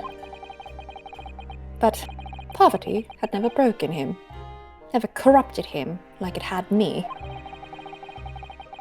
I was sure that he wouldn't help me if I told him the real reason. So I made up a story. I've got some work for you, Father. I need some music box discs made. Music box discs, eh? A musician friend of mine has written some music he wants to sell to the public. I've brought the score with me. There are 2, actually. What kind of music is this? It's the same sound over and over again. What are you listening to? Well, no, you wouldn't be able to tell through the disc. No, but if you got the score, wouldn't it show like No, how you to wouldn't write be it in able there? to tell. Oh, really? Nope. Oh, okay. Because the sound of it is through the machine, the movement. Oh. Everything else is just rhythm. Clever. That's clever. Okay. I'd be delighted, son. It's been 20 years since I did any work like this, so... Fetch my tools, would you? They're in the loft.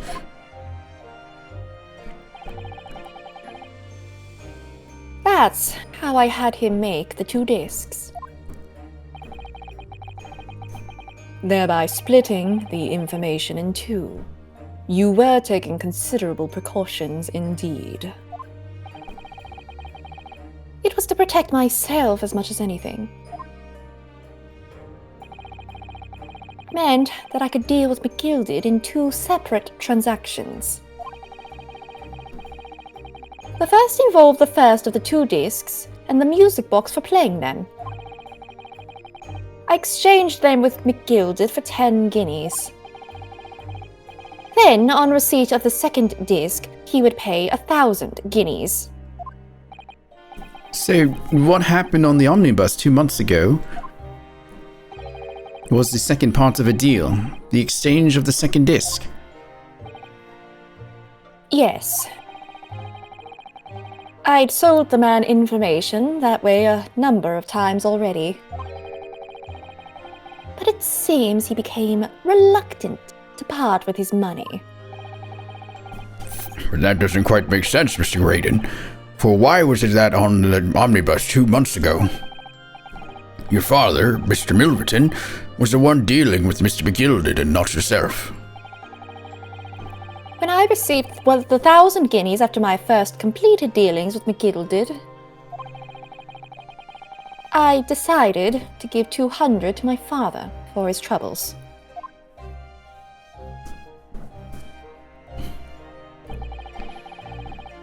But my father realized something was amiss. In time, he worked out that I must be involved in something dubious. And when he did, he said to me, Next time there's an exchange, you let your old man do it. Understand? Otherwise, I won't take your money anymore.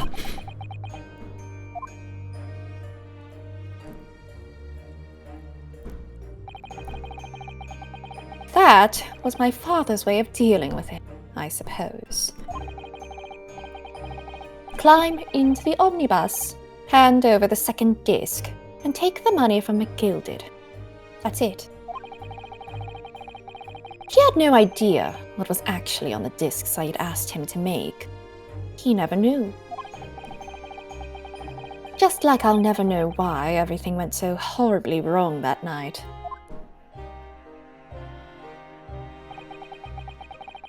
All I know is that the disc was taken from him, and he never returned home.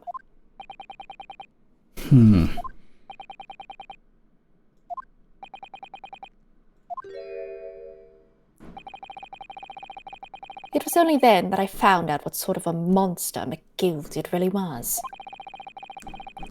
So after 10 years of not once uttering it, I swore on my father's name.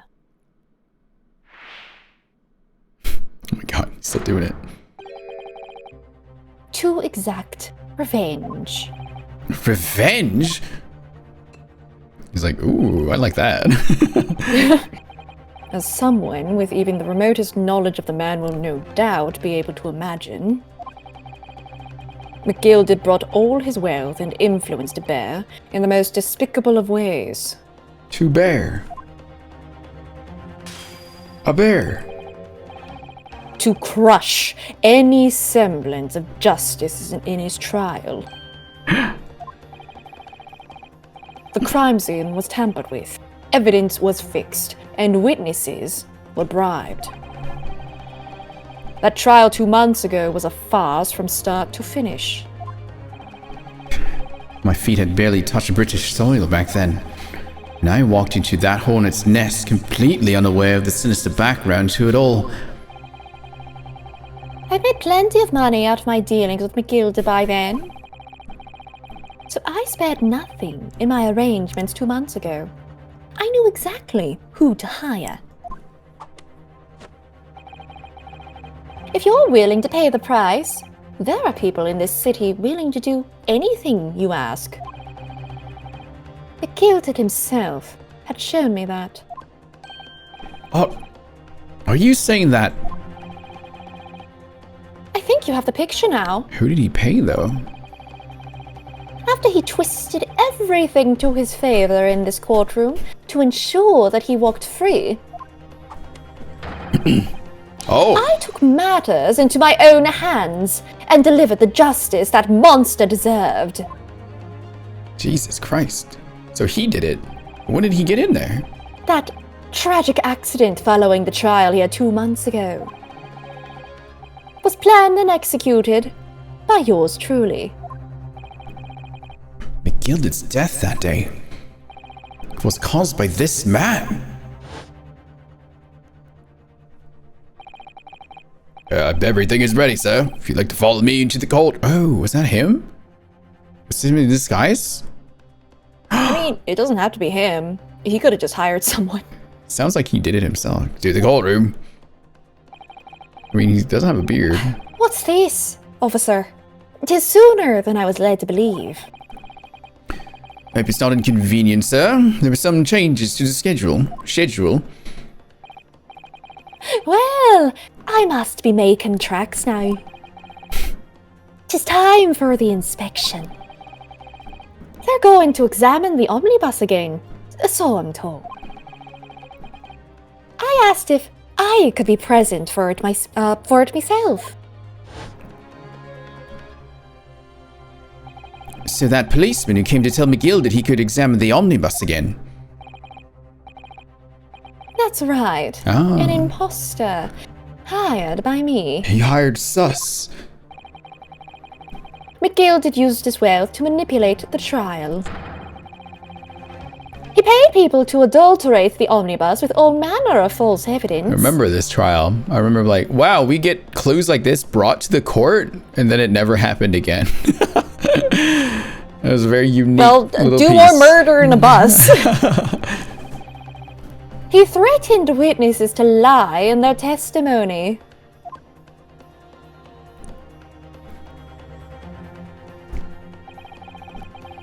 So I gave the man a taste of his own medicine.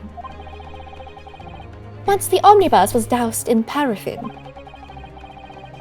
one of my sham policemen ushered McGilded inside and sent him on a one-way journey to hell. Wow, quite literally. Everything was on fire. An eye for an eye. That's how I avenged my father's death. Spine-chilling account indeed. But that wasn't the end of it for me. There was a loose end, you see. A loose end? Yes, I should think it's obvious. The second disc, which my father had taken to exchange with McGilded. Ah, yes. There was indeed no mention of it in the man's trial 2 months ago. Clearly because it had been removed from the scene of the crime. When I realized it was missing, I remembered something. Something from the first time I've dealt with McGilded. Oh. You can be McGilded now. What, me? Okay.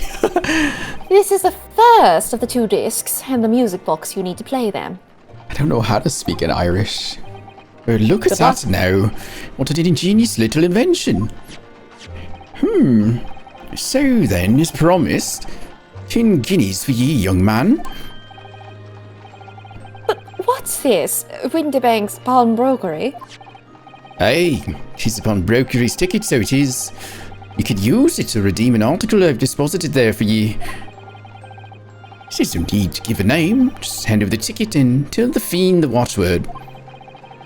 I put a jewel in pawn for ye. I'll fetch a good 10 guineas if you sell it, so 'twill.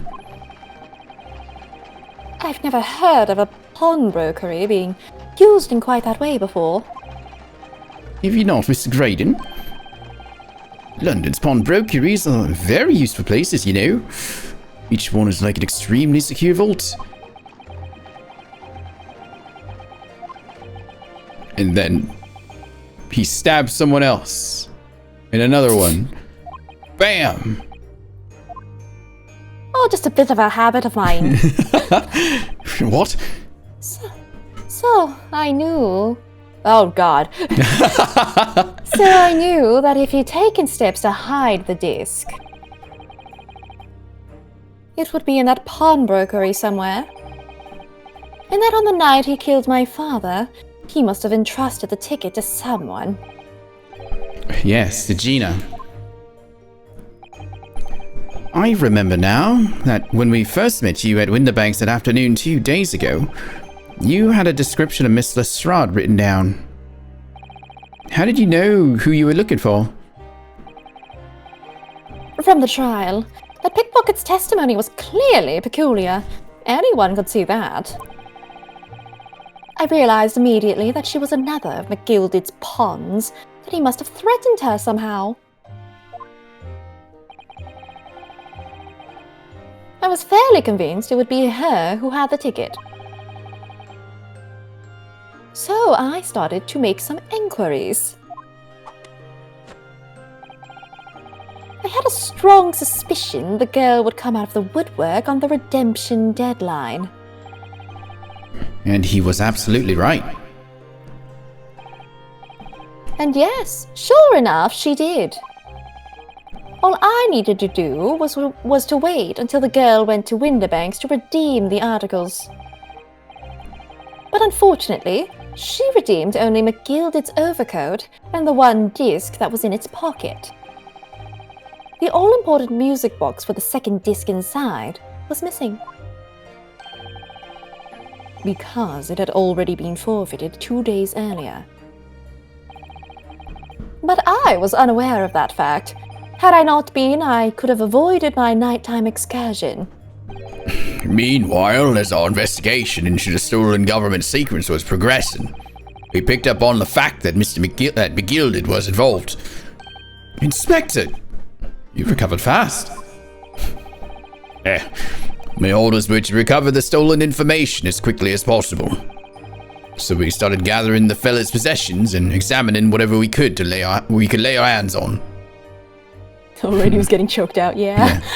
We had a full-scale investigation going on at the yard, but we had to keep it as quiet as we could.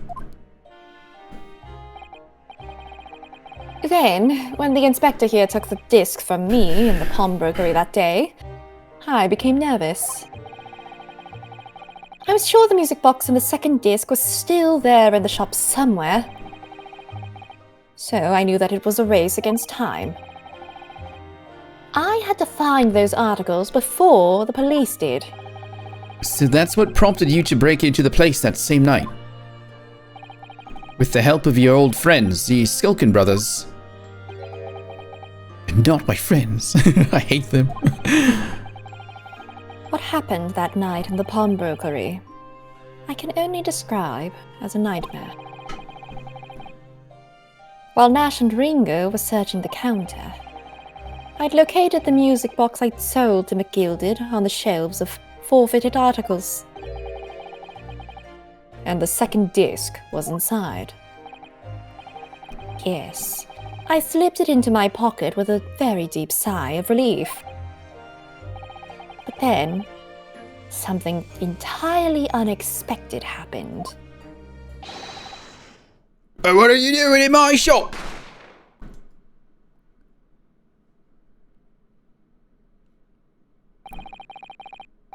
A gunshot rang out in the shop, and I felt a sharp pain in my left arm.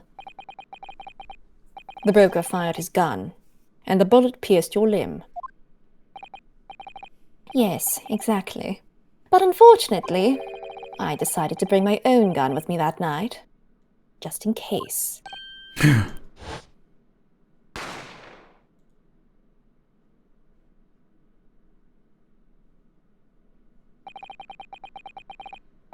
Before I knew what was happening, I'd fired back. The man had already turned to flee. I hadn't intended to fire in his direction, much less kill him. But unfortunately for both of us, the bullet hit home. It struck him in the middle of his back as he fled through the storeroom door for refuge.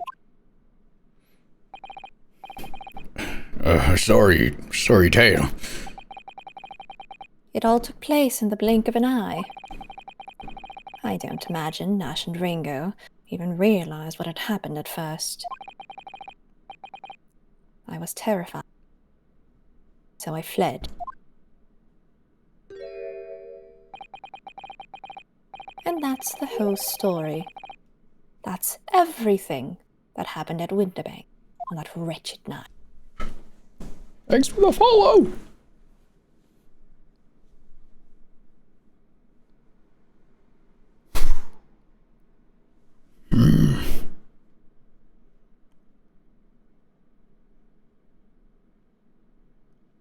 It's so quiet in here.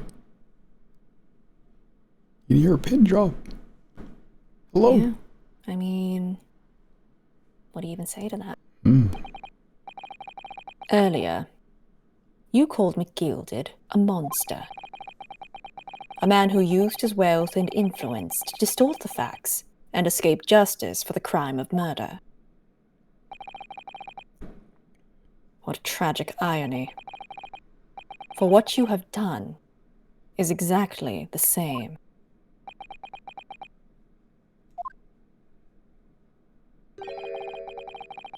You've become the very monster you saw and despised so deeply in McGilded.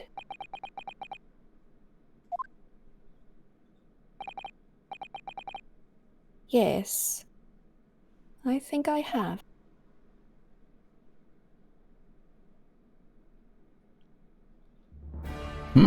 Wow. Well, this has been a long and exhausting trial.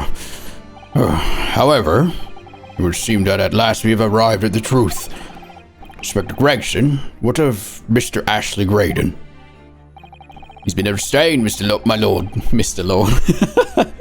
He's been restrained, my lord, and has been escorted to the yard. He'll be charged with the murder of Mr. Winterbank and the stealing of government secrets. Very good. And you, Inspector, regrettably, you will have to face charges yourself. Yes, my lord, of course. It transpires that you were complicit in helping a criminal escape justice. That fact remains, whether or not you were doing so in the line of duty. The crime is a serious one, Inspector, and inexcusable. Oh, it's break time. Is there more? How much more? It's just yapping now. Maybe a quick little break? Just a quick one? I gotta go piss. Oh, okay. Okay. But we can get it done, right? Oh, absolutely. Okay. 100%. We last break then, Chad. Then we lock in and get the rest. Okay, I'll be right back. Whew. Oh my god, what's wrong with my microphone? You okay? Okay, I'll be right back. Yeah. So weird that I make a comparison to the circus case with this one. Just, it handles the, sympathetic sort of situations of this better, in my opinion.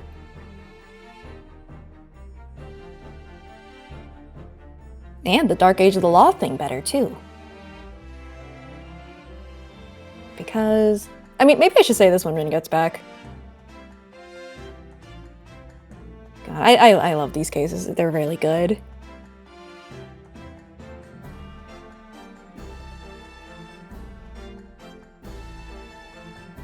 It's weird not going and running and grabbing bread. Maybe I should have done that, even though I'm out of rosemary bread. All I have is just normal, boring bread.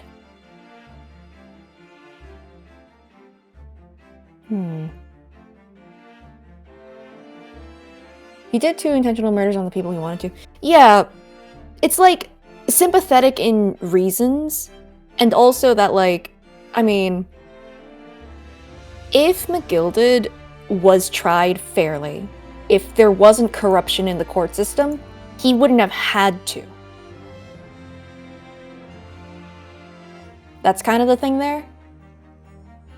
It's because there wasn't justice that he decided to take things into his own hands, which, but he was still guilty of, like, other things. But, like, yeah. He wouldn't have done murder if that was the case. He's a very interesting villain. Yeah, no, exactly. It's very, yeah, exactly. It's very human reasons. It's again, it's why I, like, see the circus case, and when people are like, oh, it's a sympathetic villain, I'm like, I don't know. Being annoyed with a teenager does not mean you want to, like, murder them. You know, it's like, yeah. Movie starting? Oh, shoot, have fun. Man, I cannot wait till the end of this game, until the start of the next game. Teenager has yes, but also it's pretty clear that it was all an accident, like incredibly clear. In this case, it was very blatantly on purpose and malicious. And covered up. Yeah, it's like, I think that it's not as understandable. Just because, like, what was it? He's like, oh yeah, so, I loved the ringmaster like a father, so I killed his daughter, or wanted to kill his daughter. Surely he will still like me after that. Like, I get it, those feelings aren't reasonable, but like, I don't know.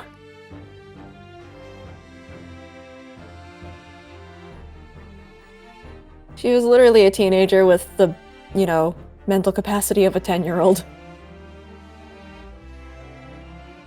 In that she was incredibly sheltered. Yeah.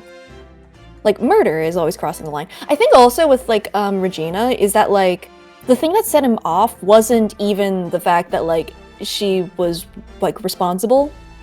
It was the, oh, he's in the stars now, and it's like, that's a thing that people genuinely do, like, believe and, like, tell people.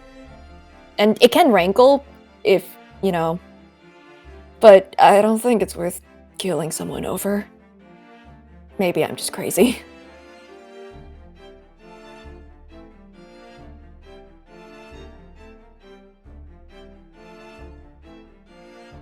Be 1 more minute. I'm just taking care of something. Oh, hi. But yeah, is good case.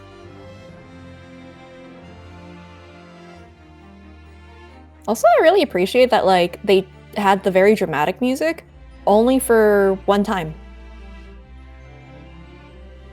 Basically. It was the, just the last test cross-examination and the, yeah. I don't know.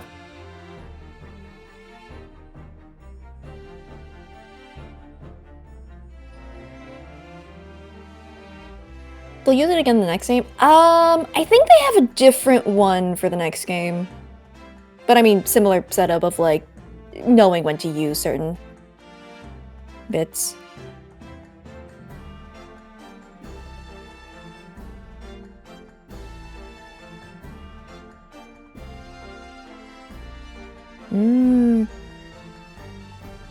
Yeah, I don't think the brother would be very happy about what happened. I won't lie.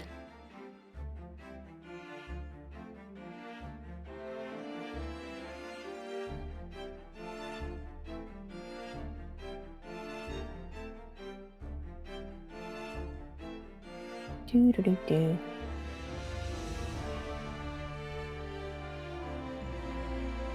Yeah.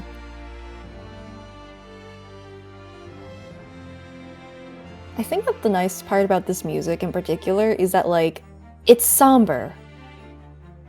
It feels conclusive and very, like, dramatic, but it's so somber in light of everything that's happened.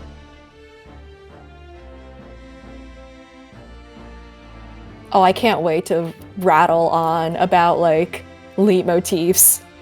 Specifically, the first, like, objection theme. If you know, you know. Shush, shush, shush, shush, shush, shush. But if you know, you know.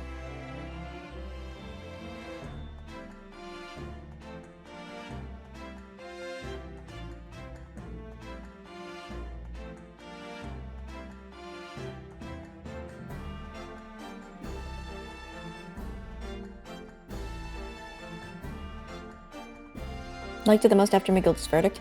Yeah, no, exactly. Because you knew it wasn't right.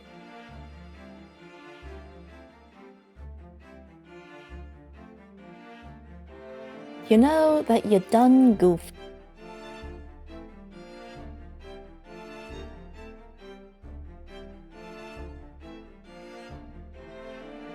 Let's see. Yeah, they do a lot of yapping for the rest of this, don't they?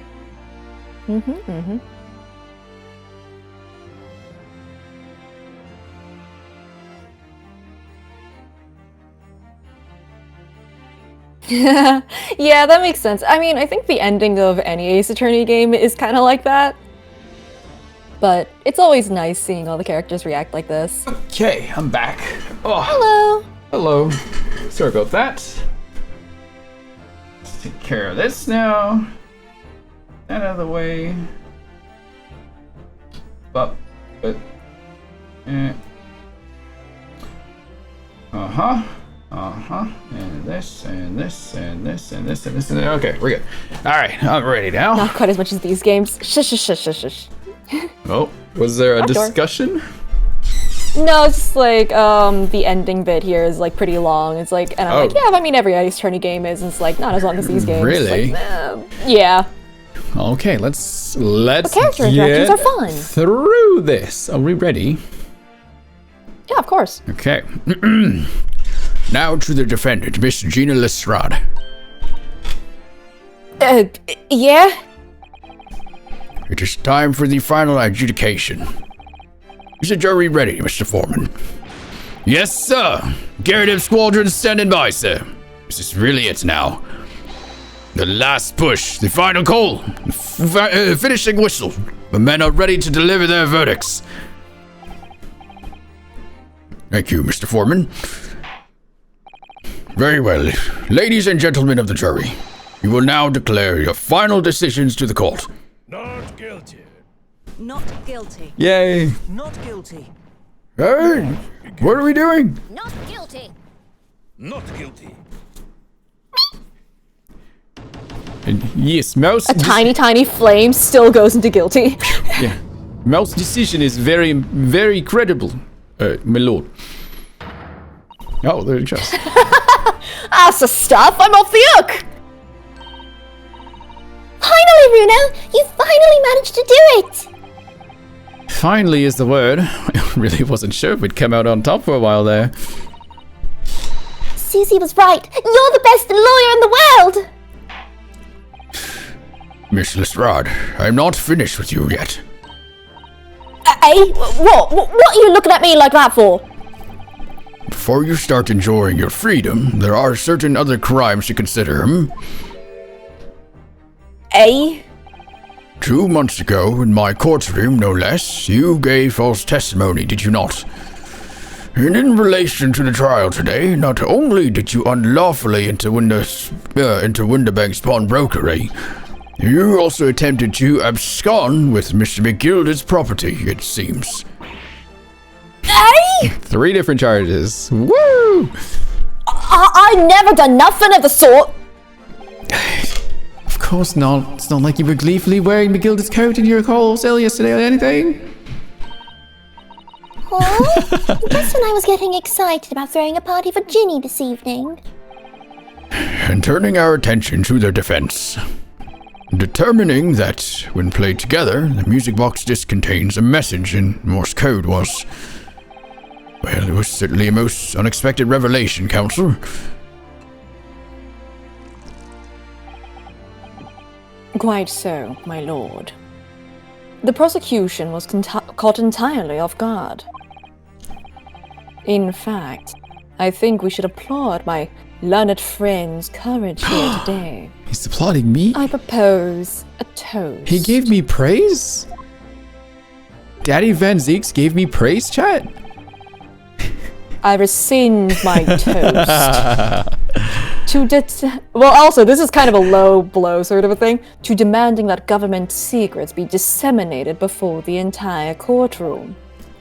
Very sorry about that. It's the only way I could get the Inspector Gregson to admit what he'd done, so... Blackmail. Oh. Who's that? If I may say something on that point. Oh. Isn't that...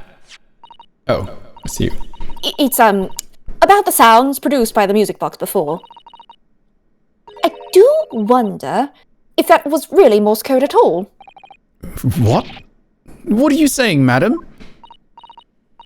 Oh, well, it's just that I'm really rather fanatical when it comes to Morse code, you see. So much so that the whole world seems to be covered in dots and dashes to me, in fact. Goodness, madam, an unhealthy level of obsession one feels.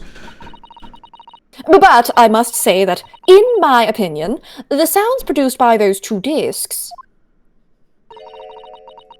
were nothing more than that. A meaningless series of 2 different tones. What? What? Can that really be? It wasn't Morse code after all.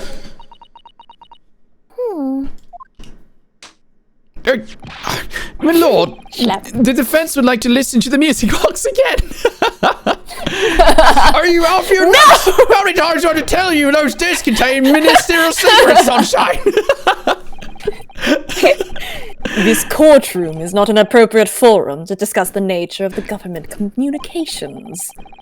We know McGill did conspire to trade national secrets with our enemies, secrets acquired from Mr. Graydon. Now that the man has admitted to his crimes, we have no need to pursue the matter further. Okay. Oh, it's really going to bother me. That government secrets! I need to know. I'm a spy. Miss Lestrade, Yeah, me lord. that which you have seen today here in this courtroom has been extremely disturbing. Falsified evidence, intimidation, perjury, a grim catalogue of depravity. An appalling experience to befall any child. Come on, ain't nothing I don't see most days in the back slums. I beg your pardon? If you're weak, you pay for it. That's just how life goes. Gina. But look, I reckon I've worked something out today.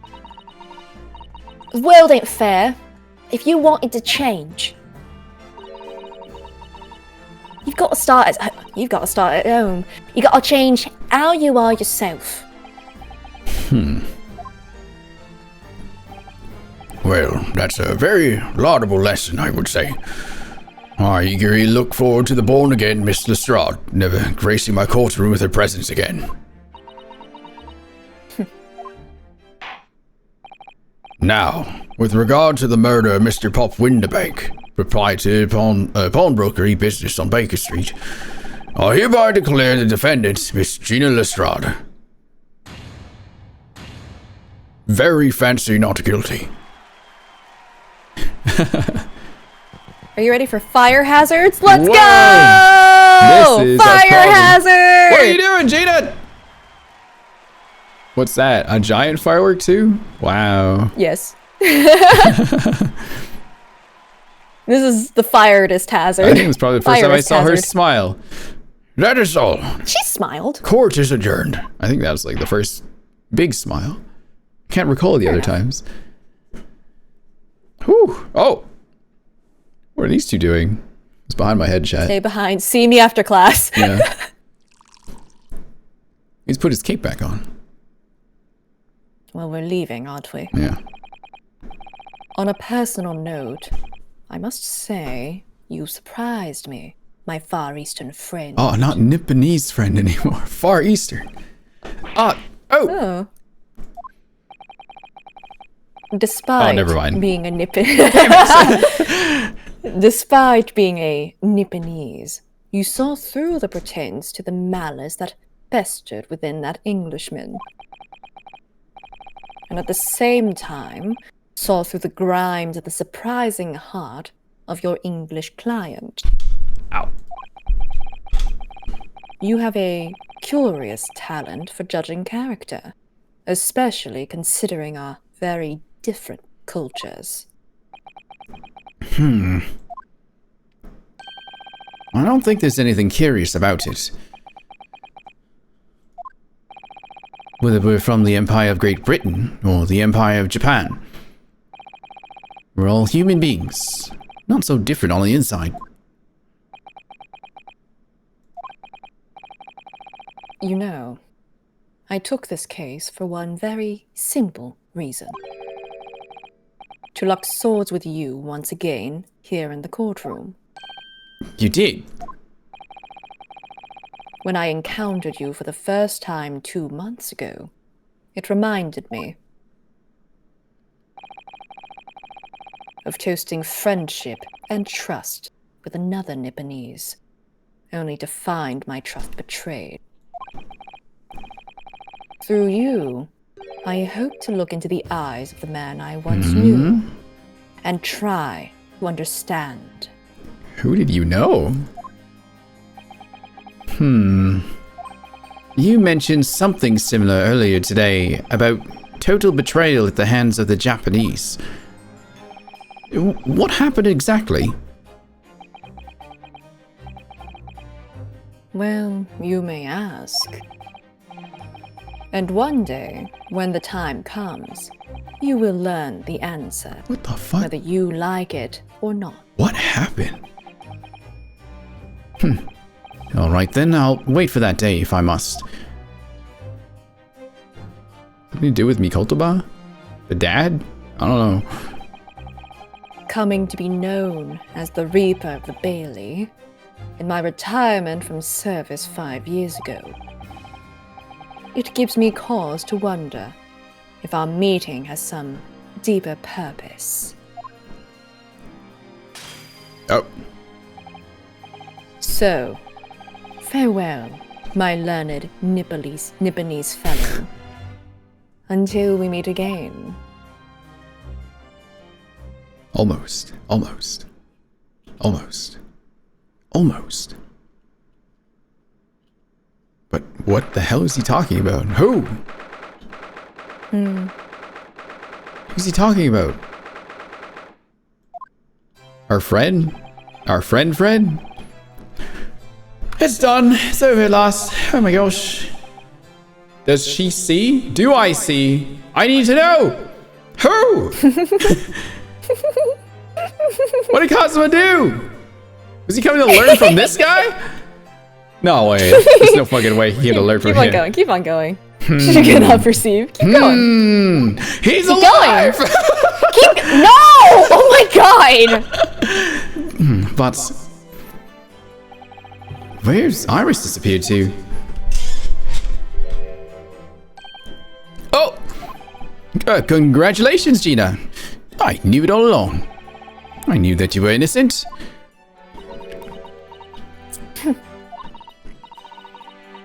Well, you did what you said, Mr. Nadarado. You believed in me, right up to the end. You're as old as your name.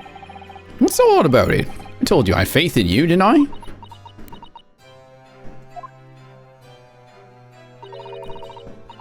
No one ever has before, see? Kept a promise, I mean, properly. That's awful. I figured something out today. All my life, growing up in the slums, I've never trusted no one. That's just because I've been scared of being stabbed in the back.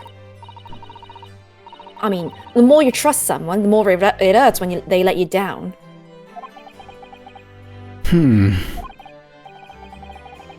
Yes, I think I can understand that. After all, I had a taste of it in that trial 2 months ago. I chose to trust someone and paid for it. That betrayal left a big scar. You know though, Gina, I worked something out quite recently too. Trusting in someone else is really an exercise in learning to trust yourself. And when your gut tells you it's the right thing to do and your trust is rewarded, there's no better feeling in the world. I think I have you to thank for reminding me of that valuable lesson. Oh, well, if you say so. Don't make a fat lot of sense to me, though. Say so! Hit! I'm trying to say that putting faith in you, Gina, has been a real pleasure. Oh, for crying out loud, pack it in! But I suppose I sort of feel the same way. I mean, sometimes trusting someone else is, you know, all right. Thanks. He's always thinking about him. But that's Kazuma talking. Yeah, this is the way I see it, Ryunosuke.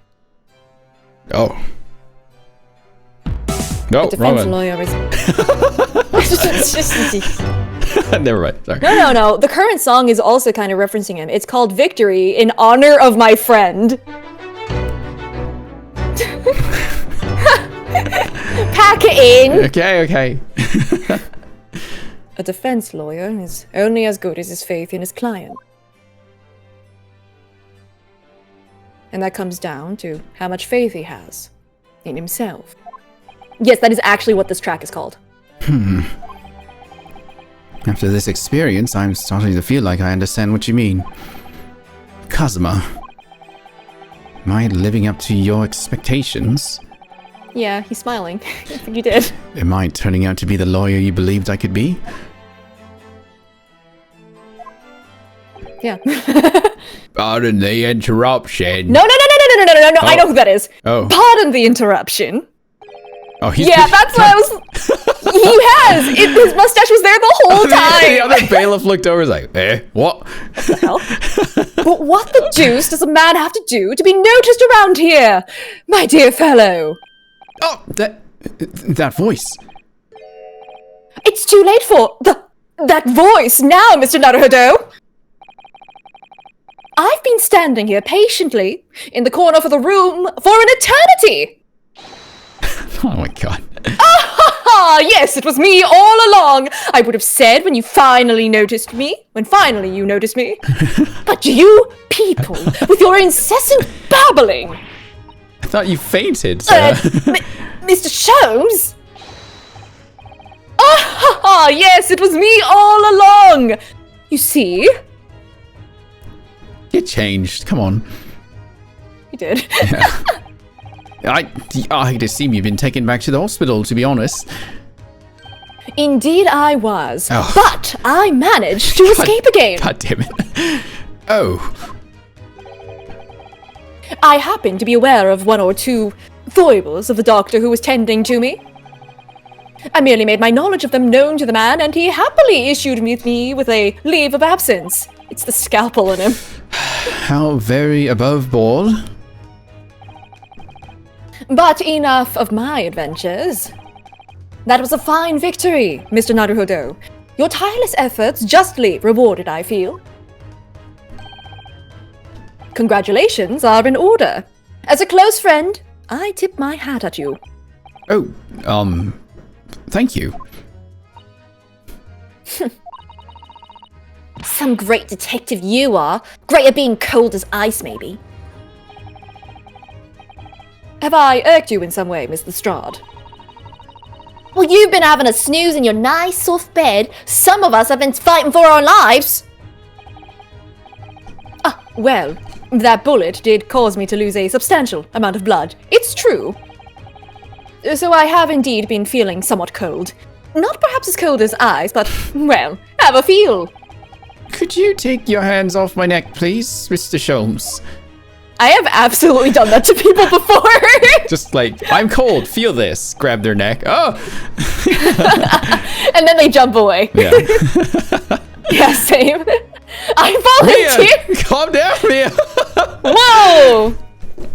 And in some way, I suppose, congratulations are in order for you too, Miss Lestrade. What's that supposed to mean? Why so half-hearted? Well, naturally, it isn't my intention to alarm you, but... An acquittal in a trial with that particular prosecutor is perhaps a little... precarious. You grab Do you people's remember? necks? No, sorry, I was looking at the chat again. People do this? Yeah, that's grab what you their do. neck? What? Yeah. Really? It's the fastest and most... It's the, quickest way to show someone that you're cold. I just stretch my hand out like, give me your hand. And then... No, you just shake do it. Well, hands. I just... With my mom, when I Oh. was younger. Just grab their neck. Weird. I've never seen that before. Huh. Well, you don't grab them by the neck. You just, touch place the your back hand- of their right, neck. but so that just seems Yeah. like, what the heck? Huh, interesting. You just Okay. you just touch the back of their neck because it's just the easiest way to shock someone because that area is gonna Oh. be mostly always warm. Not really trying to shock anybody. So I just grab their hand. No, you're supposed to. No, you're Yeah, you don't supposed to grab- choke them. That's a little much. It's like, what? Whoa. No. Okay. Sorry. But yeah, you do remember the whole Reaper thing, right? I haven't lived. The Reaper thing. Do you remember? Anyone who... Go ahead. It doesn't matter if you get acquitted or not when facing the Reaper. You always die. Oh, Remember? right. Interesting. I mean, they're about to say it again here, but you know. Okay. Well done, Mr. Sholmes. Not alarming in the slightest. Oh, the Reaper, you mean? Because anyone who's found not guilty of in a trial he was working on and winds up dead anyway. Is that it? The very point I was trying to make. As exemplified by the fate of Mr. McGilded, in fact. But of course, I pay no attention to such irrational drivel myself.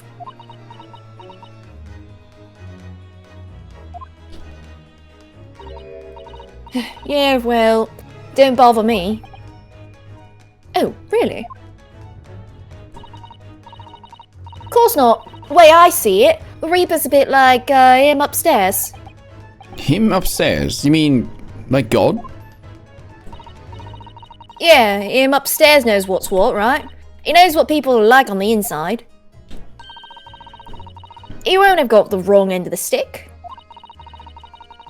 There's some cubs like that bog trotter what are rotten to the core. At the end of the day, him upstairs makes sure they get what they deserve. I suppose that's one way of looking at it. Divine justice is one thing, though. The Reaper taking matters in his own hand and claiming lives is another. Well, I ain't like the McGildeds of this world, so I ain't scared. I got principles, see?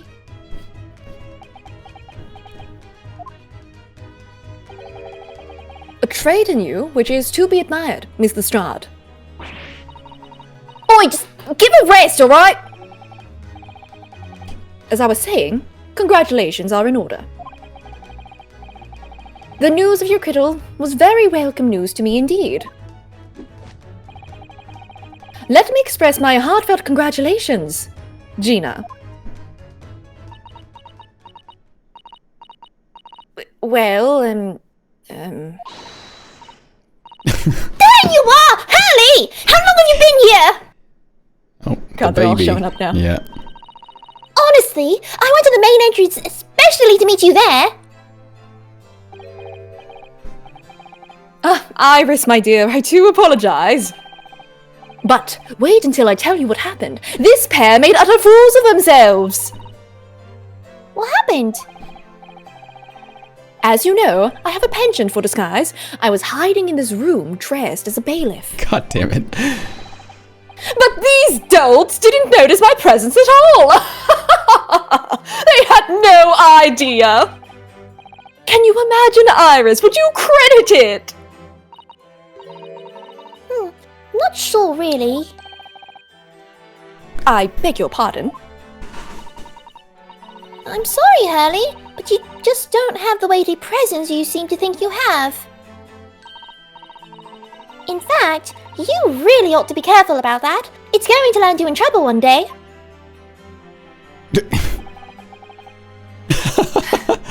I'll be careful. Oh my god, someone can control Sholmes? Ouch. She's literally lived with him all her life. She Yeah, knows what to do. I guess so, yeah. Anyway, it's such a shame. I was so hoping to throw a party for Ginny tonight. I mean, we can. But you won't be able to come, will you? I mean, yeah, if you did, Ginny literally wouldn't be there. Don't look like I'm gonna be going nowhere for a while. You are the judge's patter. I've got stuff to make amends for, apparently.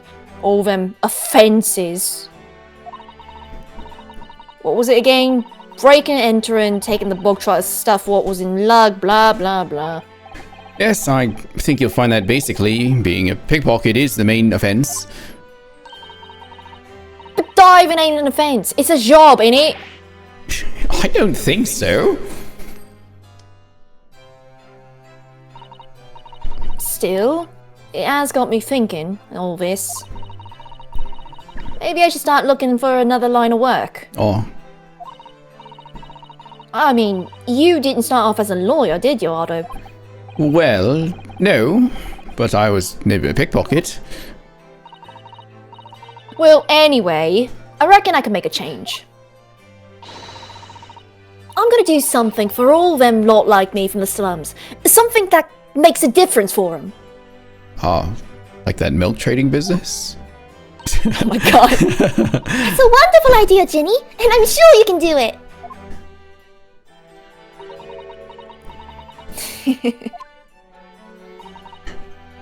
What is it?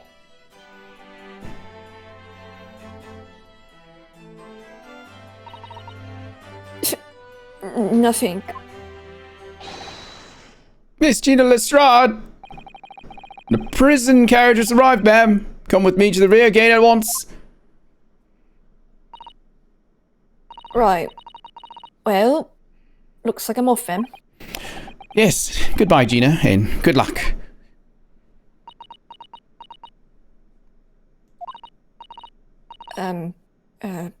Otto. Yes? No, what are you doing? So dramatic of a reload. Ah! What was that for?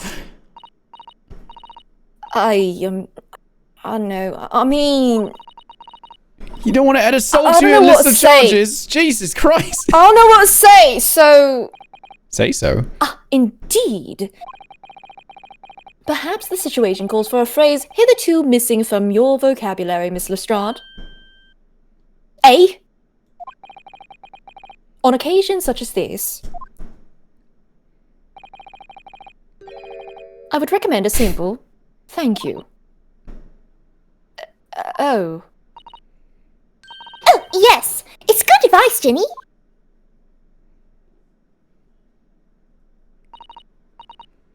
Right, I see. Well...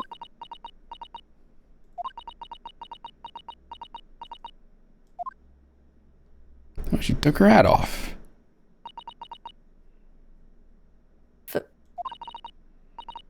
Thanks. Otto.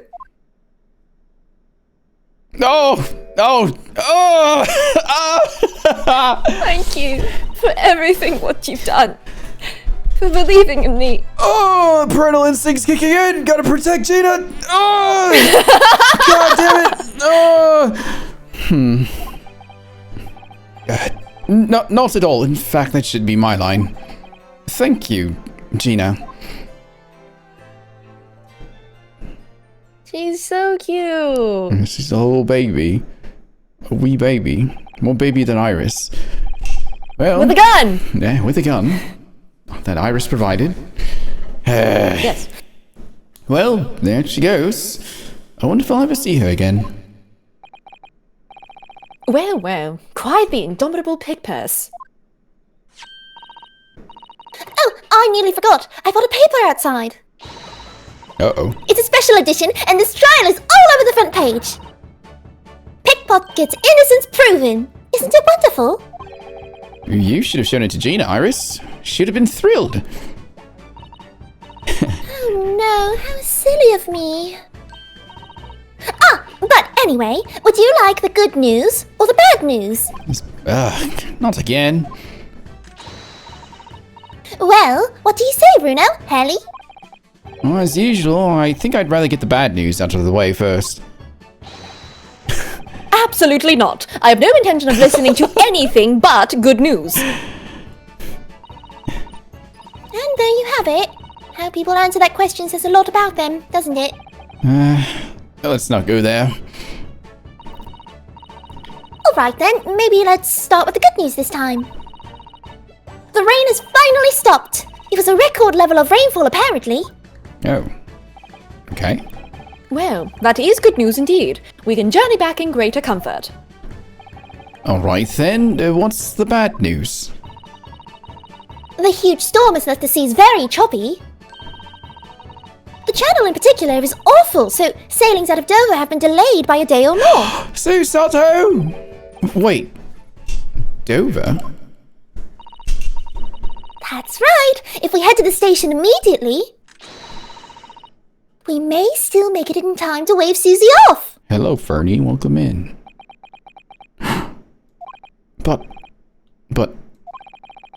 There won't be rain. There won't be a train, surely. We couldn't be that lucky. Oh. Who do you think I am, Mr. Naruhodo? A very eccentric man, Sholmes. That's true. Mr. Sholmes? I rushed to Victoria Station earlier and made arrangements for a special express. Really? If we hurry now, we shall be there in time for dinner. And I know of a fine restaurant that serves the most delicious baked sole. I don't... Oh, the great detective does it again.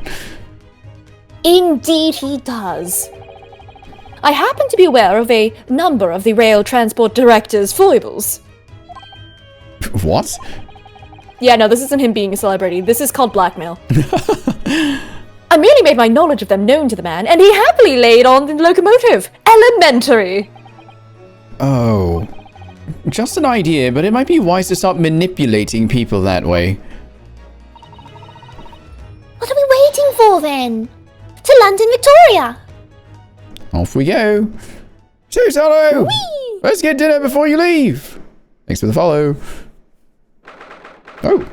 Oh, never mind. It's just blackmail. Oh, Sholmes.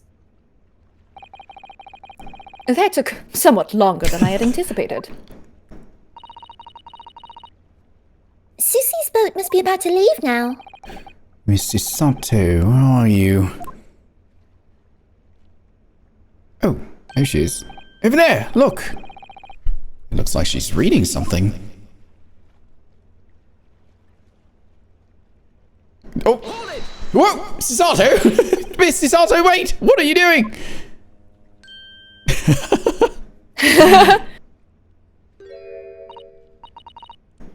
Mr. Naruhodo? What are you doing here? We came as soon as we could after the trial. I mean, we heard that sailings were being delayed due to the bad weather, you see. Oh, I see. Then tell me, how did Gina's trial go? It went well. She was acquitted.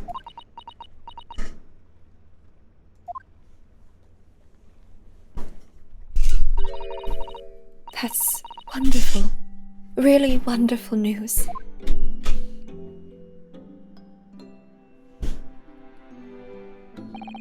The book you were about to throw into the sea, it was your encyclopedia of British law, wasn't it? Oh dear, I was hoping you hadn't seen that. I'm not worthy of practicing law in any way now. So, I was saying my final farewell. You were saying goodbye to law? You, Susato-san? Would I be correct in assuming it's because of the people, Miss Susato?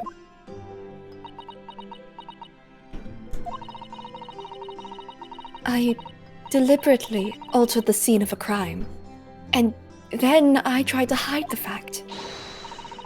What I did is utterly unforgivable. That reminds me.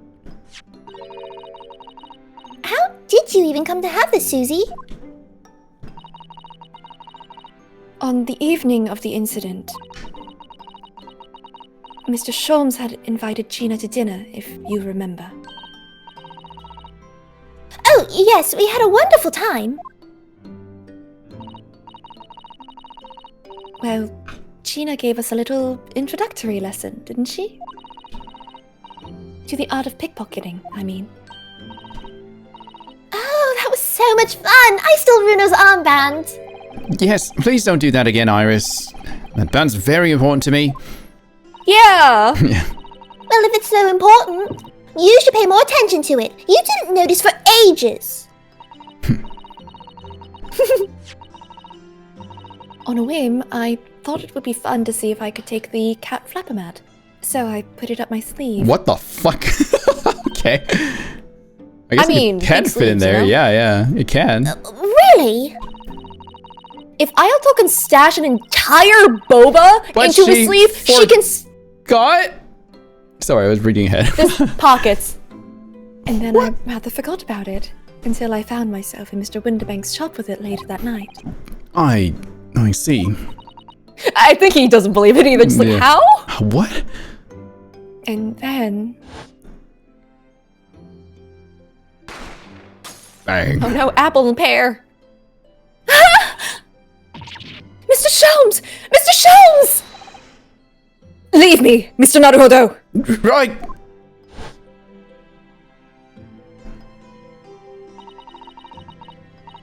After Mr. Naruhodo had left the shop, I started to think. That door started to play on my mind. The storeroom door, you mean? Yes, if Gina was anywhere in the shop, I realized it could only be behind that door.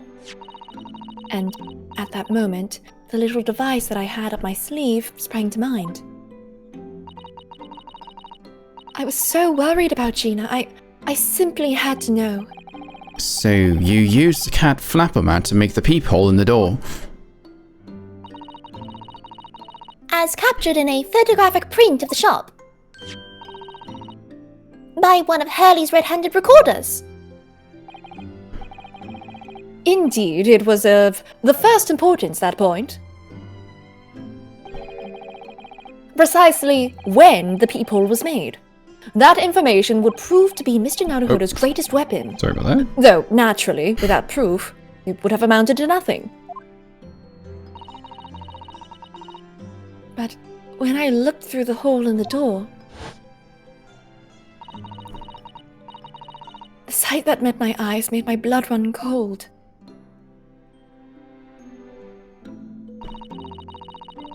Thoughts started to run through my mind. I remembered that trial 2 months earlier. The trial of Magnus McGilded. I thought about how he had manipulated the evidence and arranged false testimony to secure his freedom. It made the British justice system feel very dark and sinister to me. And then a terrible thought occurred to me. What if some wicked criminal was planning to do the same thing now? Because from the appearance of the crime scene, it looked exactly as though Gina had shot Mr. Winterbank. Even though I was sure she would never have done such a thing. You were worried that the true culprit would try to frame her for the crime. That's right. But then I realized it would be very difficult for anyone to give false testimony in this case. What do you mean? Well, the crime appeared to have happened behind the door of a locked room.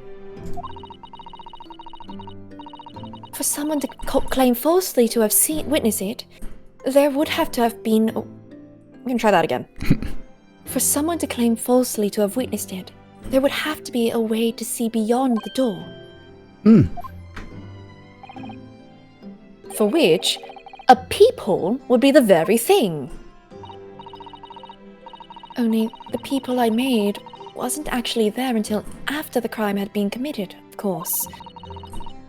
And the criminal would know that, so it wouldn't make any difference. But the possibility of a rather ingenious trap was there, was it not?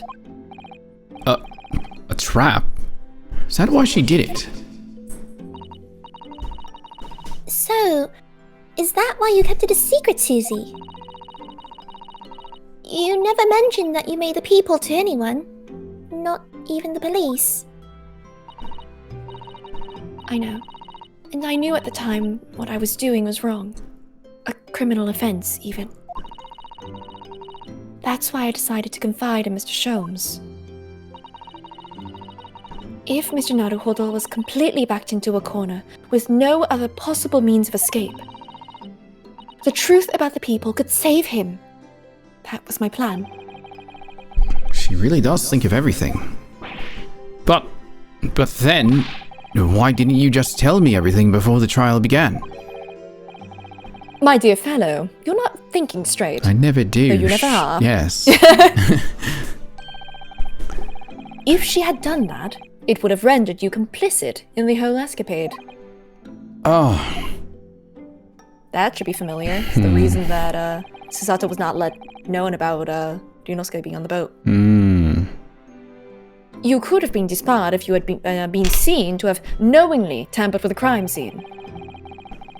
So, Mr. Sato decided to shoulder the burden of responsibility alone. For your sake, and Miss Lestrade's. Mr. Sato. The truth is, when it happened, I did it because I'd lost a little of my faith in the law. Oh. I was worried that the right person wouldn't be convicted of the crime. The moment I allowed myself to think that is the moment I lost my right to call myself a judicial assistant.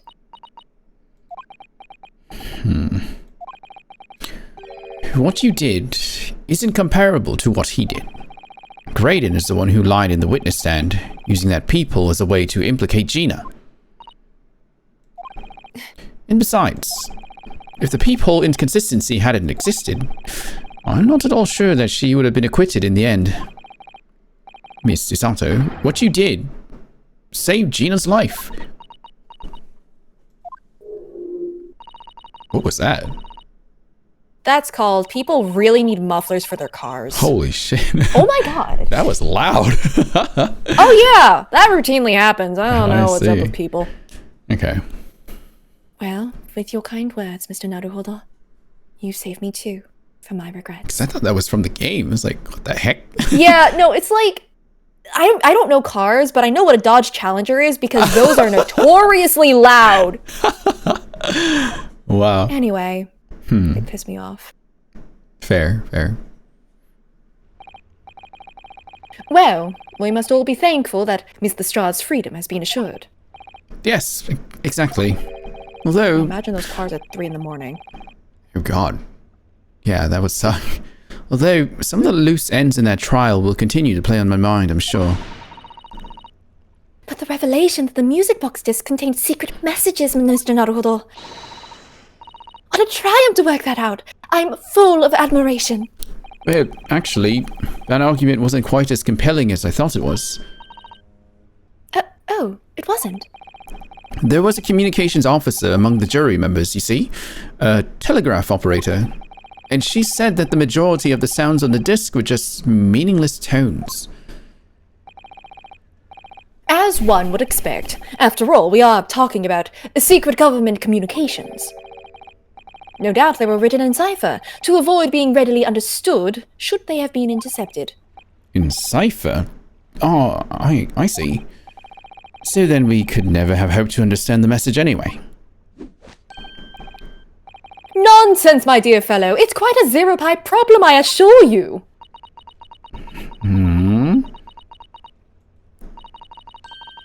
A? Oh, I know who.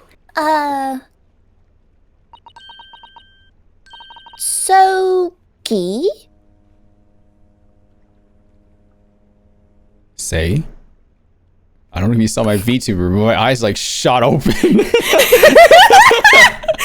Oh, I think I did the same. I won't lie. What? Well, that can't be a real word, can it? How funny! Wait, Iris, what did you just say? Oh, I just said, asogi. Does that word mean something to you? I'm kidding. No, stop! Do not Okay. now. No jokes. Means something. Asogi. Is it asogi or asolgi? It's asolgi, but I assume that Iris couldn't pronounce it. Asolgi. What's the name of my best friend? What? But how? How do you know that name, Iris?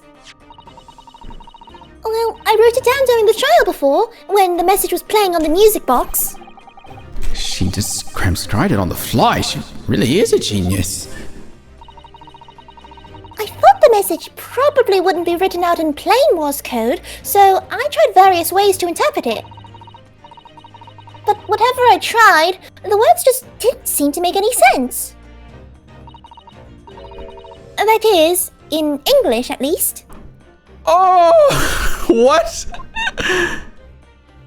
Oh. It suddenly occurred to me, you see. There's more than one Morse code, not just the English variety. Various countries around the world have altered and added to Morse code to use it in their own languages. I don't believe it. Are you saying... Oh, that's right. I've only actually seen a chart of Japanese Morse code once before. But I think it's based on the Iroha pangram, isn't it? And you mean to say that in Japanese Morse code, the message says asogi? Yes, I think so. Sorry, but I don't remember all of the Japanese Morse code. Iris, would you let me see that? Mr. Sato, do you know it? Do you know Japanese Morse code? Yes, I spent some time studying Oh it. my god, these two girls are so capable. Why am I doing anything? Yeah. Because I'm quite sure Morse code will become ever more important for international communications. She would get on so well with juror number 5. Wow. Then, might I recommend, my dear madam, that you focus your efforts on the English version. Be that as it may, Iris, show me the message, please. Of course.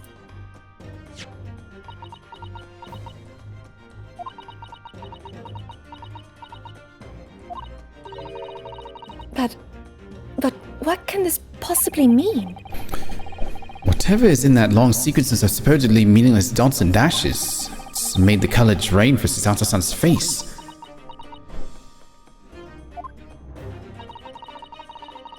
There's no doubt that this message is written in Japanese Morse code. So the British Empire has been using Japanese for its secret communications? I don't understand the reason why, but the message appears to be a list of 4 people's names. 4 names?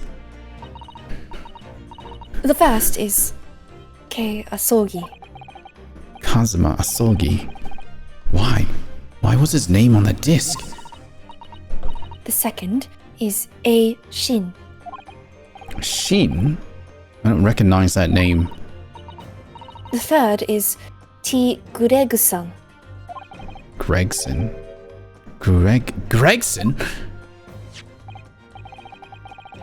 It would seem Tobias Gregson is the third man on the list. And what's his name doing in a secret government communication as well? And the last name, Let me take a guess. Something to do with Strongheart, maybe? What's the matter, Mr. Sato? Or is it my name? it's just so strange, so unexpected. Oh, what is it, Susie? Don't keep us in suspense. The last name is J. Wilson. Oh. What? Wilson? John H. Wilson? You mean Daddy? Oh, Daddy appears again, chat. There you go. Okay, okay. Him like in the theater, just like covering your mouth, like no, shh. This is a good part. Okay, okay, okay. I got you. It says only J. Wilson, so I'm afraid I can't be sure. Then, after the 4 names, it reads, if I translate from Japanese, that is all 4. And that's the end of the message. Or rather, the end of what you noted down, Iris.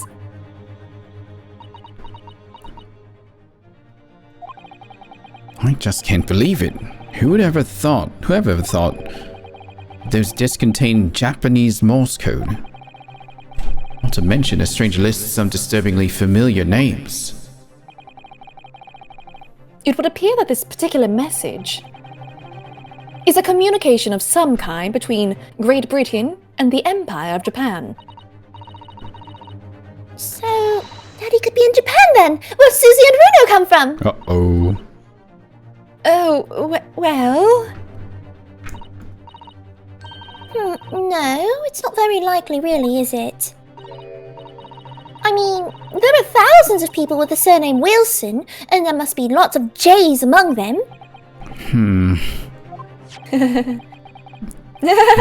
Professor John H. Wilson, visiting Professor of Medicine at the Imperial Yumei University. But we can't tell Iris about that now. We just can't. This is so strange. Somehow, in solving the case of Mr. Winterbank's murder today, I feel like I've rolled back a boulder at the mouth of a very dark cave. I do wonder if perhaps it's a dark cave that we shouldn't go wandering inside.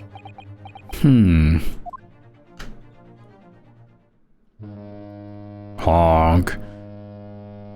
Uh-oh. Time to go. What do you think that list is? What do I think that list is? So who's on there again? Cosmo, supposedly. Cosmo. Iris's dad. Gregson. And so Shin. who's A Shin? Hmm? A Shin. Is it another Japanese? What was that other detective's name that was here that we defended before? What was his name again? It's not anything to do with that, right? Wait, what? The one of the guys we had to look after in court. The really shaky guy. The guy that I voiced. What's his name again? You remember? Wait, what? In which case? Second case, I think it was. Second or third. So on the ship? Not the the third. No, if it was in court. Oh, you're talking about the author, Solseki? Yeah, sorry. I was like, Natsume Solseki. okay, I was just remembering. Okay, it's not him. Who the hell's Asian? Huh. I'm gonna tell you right now, the pun is not Asian. Okay, good. I thought that too when I first saw it. Well, It's you got Gregson on there. just- Gregson, Kazuma, Iris's dad. unknown. And yeah. What is the listen. relation between those three and this other guy? It's two Englishmen know. and presumably two Japanese men. Yeah. But what could a list be? What could the list be for? Informants? Spies?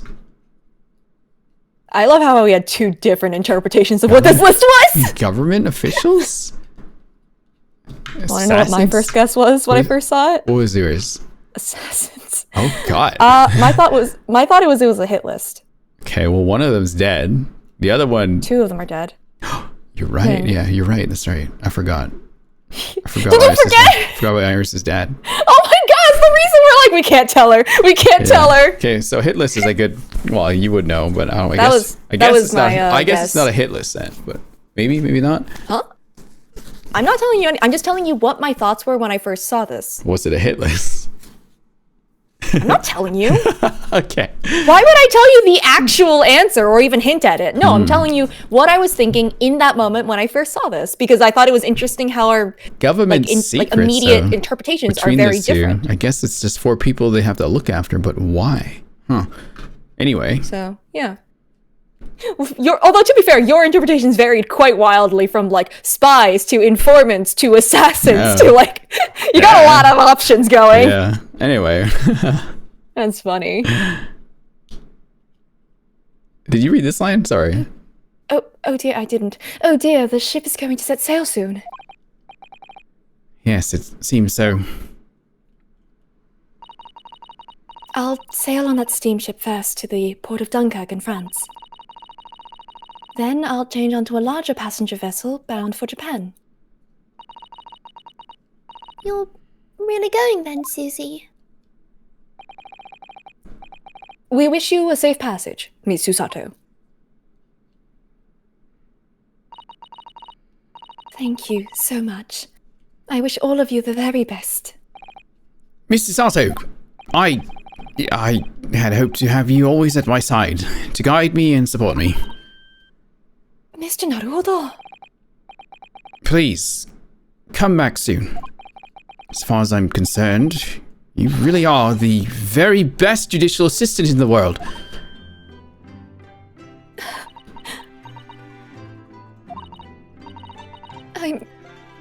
I'm quite sure. I'll be back before you know it. Doesn't this ship take like at least 90 days to get across? Jesus Christ. It'll go by in a flash. Really, Susie? Oh, now don't forget, Iris. I made you a promise I've yet to fulfill. They spelled fulfill wrong. To down tell here. you that I need to tell you your dad is dead. Too, yes. A promise? About your manuscript. Oh,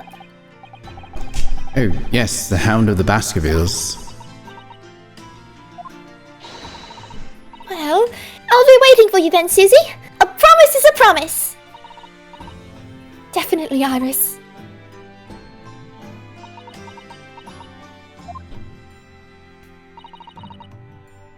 Mr. Naruhodo, Yes? do you remember the first time we met?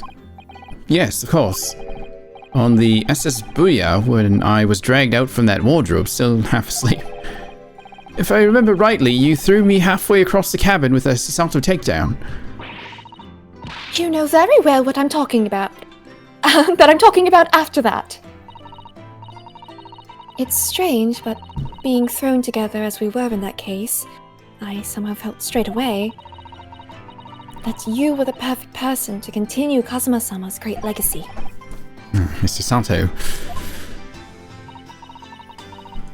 And my instincts were right. I really want to believe, no, I'm sure that I'll be back soon. Farewell until then. Okay. But the list? What's on the list? This is why I call this the midpoint, Rin. Oh.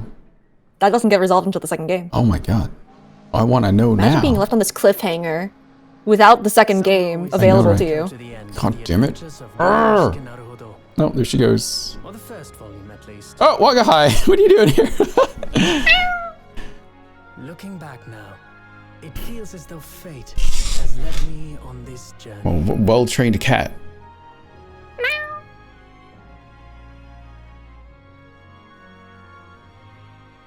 Fate led me to becoming a lawyer, to traveling halfway around the world, to meeting the great detective. Oh, even speaks in a slight British twang. Yeah. I'm sure there'll be trials and tribulations. Trials and tribulations? Of course there will. Why did you say that, Ryosuke? But whatever happens, I know I'll be able to turn my fortunes around.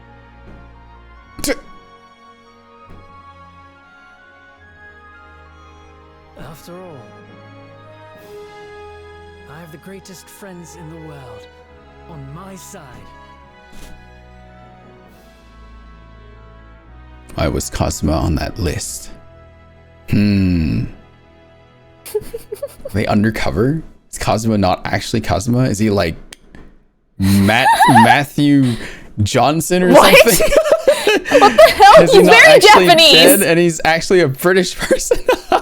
Man is very clearly Japanese, Rin! Wait, how? How is he very clearly Japanese? Wait, what's going on here? Is this a still image? Hello? Keep going, just wait. Oh, okay. Top Give us 4 some time. We frickable needed- men in Japan and Brit. Oh! And on that note, yes, Mr. Naruhodo, Yes, Mr. Sholmes? I have some rather awkward news. Speaking of being fucked, the railway company has decided to sue over the special express train, apparently. Huh? It caused such a commotion on the line. All the other trains had to wait at stations. But really, we would never have made it to Dover in time otherwise. Anyway, I explained everything and how it was all your fault. What? Huh? Huh? I believe a formal complaint should be delivered to your office tomorrow. But not to worry, my dear fellow. According to Miss Susato, You love defending yourself in court. Huh? Huh? Huh? It's alright. I'm perfectly happy to testify. He really didn't look like the sort of man who'd do something so outrageous. See? Objection. Mr. Sholmes. I'm gonna push you into the lake. yes. A word if you don't mind. Why, certainly. Any word you like. Bellow it out, my dear fellow. Objection. Oh, yes, I love Renault's words, and I know just the one he'll use here. Hold it. Then I really must say, Objection. yes. Yeah, they have to every They have time. to do it every time. Oh, what are we doing now? All right. Whoa! Welcome to the credits. Is it just credits? No, like after? Yes, credits. Shoot, Takumi, when I get my hands on you, swear to God. Oh, wait, get ready. I forgot. I figured Get there'd ready be for all the something extra. characters. Okay, well, you first. In the following weeks, hundreds of music boxes arrived at Baker Street from all over Europe. Something was afoot. They were transpired I had ordered them all myself. So I advertised them for sale with, used by Mr. Sholmes to solve an important case. And the money I've earned. Consulting detective work pays a pittance by comparison. He does look pretty good without his coat on, chat. He looks good with the coat on. Very fitted. I kind of like it without the coat on. Oh, hello. I like both. Ah, I haven't slept a wink. This manuscript is due tomorrow now. When I'm this busy, Haley usually cooks me breakfast. Well, cooks is an overstatement for some dry toast and some instant coffee. I do miss Susie and her lovely Japanese breakfasts. Toast, huh? Just like a certain friend who is eating bread? No. Toast is not as good as roast bread. Love a man in a waistcoat? Yeah, that's fair. Guy. Witness, your testimony is riddled with contradictions. Exactly really do growing hard under rare sex themselves. You do this guy. The baby did it! And I don't know, sir. Knows his father is an innocent man, or are you calling my son a liar? Witnesses, my courtroom is no place for your petty arguments. Meh. Don't forget I was here. Yes. Love a man in a waistcoat? Yeah. Oh, this guy. Yeah, exactly. When we delivered the Russian dancer to shore in Shanghai, I laid low in my sushi for a while. Last night, I apprehended an extremely suspicious Japanese national on board. I've done nothing wrong! All I did was give Wagahai's offspring refuge in my pocket! A man brings some kittens on board, and suddenly, he's a hardened criminal! It's not fair! Yeah, it is not allowed, technically. Technically, it's not allowed. I forgot about these. I forgot the other guy. Our Japanese Hosonaga? detective. Hosanaga's the best! Oh, this guy. Scientific investigation will be the gold standard for policing in the new age. I dream of a world governed by the tenets of the order and discipline. A great clock, in fact, whose hundreds of parts mesh together in perfect unison. Now, if you excuse me, I have but 2 minutes and 37 seconds until my next appointment. In about 5 seconds, the birds will fly by the clock. Pixelated and yes, all. the 8-bit birds. They've been stuck here for so long, they've just de-rezzed. Died. Oh, this guy. The latest Ranch magazine is out, and I'm in it again. Whenever I say that one line wrote out, I get a standing ovation. Will I hear it? Not bad, I suppose, for an amateur.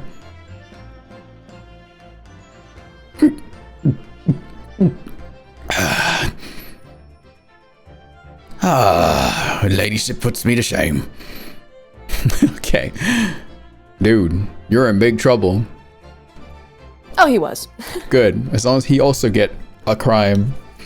Yeah, they all got in trouble. Good. Everyone got in trouble here. Excellent. Oh, this guy.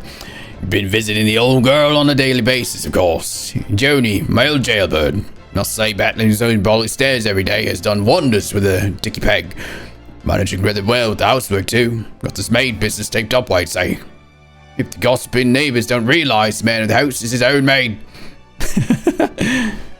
No one pouring hot tea on your hand anymore.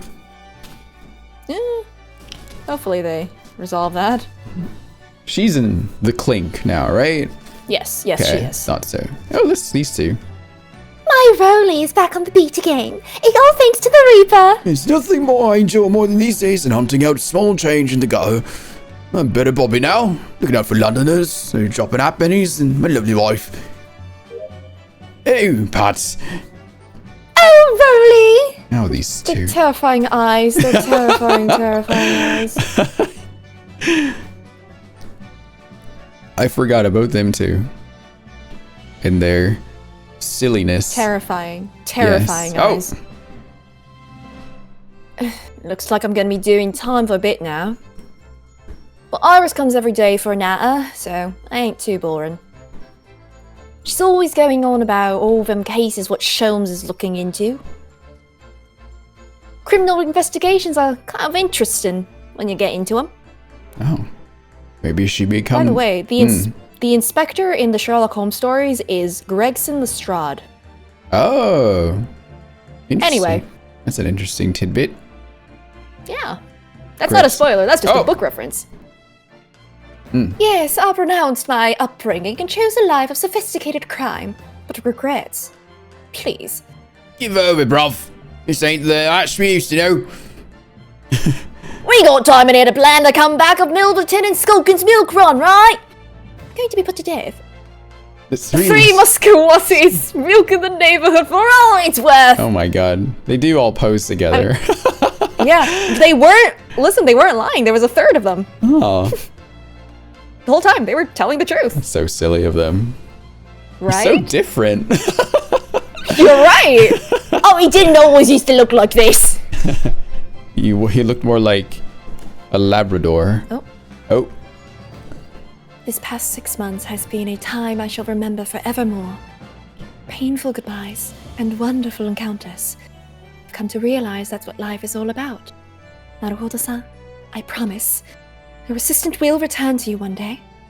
But for now, I leave you with many memories and a heartfelt wish that life will treat you well. Will it now? Who's missing? Who have we not seen yet? Oh, that was everyone. Okay. Oh, there's the cat. Look at that. Aw. Oh, chat can't see Iris. It's a very, very cute. It's such a cute image. Move out of the way. Sholmes would do that. Sholmes is like leaning way into the photo. He's also like 6 feet something. He's really Oh tall. my gosh. Guess so, if they had to get Cisalto and Iris in there. Oh my god! What are you? I like these credits. What's happening? What are they gonna do? Walk together? They're walking. They're walking. They're taking a stroll. What are your thoughts? I don't know what to feel. Do you like the game? No, it was great. Yeah, it was excellent. But now we have a list that is unanswered. Yeah, what the fuck? This is why I'm just like, I'm not sure if you want to like necessarily end without a little peek. Oh, because of that. Oh, it's this duck, goose, swan woman. Swan. Okay. That's a swan. Okay, maybe we can take a little look. Just a little peek. Just a little. Ah, yes, the senior Mikotaba. Do we see him again? He looks like... I cannot answer any of your questions. He already looks like a reporter. What? Like if he wore like just a regular suit, but like rolled up sleeves. Just because he has a mustache? It's his hair and his mustache, how he's like designed. Oh, what's... They're walking through the cases. Hang on. Let me look. What's that guy's doing? Careful of any spoilers. Yeah, no, I'm not looking at that.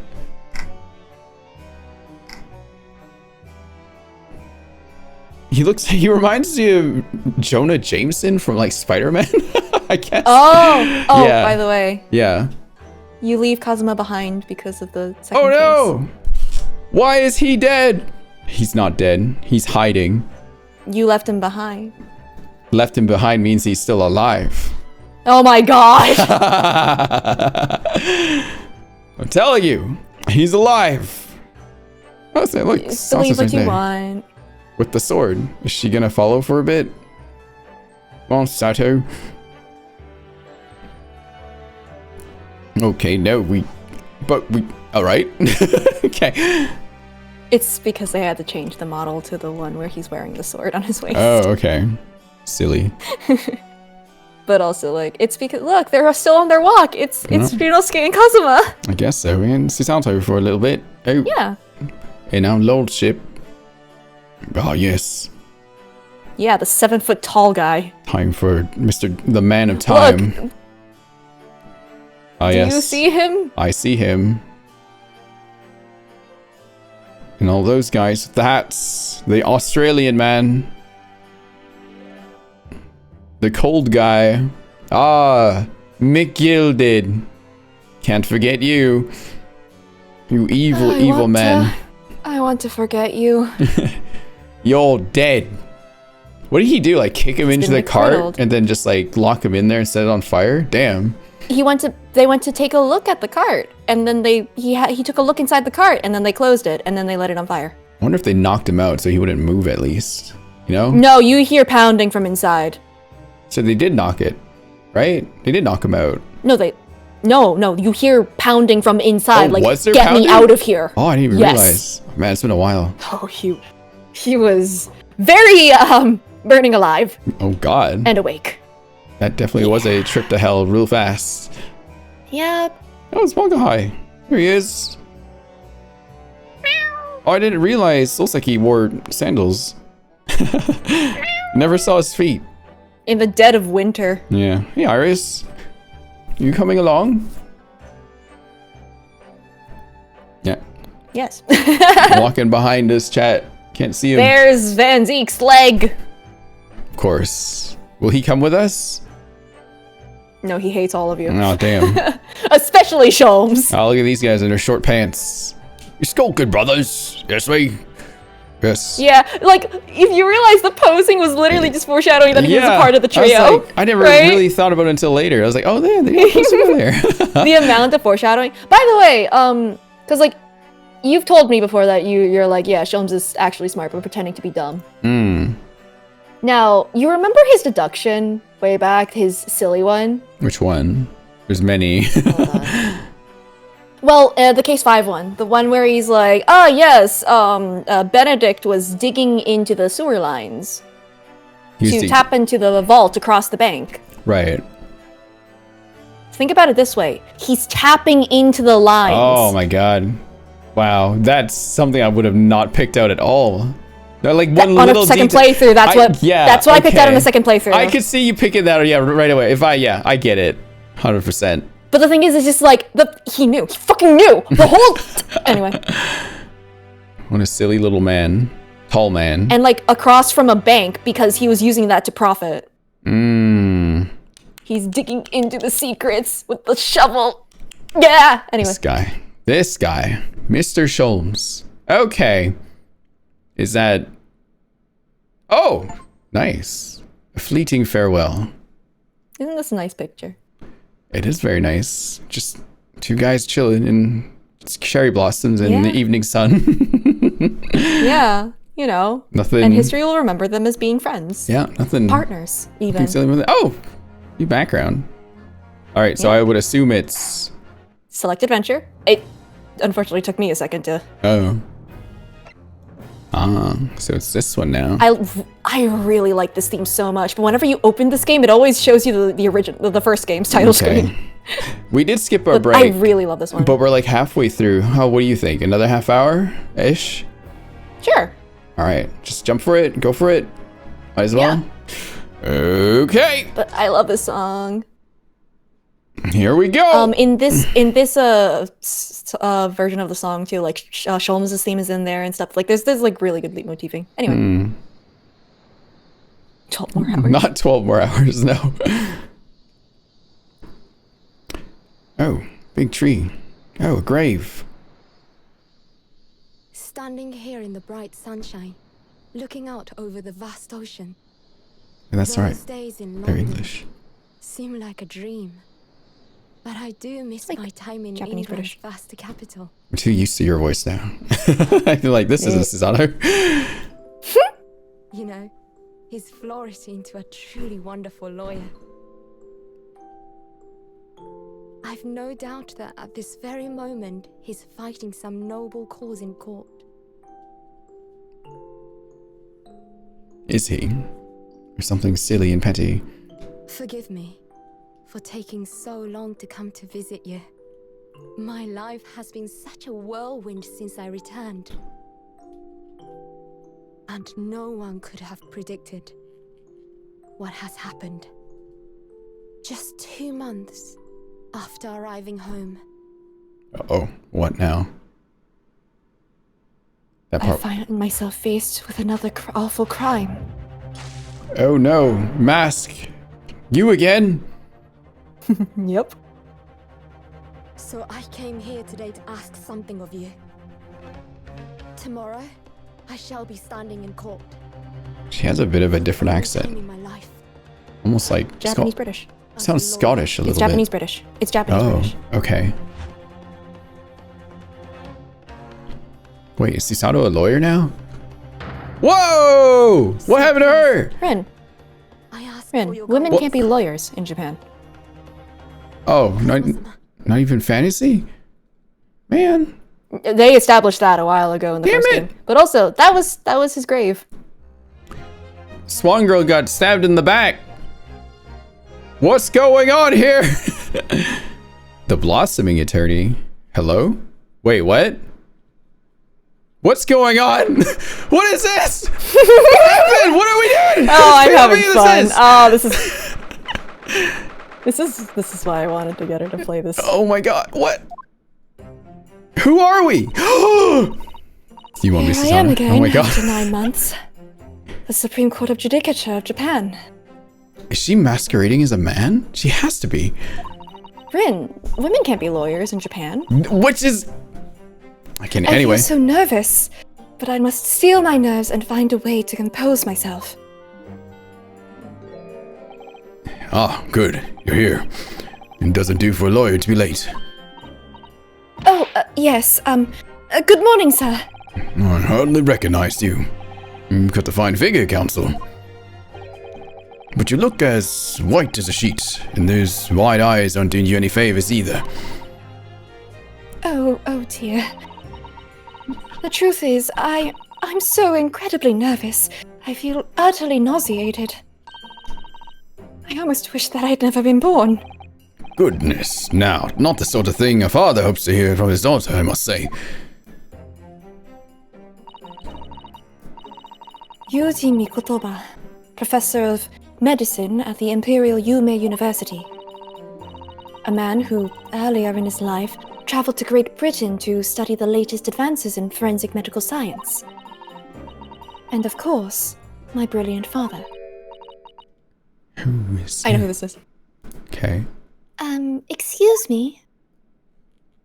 Oh my god. Unless you want to be her. Would I be correct in thinking that you're to be my lawyer in court today? Actually, or do you want to be Susato? And What happened to Chisato? She was so capable. What happened to her? What's going on? Yes, that's right, miss. Well, I want to thank you for agreeing to represent me. I swear on my life, she looks like an Oni with the thing with almost behind her head like horns. Don't you Apollo someone. It's a complete fabrication, this whole thing. Remember me, born the same year as I and my greatest friend. She's a capable assistant. Oh, okay. Though unusual for a woman in our time, she works at the University Research Laboratory, helping my father. And sadly, she's the defendant in today's trial. Accused of committing a truly awful murder. Are you feeling alright? Since we started talking, you seem, well, to have become a little flushed. Oh my, it's just that you look so gallant and dashing. Sorry? When I fall under your intense gaze, it makes me feel rather bashful.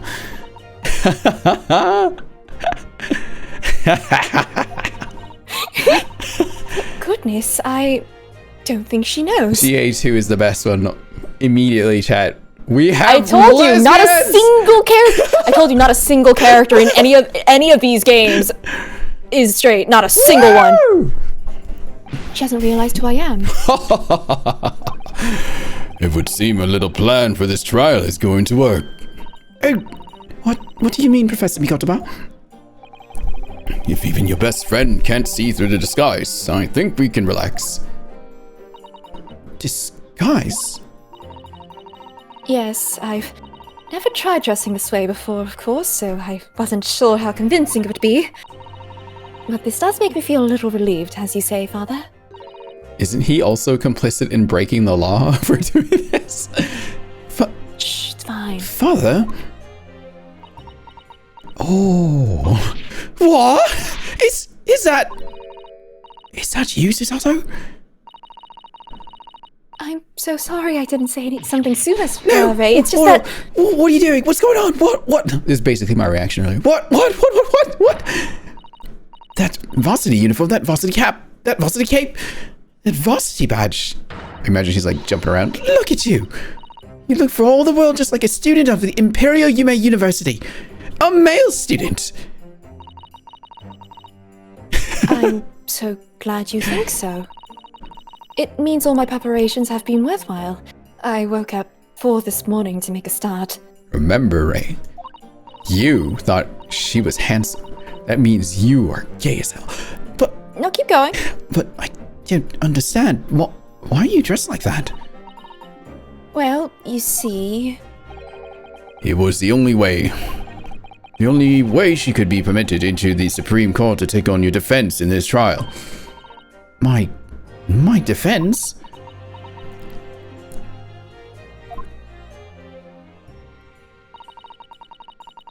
Never before in my life have I so frustrated at having been born into this body. Interesting. Courts in Japan are barred to women. We're not even allowed to set foot inside the courtroom. Despite the fact that the laws of the land apply to all people, male and female alike. But women are forbidden. Just for today, I'll be leaving my true self at the courtroom door. So that I can act as your lawyer. Oh, Susato, you'd go to such lengths for me. Of course, you're my greatest friend. Greatest friend. Friend? Okay. I just worry that I shan't be the lawyer you deserve. No, oh no, I have complete faith in you. Ray. It's so strange though. I mean, you're such an accomplished judicial assistant already, and yet just because you're a woman... What a wretched reason! I mean, why shouldn't you be allowed in court? You're so gallant and dashing. Yeah, I was like, put a pin in that. She still says it. Don't worry. So gallant and dashing. Oh. She is unrepentant. Gay. Ray. Gay. Ray? Gay. Please don't look at me like that with those flushed cheeks and doting eyes. Oh, I'm sorry. It's just you really do look so dashing. Yes, you mentioned that once or twice.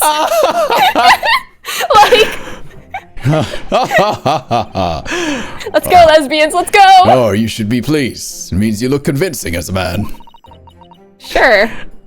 I am pleased, I think. And it certainly helped to bolster my confidence today. This is why I wanted you to play this, but I could not let it slip. I could not let it slip. Ray, you're managing to put on a brave face in all this, but I can see through it. Your dad's just like, well, I knew it. I knew it was them. Yep, I knew it. Well, no, her dad just being like, yeah, of course. You want to risk your life and reputation and everything to defend your friend in court? Yeah, duh. I'll help you with this. All right. Let's go, lesbians. Let's go. It's very supportive dad. Yeah. Oh my gosh. I've noticed how your shoulders are slumped and how you're trembling ever so slightly. Oh yeah, that's me. Susato, you do believe me, don't you? I didn't do it. I couldn't have. I mean, murder. Of course. You have nothing to worry about. Your conscience is perfectly clean. The judge gonna be like, why is your voice so high? Who are you? No? Isn't that right? Yes. Yes, it is. Perfectly clean. I love the parallels, though, between their relationship and Kazuma and Ryunosuke, where it's just like, ah, yes, my greatest friend, let me throw away any potentiality in my future, put it on the line for them. Instantly. Wow. What? My greatest friend. Ray must be a very important character. Her eyes look kind of crazy, though. Like, whoa. She's very intense. Oh no! Sorry. You clicked forward! My bad. I have absolutely no doubt in my mind about your innocence. Which is why you... Rin. Oh, did I? My bad, sorry. Again.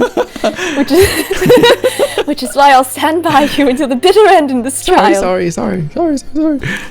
Whatever happens, I'll always be on your side. Because that's what it means to be a defense lawyer. That means so much to me, Susato. Defendant, counsel. Court is about to begin. Proceed to the courtroom at once. You should go in at once, Ray. If you're late, the judge won't hesitate to pronounce you guilty. Oh. Stand aside! Whoa, okay. I don't think I've ever seen her run so fast. Well, Susato, you certainly surprised your father. Going to such lengths to be admitted into the courtroom and with no prior experience of being a lawyer. It's like Ryunosuke. Yeah. There was simply no other way. That's all there is to it. But, Father, you haven't told her, have you?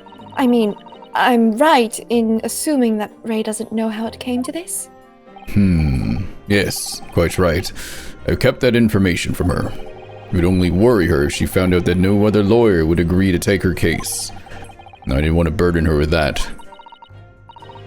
And is it true, the reason why every other lawyer is refusing to take the case? Is it really because of who the victim was? We should be making a move now, too. As you know, law isn't my field, but I'll do what I can to support my student. Thank you, Father. What the flip? I am Susato Mikotoba, a judicial assistant. 8 months ago, I accompanied a student of law on a study trip to Great Britain.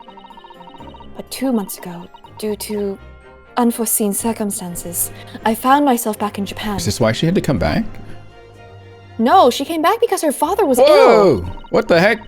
Did you change his outfit? I don't remember changing his outfit. You changed his outfit. No. Yeah, that's another reason that you shouldn't change it, because it changes it in the flashbacks too. I just went to go look at it, but I don't remember selecting it. Nope, you selected it clearly. Can I fix that? Yeah, you can save and then go back to the Oh, okay, I remember I looked at it, and then I was like, okay, cool. Nope, you clicked it. You looked at it too hard, Ren. Oh, oops. You were too enamored. Oops. He was so gallant and dashing. Oopsies. I'm so glad that I get to make these memes, these jokes now, just being like, oh, so gallant and dashing. I was like, what? Why does he look like that? Make sure that Susato's isn't changed too, by the way. Does it also change? Oh, I guess it was on. Oops. Oh, it was just on. Oh yeah. Chat wants to see Susato. I'm not really a big fan of it. Yeah, it's very steampunkish all of a sudden-ish. Not really, actually. Not steampunkish, but... like, Victorian anime, if you could Victorian anime something. Yeah. And then show... I don't think the Victorians would be happy about those shoulders. What the fuck? Okay. Japanese jumble mix. Alright. Wait, okay, let's go back now. Would Susato be wearing that in the court? Like, she would have been, yeah, and you wouldn't have seen the cross-dressing. That, like, it would make the whole story make no sense, like... That would be correct, yes! And that's why you don't do that! What the fuck? Well, don't do that. Don't do a new game. Hold on. Oh, I could just load back. Game. My bad. Yeah, it's why you don't hear the other title screen music, which is really unfortunate. I It's see. really good. I Gotcha. genuinely recommend listening to it. There it is. Oh, I remember it better now. He wasn't wearing a different outfit. I Yeah. guess that was just Iris telling me that she made a new outfit for him, and I just imagined it. Oh. How many times have I wished that he were here, I wonder? Still, I have no choice now but to steel myself for the trial ahead. Oh my god. Hey, Francisca von Karma. Wish me luck, Naruhodo-san. Naruto. Naruto-san. I can Susato. almost imagine Gina saying it now. Susato. Was it Susardo? What was she saying again? Susardo?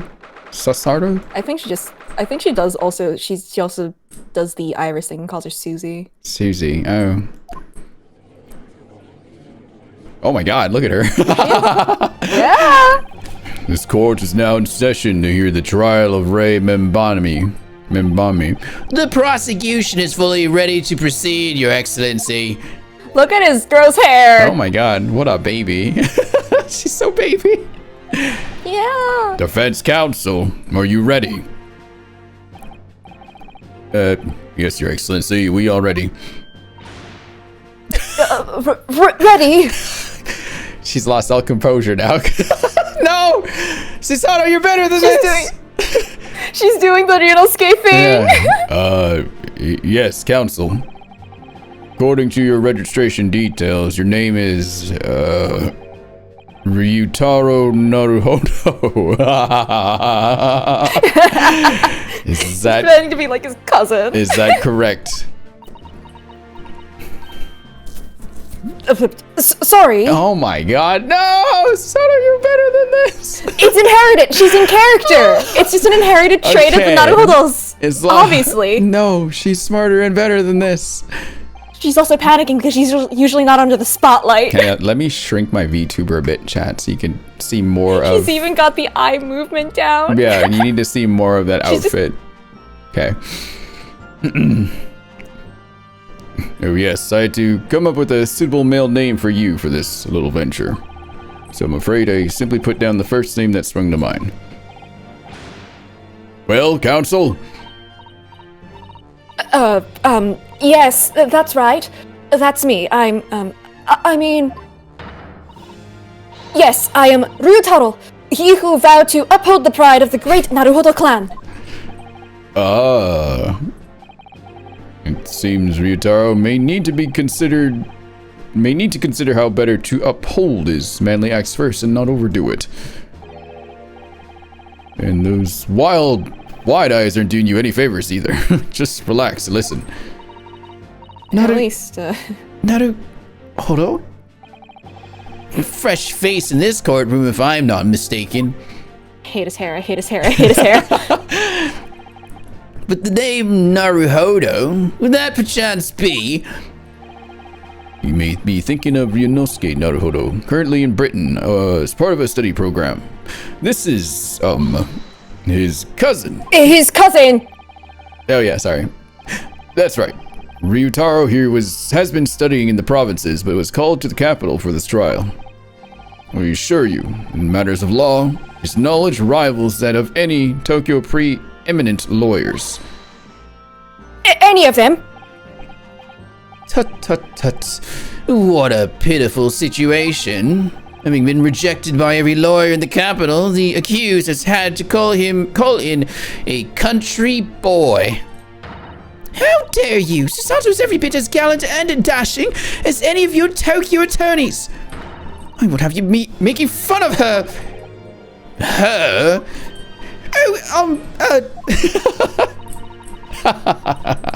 Please, be careful, Ray. What an unrefined tomboy we have here. And I wonder, is your gallant and dashing lawyer up to the challenge of defending you? His wide, skittish eyes very much suggest that he is not. I'm so nervous. If she was just herself, she would be fine.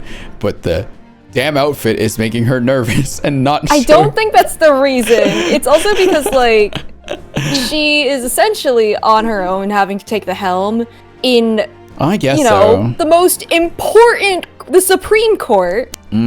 But when she was his And she's the judicial last resort. I guess so. I just figured she'd be And a little bit more in also- control. Well, it's kind of the difference between being stage crew versus being a performer. Yeah, fair. I see. Now that I'm standing in his shoes, I'm starting to understand what Naruhodo-san goes through. It's such a gap between characters. It's so funny. Like it or not, eyes are wont to flit. Oh. Oh, it's so funny though. All right. The case to be heard on this day is a matter of great significance to our national interest. In fact, it would be reasonable to assume that the outcome of this trial may well affect the very future of our empire. Just like the trial 9 months ago. And yet, for proceedings with such importance, we have this unknown yokel by the dock. Dear me. Perhaps this would be an appropriate moment for me to to assess the defense.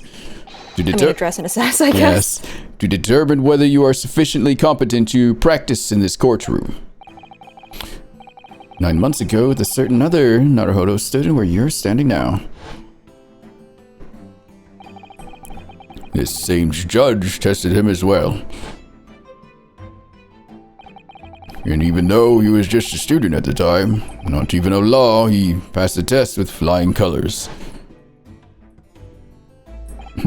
For a trained and experienced judicial assistant like you, this will be easy. So, counsel, do you consent to answering some simple questions? She did not do a good job patting her down. Come on.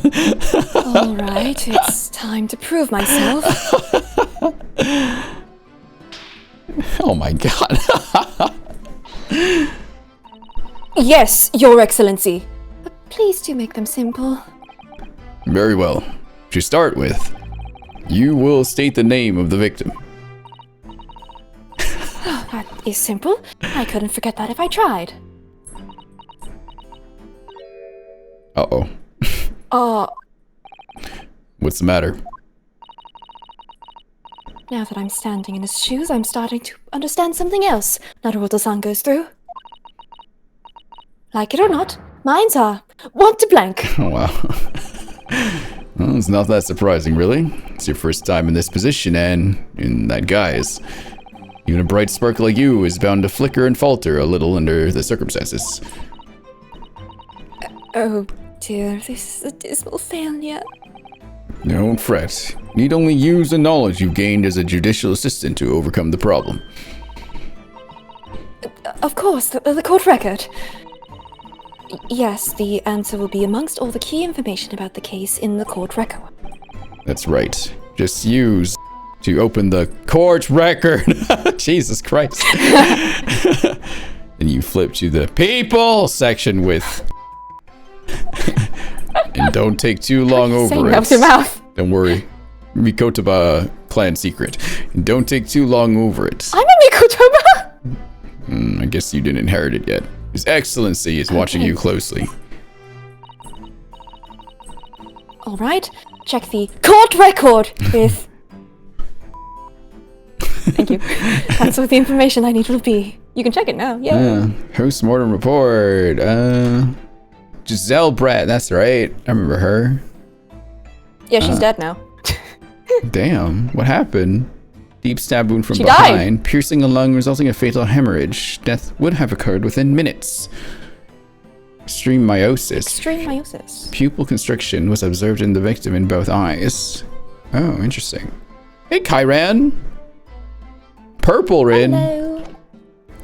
Yes, I am purple right now. Alright, there's Dad. There's Ray. Giselle Brett and Taketsuchi Aochi. I hate his hair, I hate his hair, I hate his hair. There's the little swirl in the front. I hate it so much. I'm waiting, counsel. What is the name of the victim in this case? How do I... Oh, I just click. I mean, there's also no penalty. Yes! Yes! Little hand. The name of the victim who lost her life in this case is Miss Giselle Brett. Hmm. Giselle Brett. A name that will never be forgotten in the courtrooms of our country, I'm sure. Except for the streamer who was playing. Forgot it for a second. How dare. Correct. And being a member of our empire's judiciary, you will be well aware of the not insignificance. The significance? The significance of that name. Sit. So, let me pose another simple question. Good morning, Medi. As you know, Miss Brett was a visiting student from the Empire of Great Britain. Why then is her name indelibly associated with our own empire's judicial history? Obviously, you won't have forgotten that case from 9 months ago. But if it's proving hard to recall the finer points, everything you need is included in the court record. Obviously, I still remember. That was the start of everything. Giselle Brett. Behind the woman's student persona was the face of Queen Victoria. Queen Victoria. I kind of want to press that. I don't think there are penalties right now. Yeah, I want to just see that. Oh my god. Queen Victoria, obviously.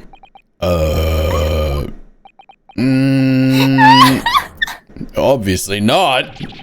Queen of England studying overseas? I thought it sounded a little odd. Leave me out of this. I'm sure you know all the details of the case in question from 9 months ago. Oh, yes. How could I forget? I know every last detail about it. Then what on earth was that absurd answer you just gave? No absurdity, please, counsel. You amend your answer. Yes, of course, Your Excellency. Did they both have to call my answer absurd? Behind the woman's student persona was the face of... I almost clicked it again. Click it again! No! It was very much Queen Victoria. Yeah. Yes.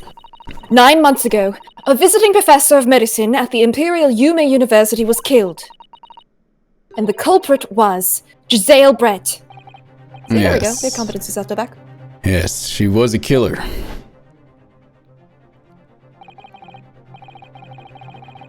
Is that me or you? I guess. Good question. I think it might be you. Okay. At the time, her country had just signed a new treaty with the Empire of Great Britain. And it was in the midst of this delicate diplomatic situation that the incident occurred. An Englishman, Dr. John H. Wilson, was shot dead. I believe he was an associate of yours. Oh! I am Professor Mikotoba. That's you reading this. Is it? Or maybe it's the judge. I believe he was an associate of yours, Professor Mikotoba. I think it might have been the judge. Actually. Okay. Yes, I was indebted to the man. He's been my mentor when I went to London to study forensic medicine. Indeed, it was I who invited him to Japan as a visiting professor at the university. Naturally, the murder of an Englishman on our soil was a matter the government wished to resolve rapidly. Indeed it was, which is why a secret trial was conducted here at the Supreme Court. A student of the Imperial Yume University was arrested on suspicion of murder. A second-year English language student by the name of Ryunosuke Naruhodo. With the help of his best friend, a student lawyer, did they really have to say that part? His best friend? The accused conducted... In history! Yes, the accused conducted his own defense. Actually, and the court record will state that they were best friends. They were best friends and exposed the despicable crime committed by Miss Giselle Brett.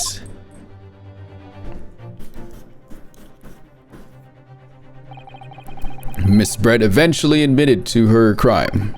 However, when questioned about the motive that drove her to take Dr. Wilson's life, she gave no satisfactory answer before the trial reached its conclusion. Immediately after the trial, the British government brought its consular jurisdiction into play.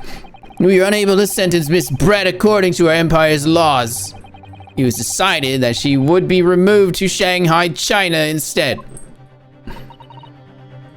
Why Shanghai? There's a British consular court there. Correct. I oversaw the negotiations personally. The date of her transfer to Shanghai was finally settled upon only last week. All that remained of our empire's obligations was to see the woman safely on board a steamship. And yet, the very day before her departure, the English woman was killed. Only the day before? Oh. That will do. I'm satisfied that the counsel for the defense is sufficiently capable of representing the client, or defendant. Oh. Aside from that Victoria nonsense. Yeah. Thank you, Your Excellency. Over the first hurdle. Now, a summary of the incident, if you please. Prosecutor Auchi. As is your wish, Your Excellency. The repugnant crime took place on the 11th of August in broad daylight. Beach episode. Beach. On the outskirts of the imperial capital, under a bright blue sky, at a secluded bathing spot by the sea. The crab did it. The incident occurred inside a small beach hut, erected for bathers to rest or change their clothes. The cause of death was a single stab wound to the posterior abdomen that pierced the victim's lung. An injury which proved fatal. I love how the swan is also dead, by the way. You're right. Like, how? Yeah. Connected mentally. There were two persons alone in the beach hut at the time of the victim's death. Miss Brett, in a bathing attire, which is a full dress for some reason, and the accused. Bathing attire. And a swan hat. Don't forget the live swan on her head. Yes, correct. And the accused, Ray Membami. Accordingly, there can be no doubt of the accused's guilt, especially when we consider she has had a powerful motive. The police arrived rapidly at the scene and promptly arrested the young lady. Her hands There were two are stab so wounds, small. one in her posterior abdomen, and also the other in the swan. In the swan. Very important. Yes. Well, that extraordinary description of events leaves me somewhat lost for words, I must say. That's certainly true. The prosecution's summary was full of words that raise an awful lot of questions. As a lawyer, I really ought to pick up the prosecution counsel on what he said about... The motive? Mike, the motive? Sure. You're clearly exaggerating. Powerful motive is a blatant overstatement. Tut tut tut, he's a yokel boy using words he doesn't fully understand. I beg your pardon? No matter, let's put this to the accused, shall we? Mimbani-san, you are a research assistant at the Imperial Yume University, I believe. I got 3 guys here. Can you take Ray back? I'll take Ray later. I'm working with Professor Mikotoba in his laboratory at the moment. Boy, that was a... No, Ryutaro's a boy. Ryutaro is definitely a boy, for sure. The manliest of man. Mm-hmm. Definitely, man. Definitely. Yep, 100%. It's Susato Kairin. Shh! No, they can't know. We can't let the secret out. Oh, you're right. I can confirm that. The defendant is an excellent assistant with a strong sense of responsibility. Fascinating to hear. Now, another question. Prior to your work with Professor Mikotoba, whose research were you assisting then?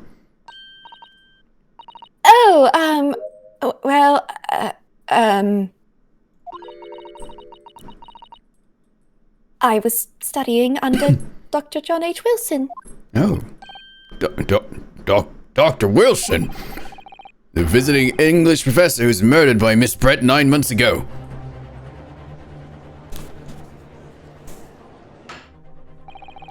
The accused has a deep-seated respect for her former mentor, Dr. Wilson. Is that not true? Yes, Dr. Wilson was a wonderful man. Interesting. And tell the court what deep-seated feelings you had towards the English woman who killed him. Well, obviously I was filled with hatred for what she'd done, a powerful hatred. Whoa. Tone those words down there, Ray. Oh no. Ray, be careful of what you're saying.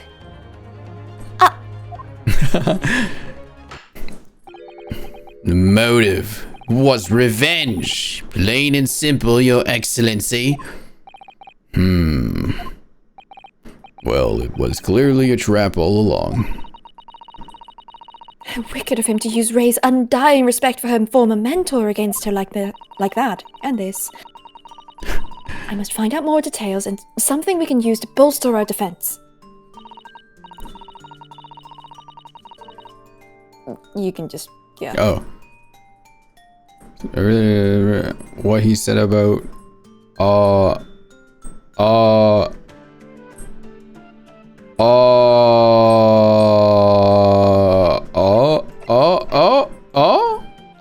Look, Hiron, what if you really respected your professor? Huh? Just not sure I'd kill someone over killing my professor. But what if you really respected the professor? The swan? Yeah, the swan did it. But the swan's also dead. Huh. Membami-san.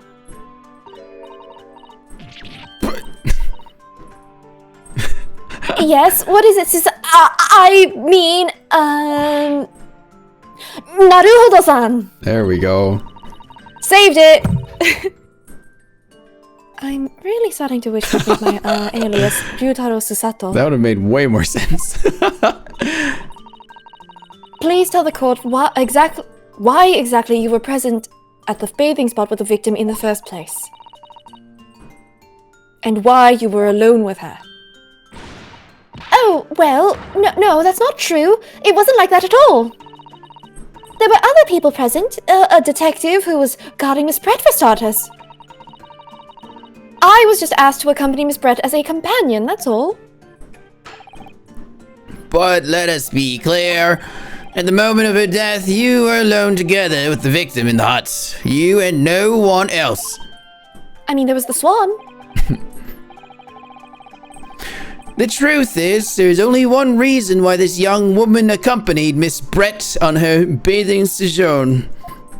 Sojourn? Sojourn, I think? Sojourn or sojourn? It was the accused last chance to take the victim's life. No! Because, as we know, the following day would see Miss Brett extradited to the British authorities in Shanghai. Sojourn, thank you. And the accused would never have an opportunity to dispatch her again.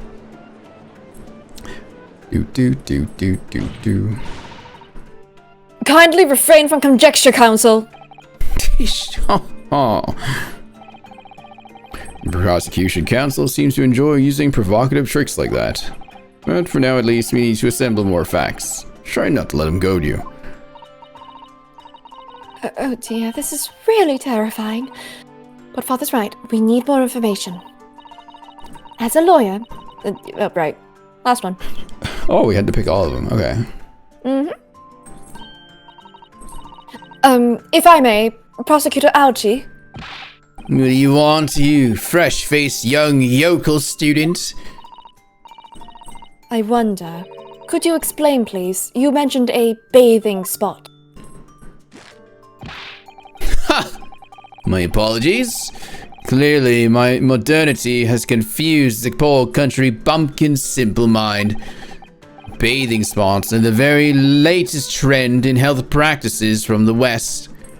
I ought to update the stream title. You are right. But I ought to probably find somewhere to save because we don't need to be here. I want to save this for when I'm a little bit more energy.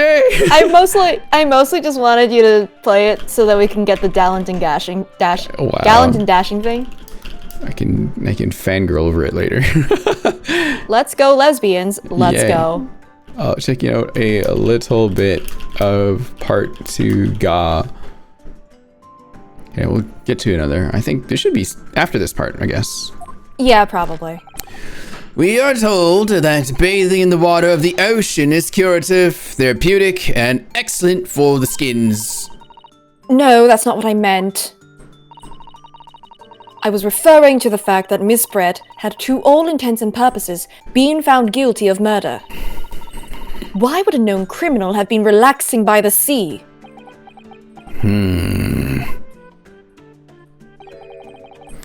For old time's sake, I believe.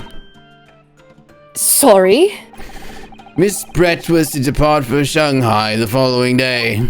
Her final wish, as it were, was to enjoy a day at our country's wonderful coast. And the British Embassy put extreme pressure on our government to comply. But on what grounds would we agree to such a request? Because, as usual, our government is unable to stand up to foreign powers. In matters of diplomacy, it seems we don't even have the courage to decline the whims of a known criminal.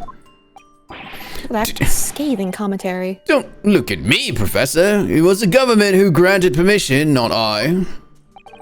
In any case, it was decided that with a dedicated detective on duty, nothing could go wrong. And then everything went wrong. But in fact, a murder took place. I said don't look at me. It was that young student girl who did it, not I. No one has proved that yet. You did it. I wouldn't provoke the man if you don't need to. Oh. I believe we all have a clear picture of the incident now. Despite her guilt being determined 9 months ago, Miss Brett managed to avoid incarceration, instead continuing her research work at the university. I can't believe they allowed her to keep doing that. Wow.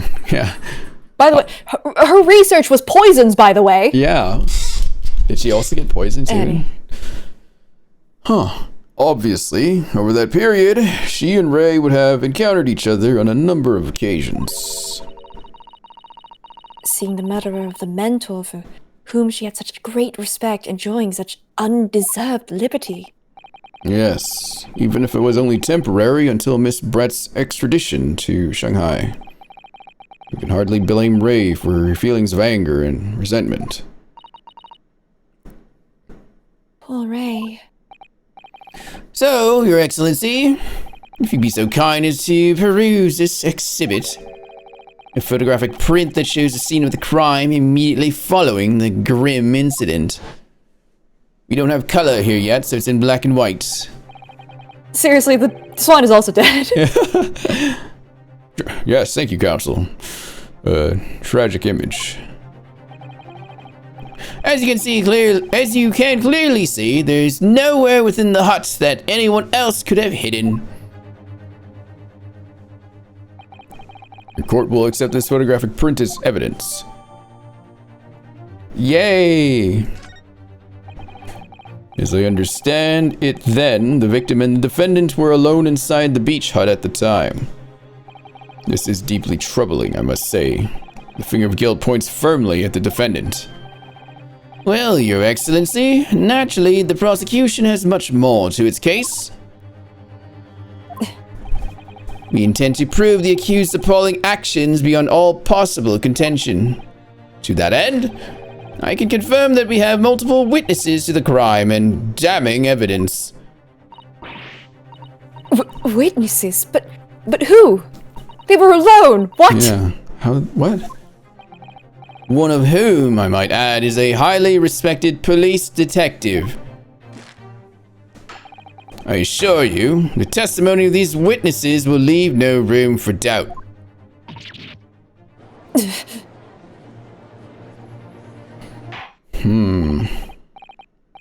Very well then, Counsel. Bring forth your witnesses.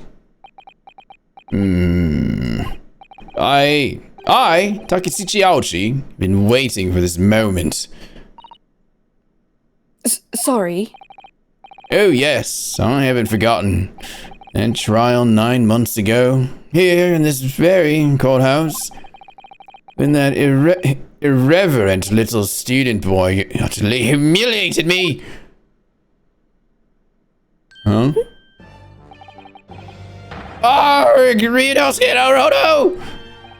Well, yes. This insult to the Aochi family name will never be forgotten.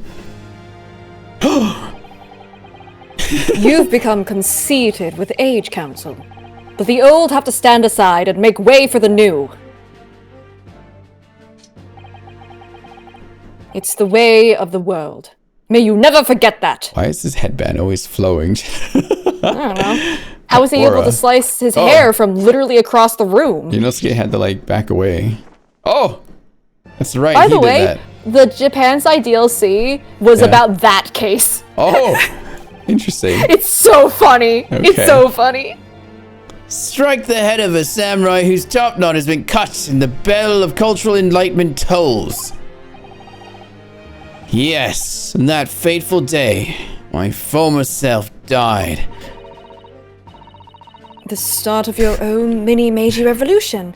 Are you modernizing as well, Council? Silence!